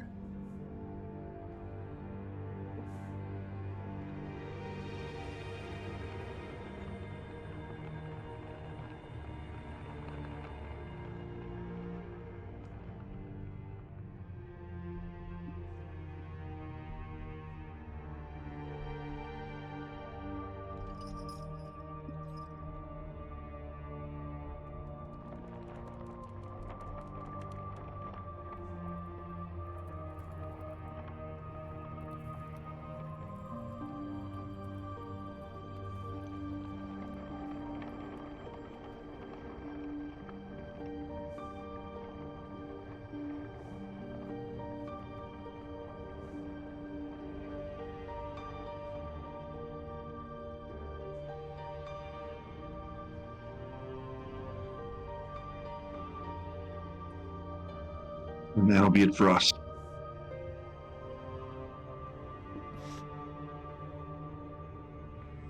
All right.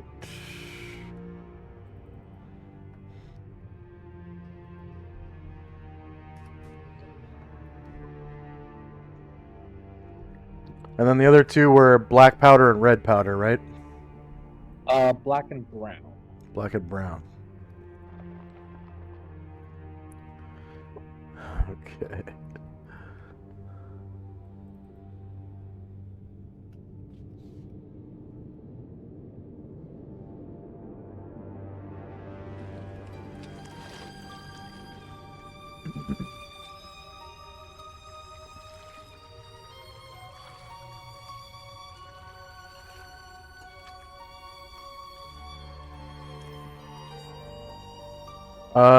The dragons.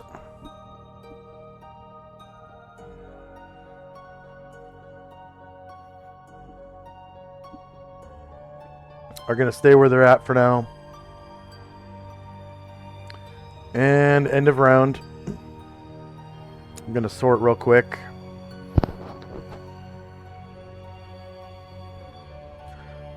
Okay, regeneration occurs, if any. Spells in time. And rally.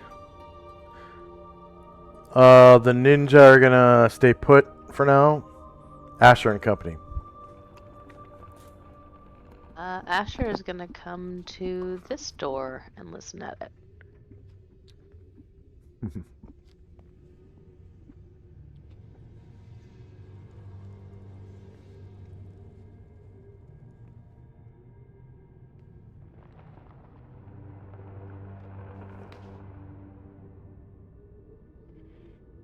All right.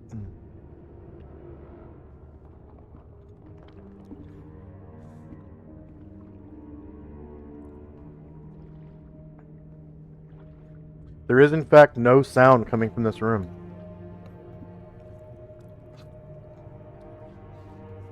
Asher shrugs. Seems fine. And she'll open the door. Alright. It's a big-ass pile of silver in there. Ooh. And she'll step in, kind of get her bearings and say, might not be worth carrying, guys, but we'll report it back to the crew. Okay.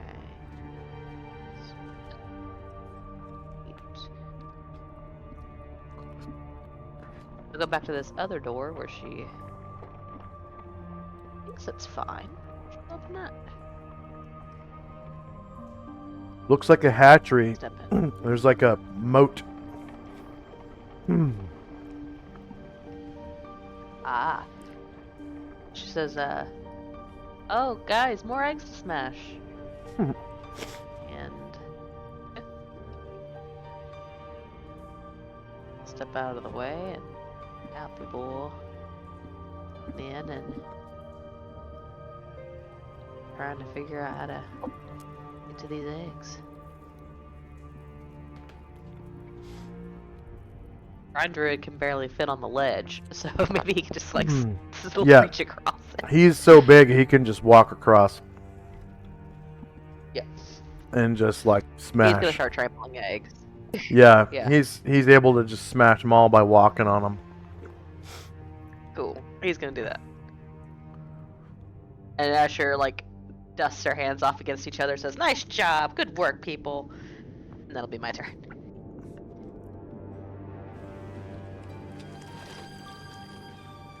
I'm just gonna turn them all red. It's faster than. Actually, no, it's not. Wow, I can't.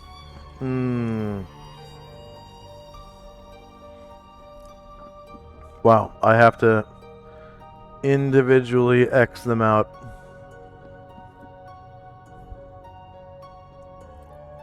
I don't have the API that lets you do all that stuff.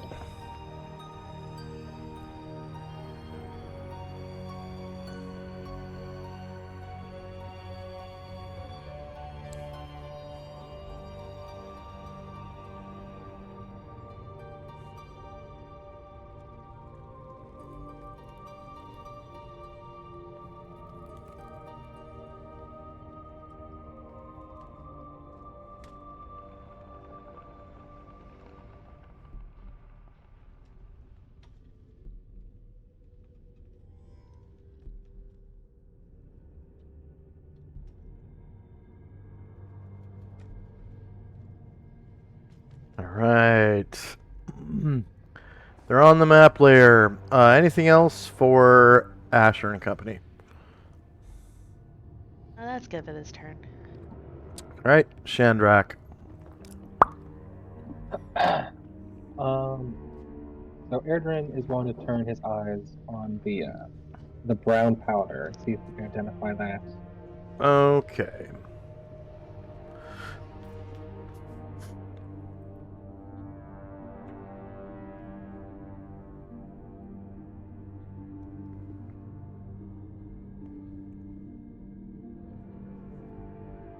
And he has both herbalism and healing.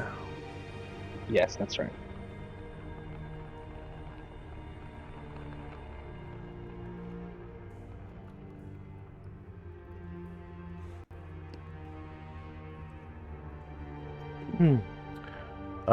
He doesn't know what it is by sight. Okay.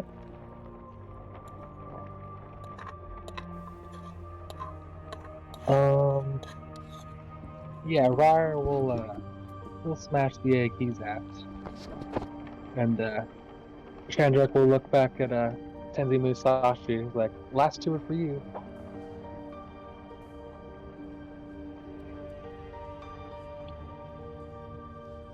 Okay.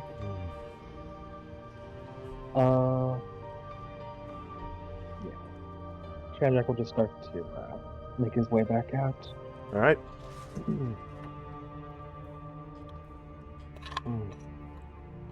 You see Erdrin there snooping around some drugs.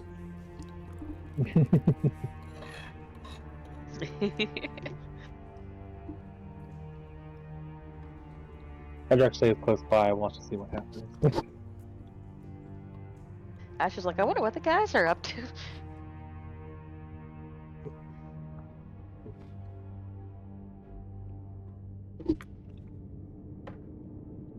Taking a little trip to the head shop.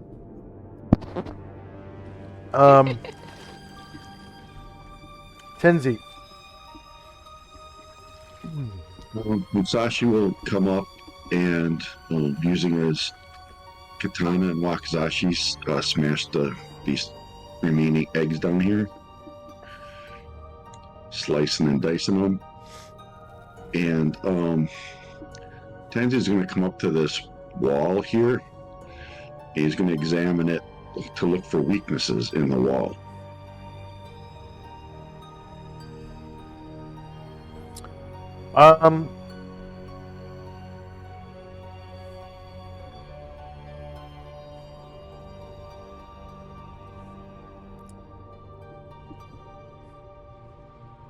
Roll a d6.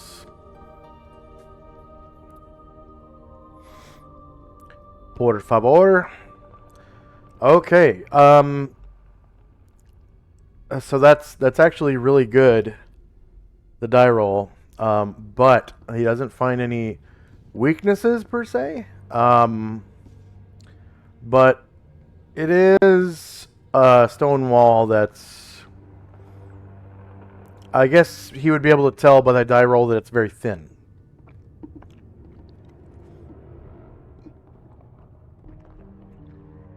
Yep.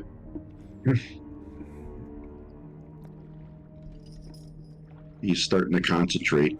And next round, he's going to try breaking the wall down. Okay. The dragons stay put. End of round. Was anyone waiting to conduct any actions? All right. Regeneration occurs, if any. And Anatar really wants to finish healing himself. Yeah. Spells in time.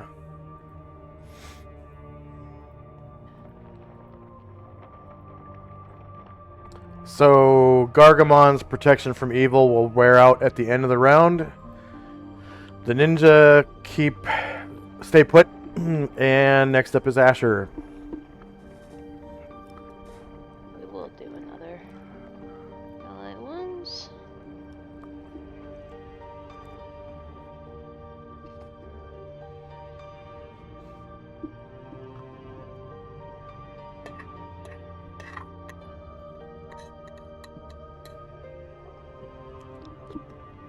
And Asher and Brian Druid will come out of the room and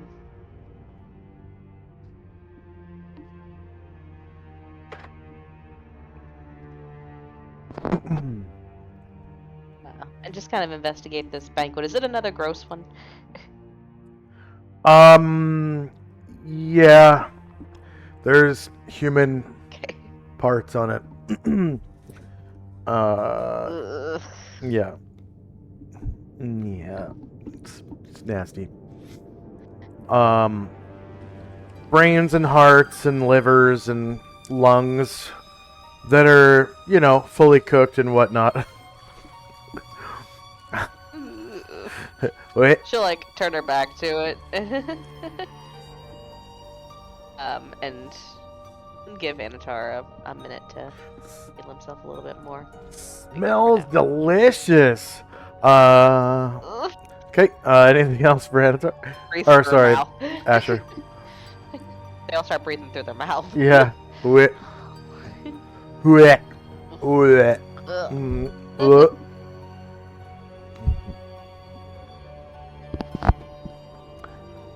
And then, is Anatar healing himself? He already did for this round. Oh, okay. Shandrak and company. Erdrin scratches his hand for now, and he'll use both his half moves to pick up those the brown and black powders and put them in his bag. Okay. Just like the other bundles, there's 4 bundles. They're like Alright. little baggies, like 1 dose, basically. And, So four doses each. And it's like, 100 doses equal a pound. It takes a lot. Oh yeah. Okay. So the 16 doses altogether don't even weigh 1 pound, so you don't have to track its weight. Cool. Yeah. So yeah, Erdrin will just move there, and that's all for me. All right. Tenzi. Tenzi puts one hand up against the wall, and with his other hand, he violently strikes the wall with a crushing blow. All right. So it gets a saving throw. Yeah. Let's see. Saves. Item save. It is going to save as rock crystal. And the name of the item in question is the wall. And it's going to be crushing blow.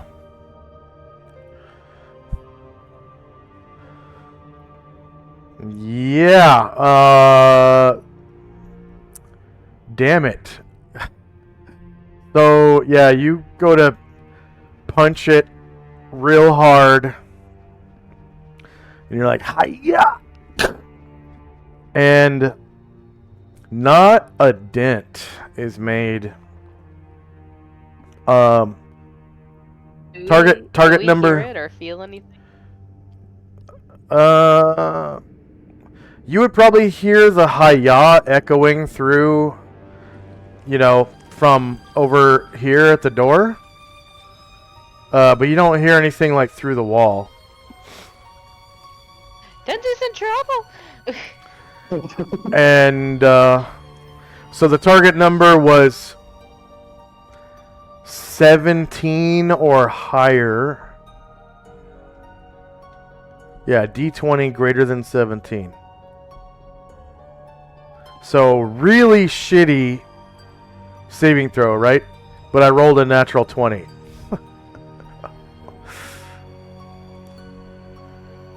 After his hand contacts the wall and it doesn't do anything, he kind of looks at his hand and just shakes his head.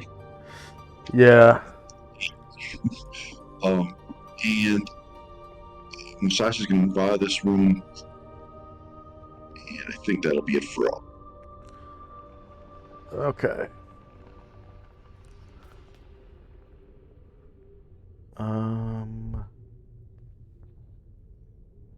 And the dragons stay put for now. End of round. Was anyone waiting to do anything? Okay. Regeneration occurs if any. I'm gonna sort again. We got spells and time. So Gargamon's protection from evil is gone. The Kitate stay put. Next up is Asher and company. Anatar will another cure light wounds on himself. In case Asher's right and they are about to get in a fight.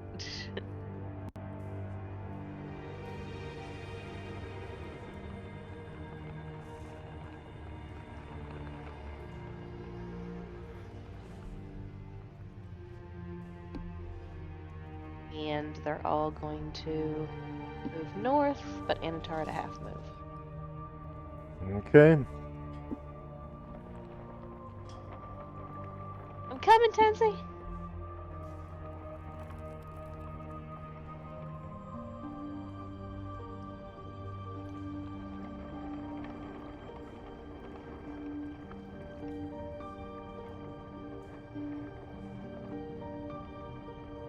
And Shandrak and company.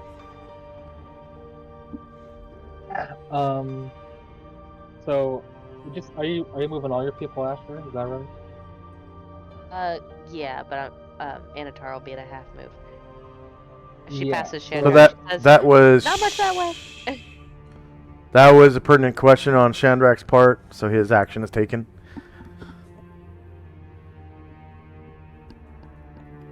Sure. And Ryer, sorry, what did you say, Asher? I said, not much that way. I'm gonna go see what happened with Tensi. Oh, okay. And so, whenever Jim kind of comes past the doorway, Erdrin's like, hold on, just stay here. I need to check something out. I might need your help in case things go bad. I looks over Erdrin's shoulder and at Asher running and says, "Oh, we gotta be quick." He seems upset. But yeah, he stays. So then Erdrin will get out the brown powder and attempt to see if he can safely sniff it. Oh, to identify it? Yeah, Okay. the brown one. By odor.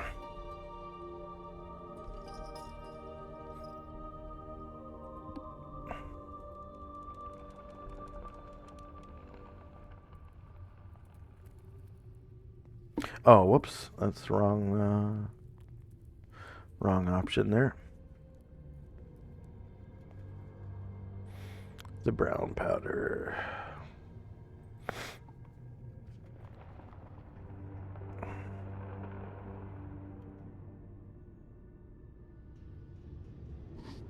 Nice. Oh, you're able to see that? Yeah, I did see the fails or successes. Yeah. Oh, okay. The players can too. Okay. Find assassin.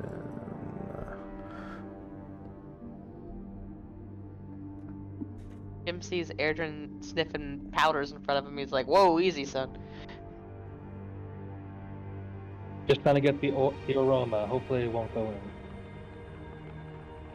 How it always starts. Weird, it's set to /whisper GM on all of them. Oh, no, there's one. /whisper GM.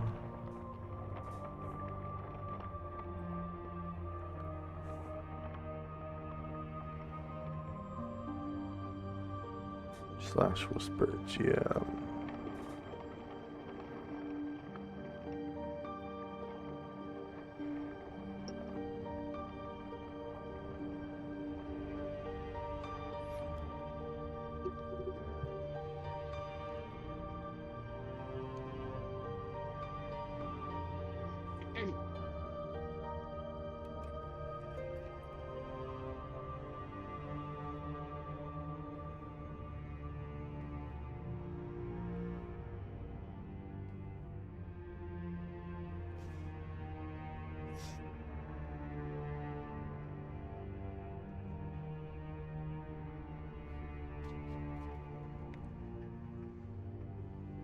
Did you guys see that too?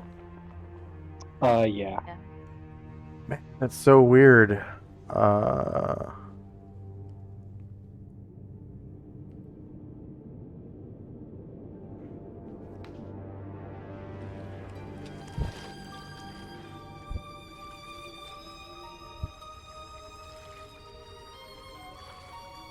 I don't know how to fix it. It shouldn't be doing that. It's really strange. Oh well, I'll just go with the first roll. All right. So yeah. He identifies it as tobacco.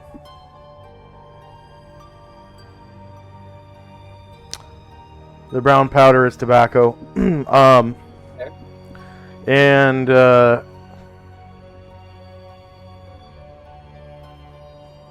it.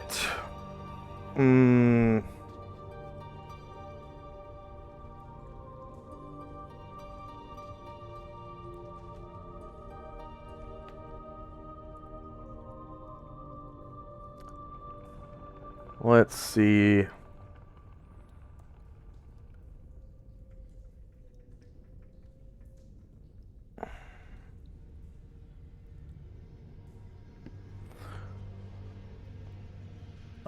It causes euphoria.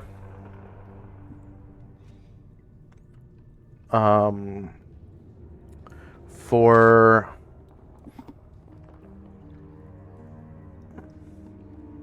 2d4 minutes.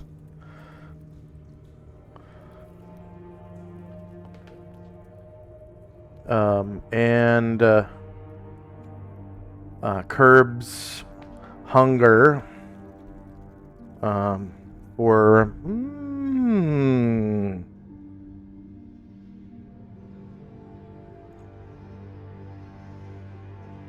1 hour.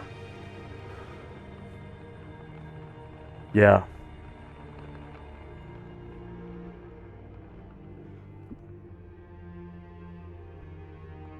And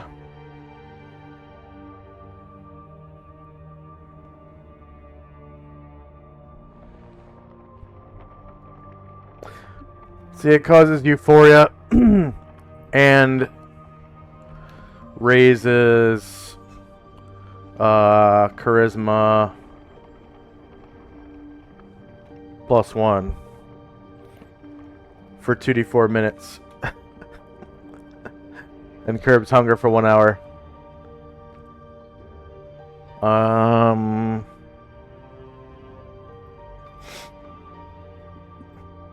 Prolonged habitual use. Well, I'd say,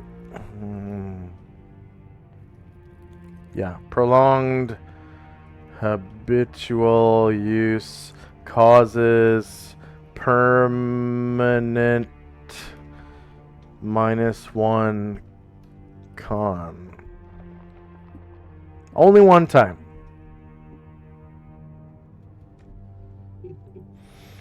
Because you get smoker's lung, right? Yeah.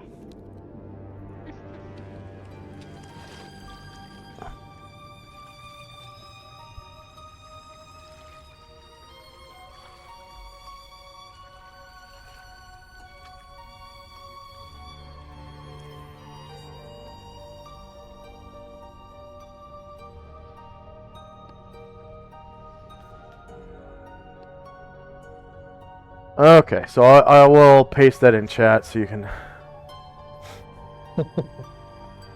Thank you.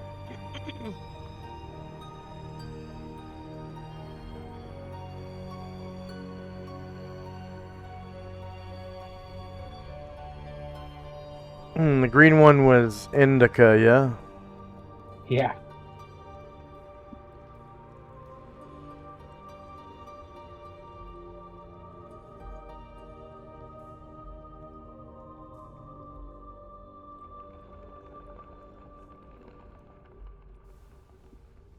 And then coca.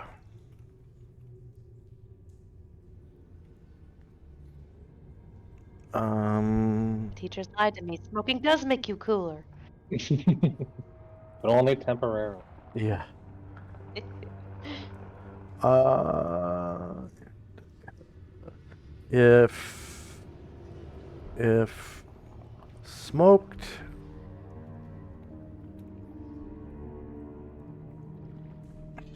if inhaled, and tobacco if smoked.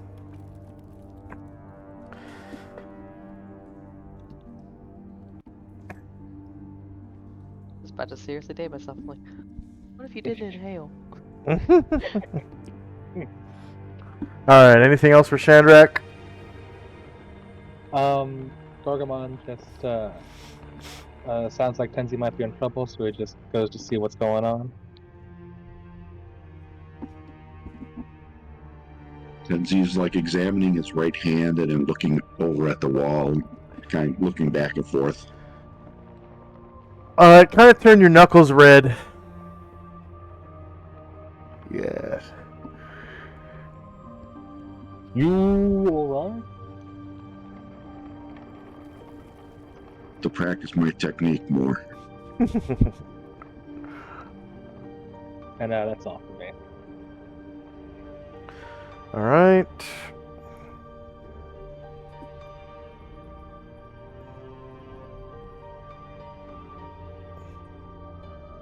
And Tenzi.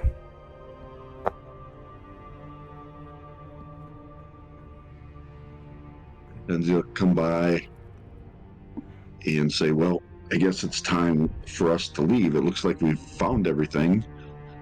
And he says that to Gargamon as he walks out of the room. You're right. Let's move out.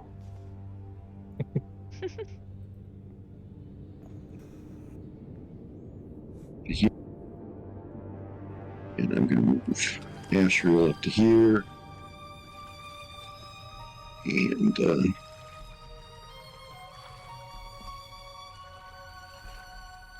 that'll be it for us. And the dragons stay put.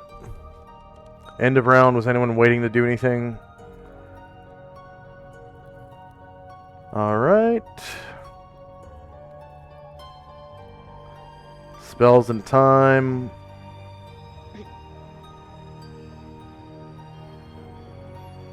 The ninja stay put for now. They're waiting. Asher. Looking around and it looks like everybody's okay. Like, oh, alright. And then she will start moving You can see again. Tenzi's kind of like looking at his hand a little bit. His knuckles. Yeah, look at Tenzi's hand. Make sure he's okay. They look a little red. His knuckles do.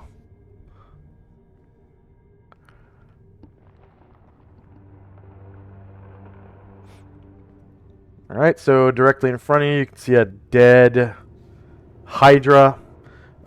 Just north of you, there's like 6 dead huge spiders, I think they were. Yeah. Yeah. Yep, huge spiders.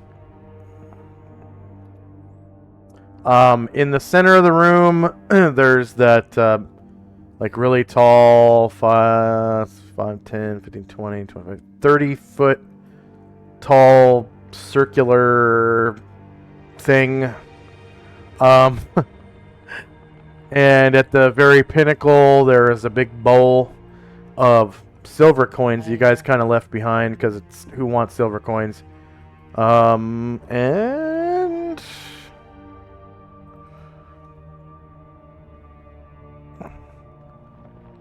a dead Hezru. Well,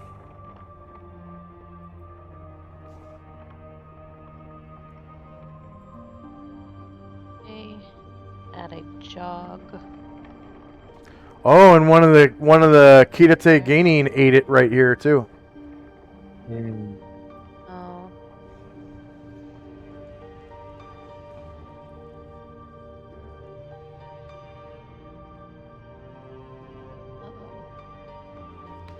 I'll just drop a new token. All right, passing by some dead demons. They are the big 24 feet tall Garistroy.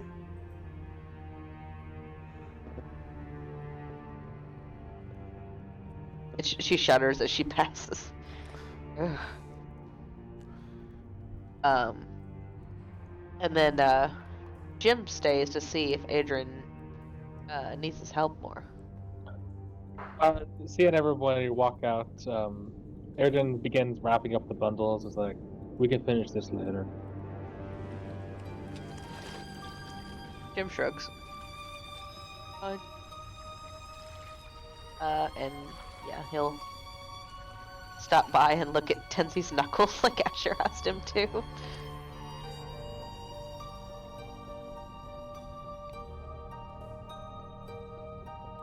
They're fine. Thank you for your concern. Oh yeah, you'll be fine.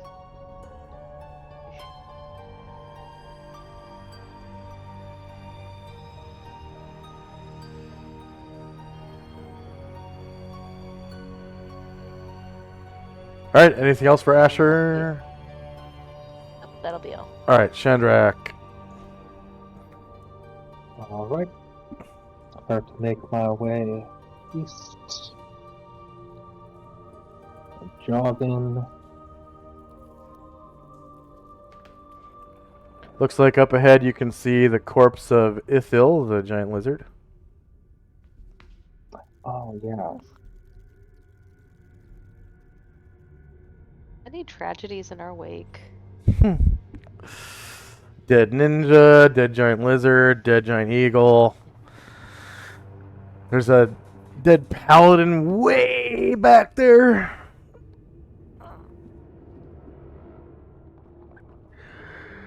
So we gotta figure out how and when we're gonna grab him.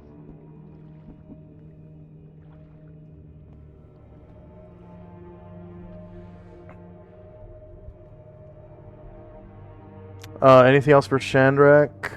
What was Shandrak doing? I'm just jogging into the room. Okay.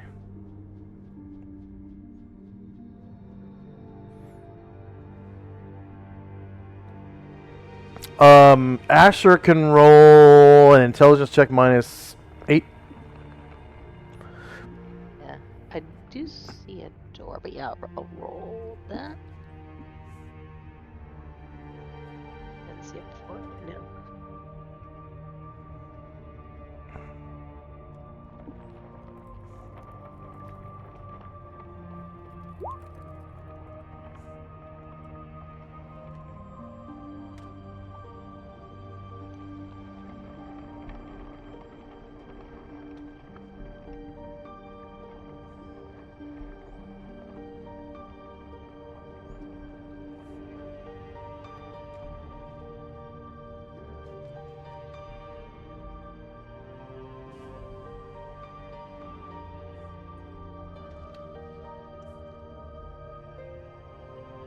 Kind of stops, like skids a little, and says, I think...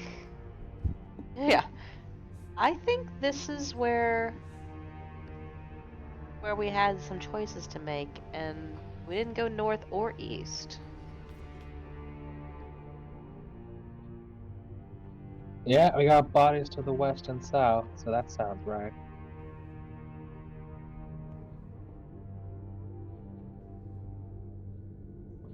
I gotta check out these northern doors. Sounds good. So it looks like someone has opened one of them, but no one ever went through. I think that was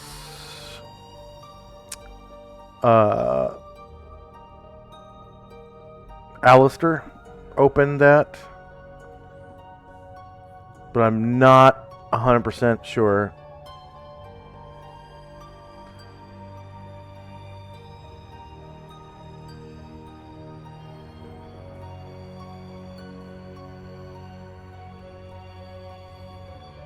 But that one on the left is open.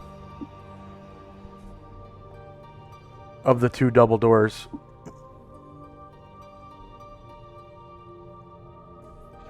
Anything else for Chandrak? Yeah, Shadrach, well,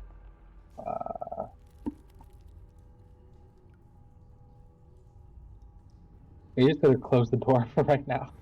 Okay. Nope.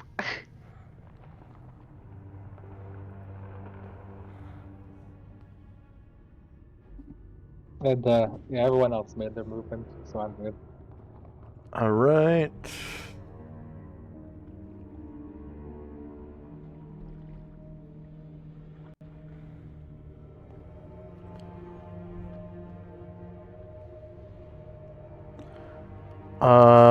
Tenzi and Company. I'll try to catch up with the rest of the folks.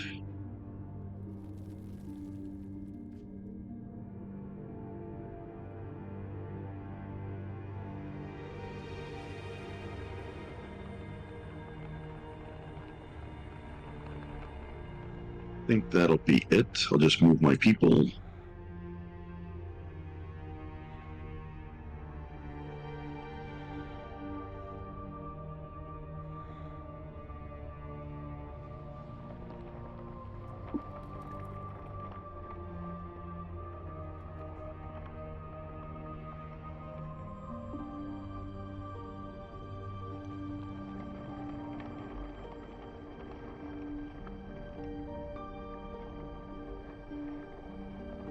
Yeah, I'm done. Okay. The dragons will stay put for now. End of round. Regeneration occurs. I don't think any timers were added, so we got... Oh, actually... that's where we're going to end today's session. Oh. Just about to explore something new. Yeah. Alright. So probably no level ups today, but there were a lot of role-playing bonuses, and there was that 5,000 point bonus for the 4 water elementals for the player characters, and about half that much for the henchmen and followers and whatnot, the NPCs. So lots of exploration today, and some spell XP, some like listening at doors XP, thief skills, and that one combat. Wand and a scroll, yeah. On a wand. Yeah, Yep. That's a good discovery. Yeah, with the seeing stone on the end, Mm-hmm. which is supposed to be an indicator of what the wand does. Because the wands are all supposed to have like unique heads on them. I have so many things to use read magic for.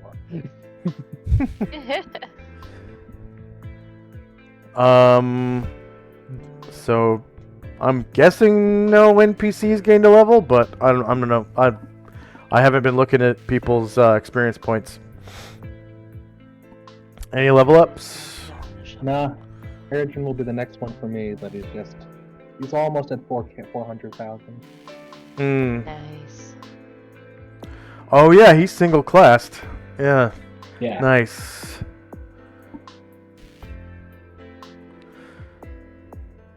All right. So while you guys figure out the rest of your XP, I just want to say to our viewers, thank you very much for watching. Please like, share, and subscribe. If you're interested in helping out charity, there is a link to somewhere to St. Jude Children's Research Hospital. I'm not sure exactly where the link is. Maybe it's one of the options at the bottom of the screen for you guys, bottom right. I'm not super sure how to do that. I don't think I've ever looked at my own stream from a, not my account. But there's always that option, St. Jude Children's Research. And then if you want to help out the stream specifically by subscribing, you can subscribe for free once a month with Amazon Prime if your Amazon Prime email is the same as your Twitch email. So if you make a Twitch account using your Amazon Prime email, you can subscribe to people's channels for free, and that, just a level 1 subscription helps out our channel immensely, so much. And then if you want to just make direct tips, we have a link down below to our PayPal. And if you want to subscribe via Patreon every month, so you don't have to keep re-upping your subscription, we have link to our Patreon where you can pledge any amount you wish, and as little as $1 will get you access to a special channel in our Discord where you can come in and talk to me during world building streams, because when I turn on a world building stream, I go into that patrons only channel, and if you want to come in and talk to me during one of those streams, you can. You're always invited whenever I do world building streams. I have found all the tokens I need for my foreseen monsters, foreseeable future monsters. So I'm gonna start doing world building streams for that. I kind of broke down and just was like, F it for the Yugoloth Guardian. I think, let's see, what did I do for the Yugoloth Guardian? It's like this weird looking, almost gargoyle looking thing, but it looks, it's got bat wings and everything, but it looks like it kind of has a bear face, sort of. So that's what I'm going with, and it's got a bear-like body. It's all bulky and shit. I don't know, it's got claws, whatever. So that should be good enough, because there's no artists on Roll20 that have done Yugoloths, so I had to get tokens off the internet for all the Yugoloths, and it took a while. And then one of the Yugoloths is like another frog. So there's that one that we're using for the Hezru or whatever. I could just recycle it for the Yugoloth froggy guy. So there's that. Yeah, I've got almost all the monsters set up for our next story arc as well, too. I just have to finish some of the monster sheets. I've got all the tokens and everything. Got it all figured out. So we are almost good to go to launch that when you guys finish this one. You still have a bit to do in the current story arc, so there's a few more copies of the Demonomicon. If you want to completely get the whole collection and snuff it out of existence, if you do, I'll probably have to give you guys a big bonus for that, because that's huge. It's an artifact, I think, artifact level type of thing. So, yeah, I'll have to figure out what to do for that, and then if you so choose to do that, and then yeah, that's pretty much my foreseeable future for world building streams. And I hope you enjoyed, and the next time I play in a game as either Dungeon Master or player will be, I believe, this coming Friday in a AD&D First Edition. It's actually CNC and AD&D First Edition mixed together, from what I understand. So, and I don't even know what CNC means. Like Castles and Crusades or something like that. Yeah, Castles and Crusade. Yep. Yeah. So that's pretty interesting rules the way he does it. But and then of course we'll probably have our next session of Solynod Hex, session 448 next Sunday. Is everyone able to show up next Sunday? I'll be good. Yep. Okay. Should Cool. be good. And then spring's coming up pretty soon, so I'd imagine we'll get, you know, at least one of our other players back soon. Either Alistair or Golden Bard. Dante, yeah.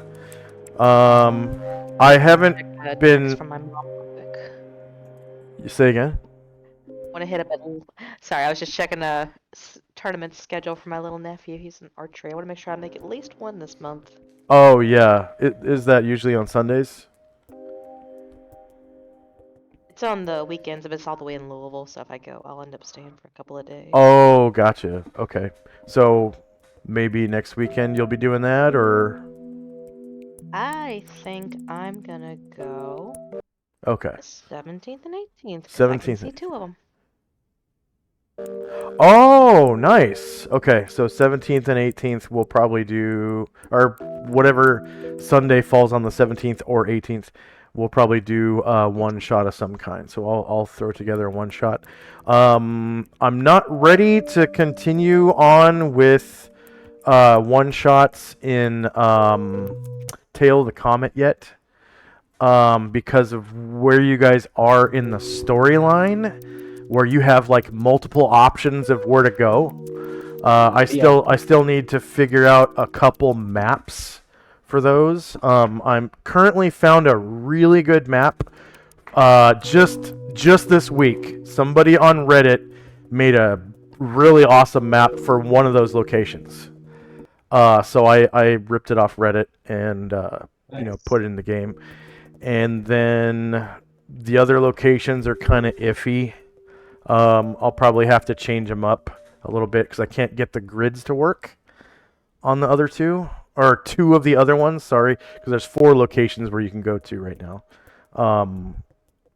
3 through the teleporters and 1 is still left on the planet, I think. There might have been 4 through the teleporters. I could be wrong.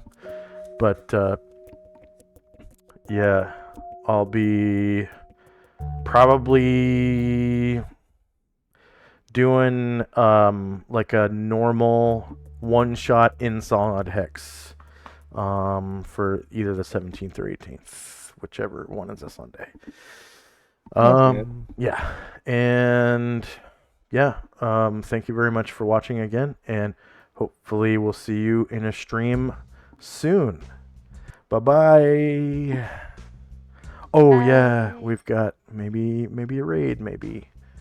Yeah, let's go to Dork Tales. Whee! So you'll get extra channel points if you stay for the raid.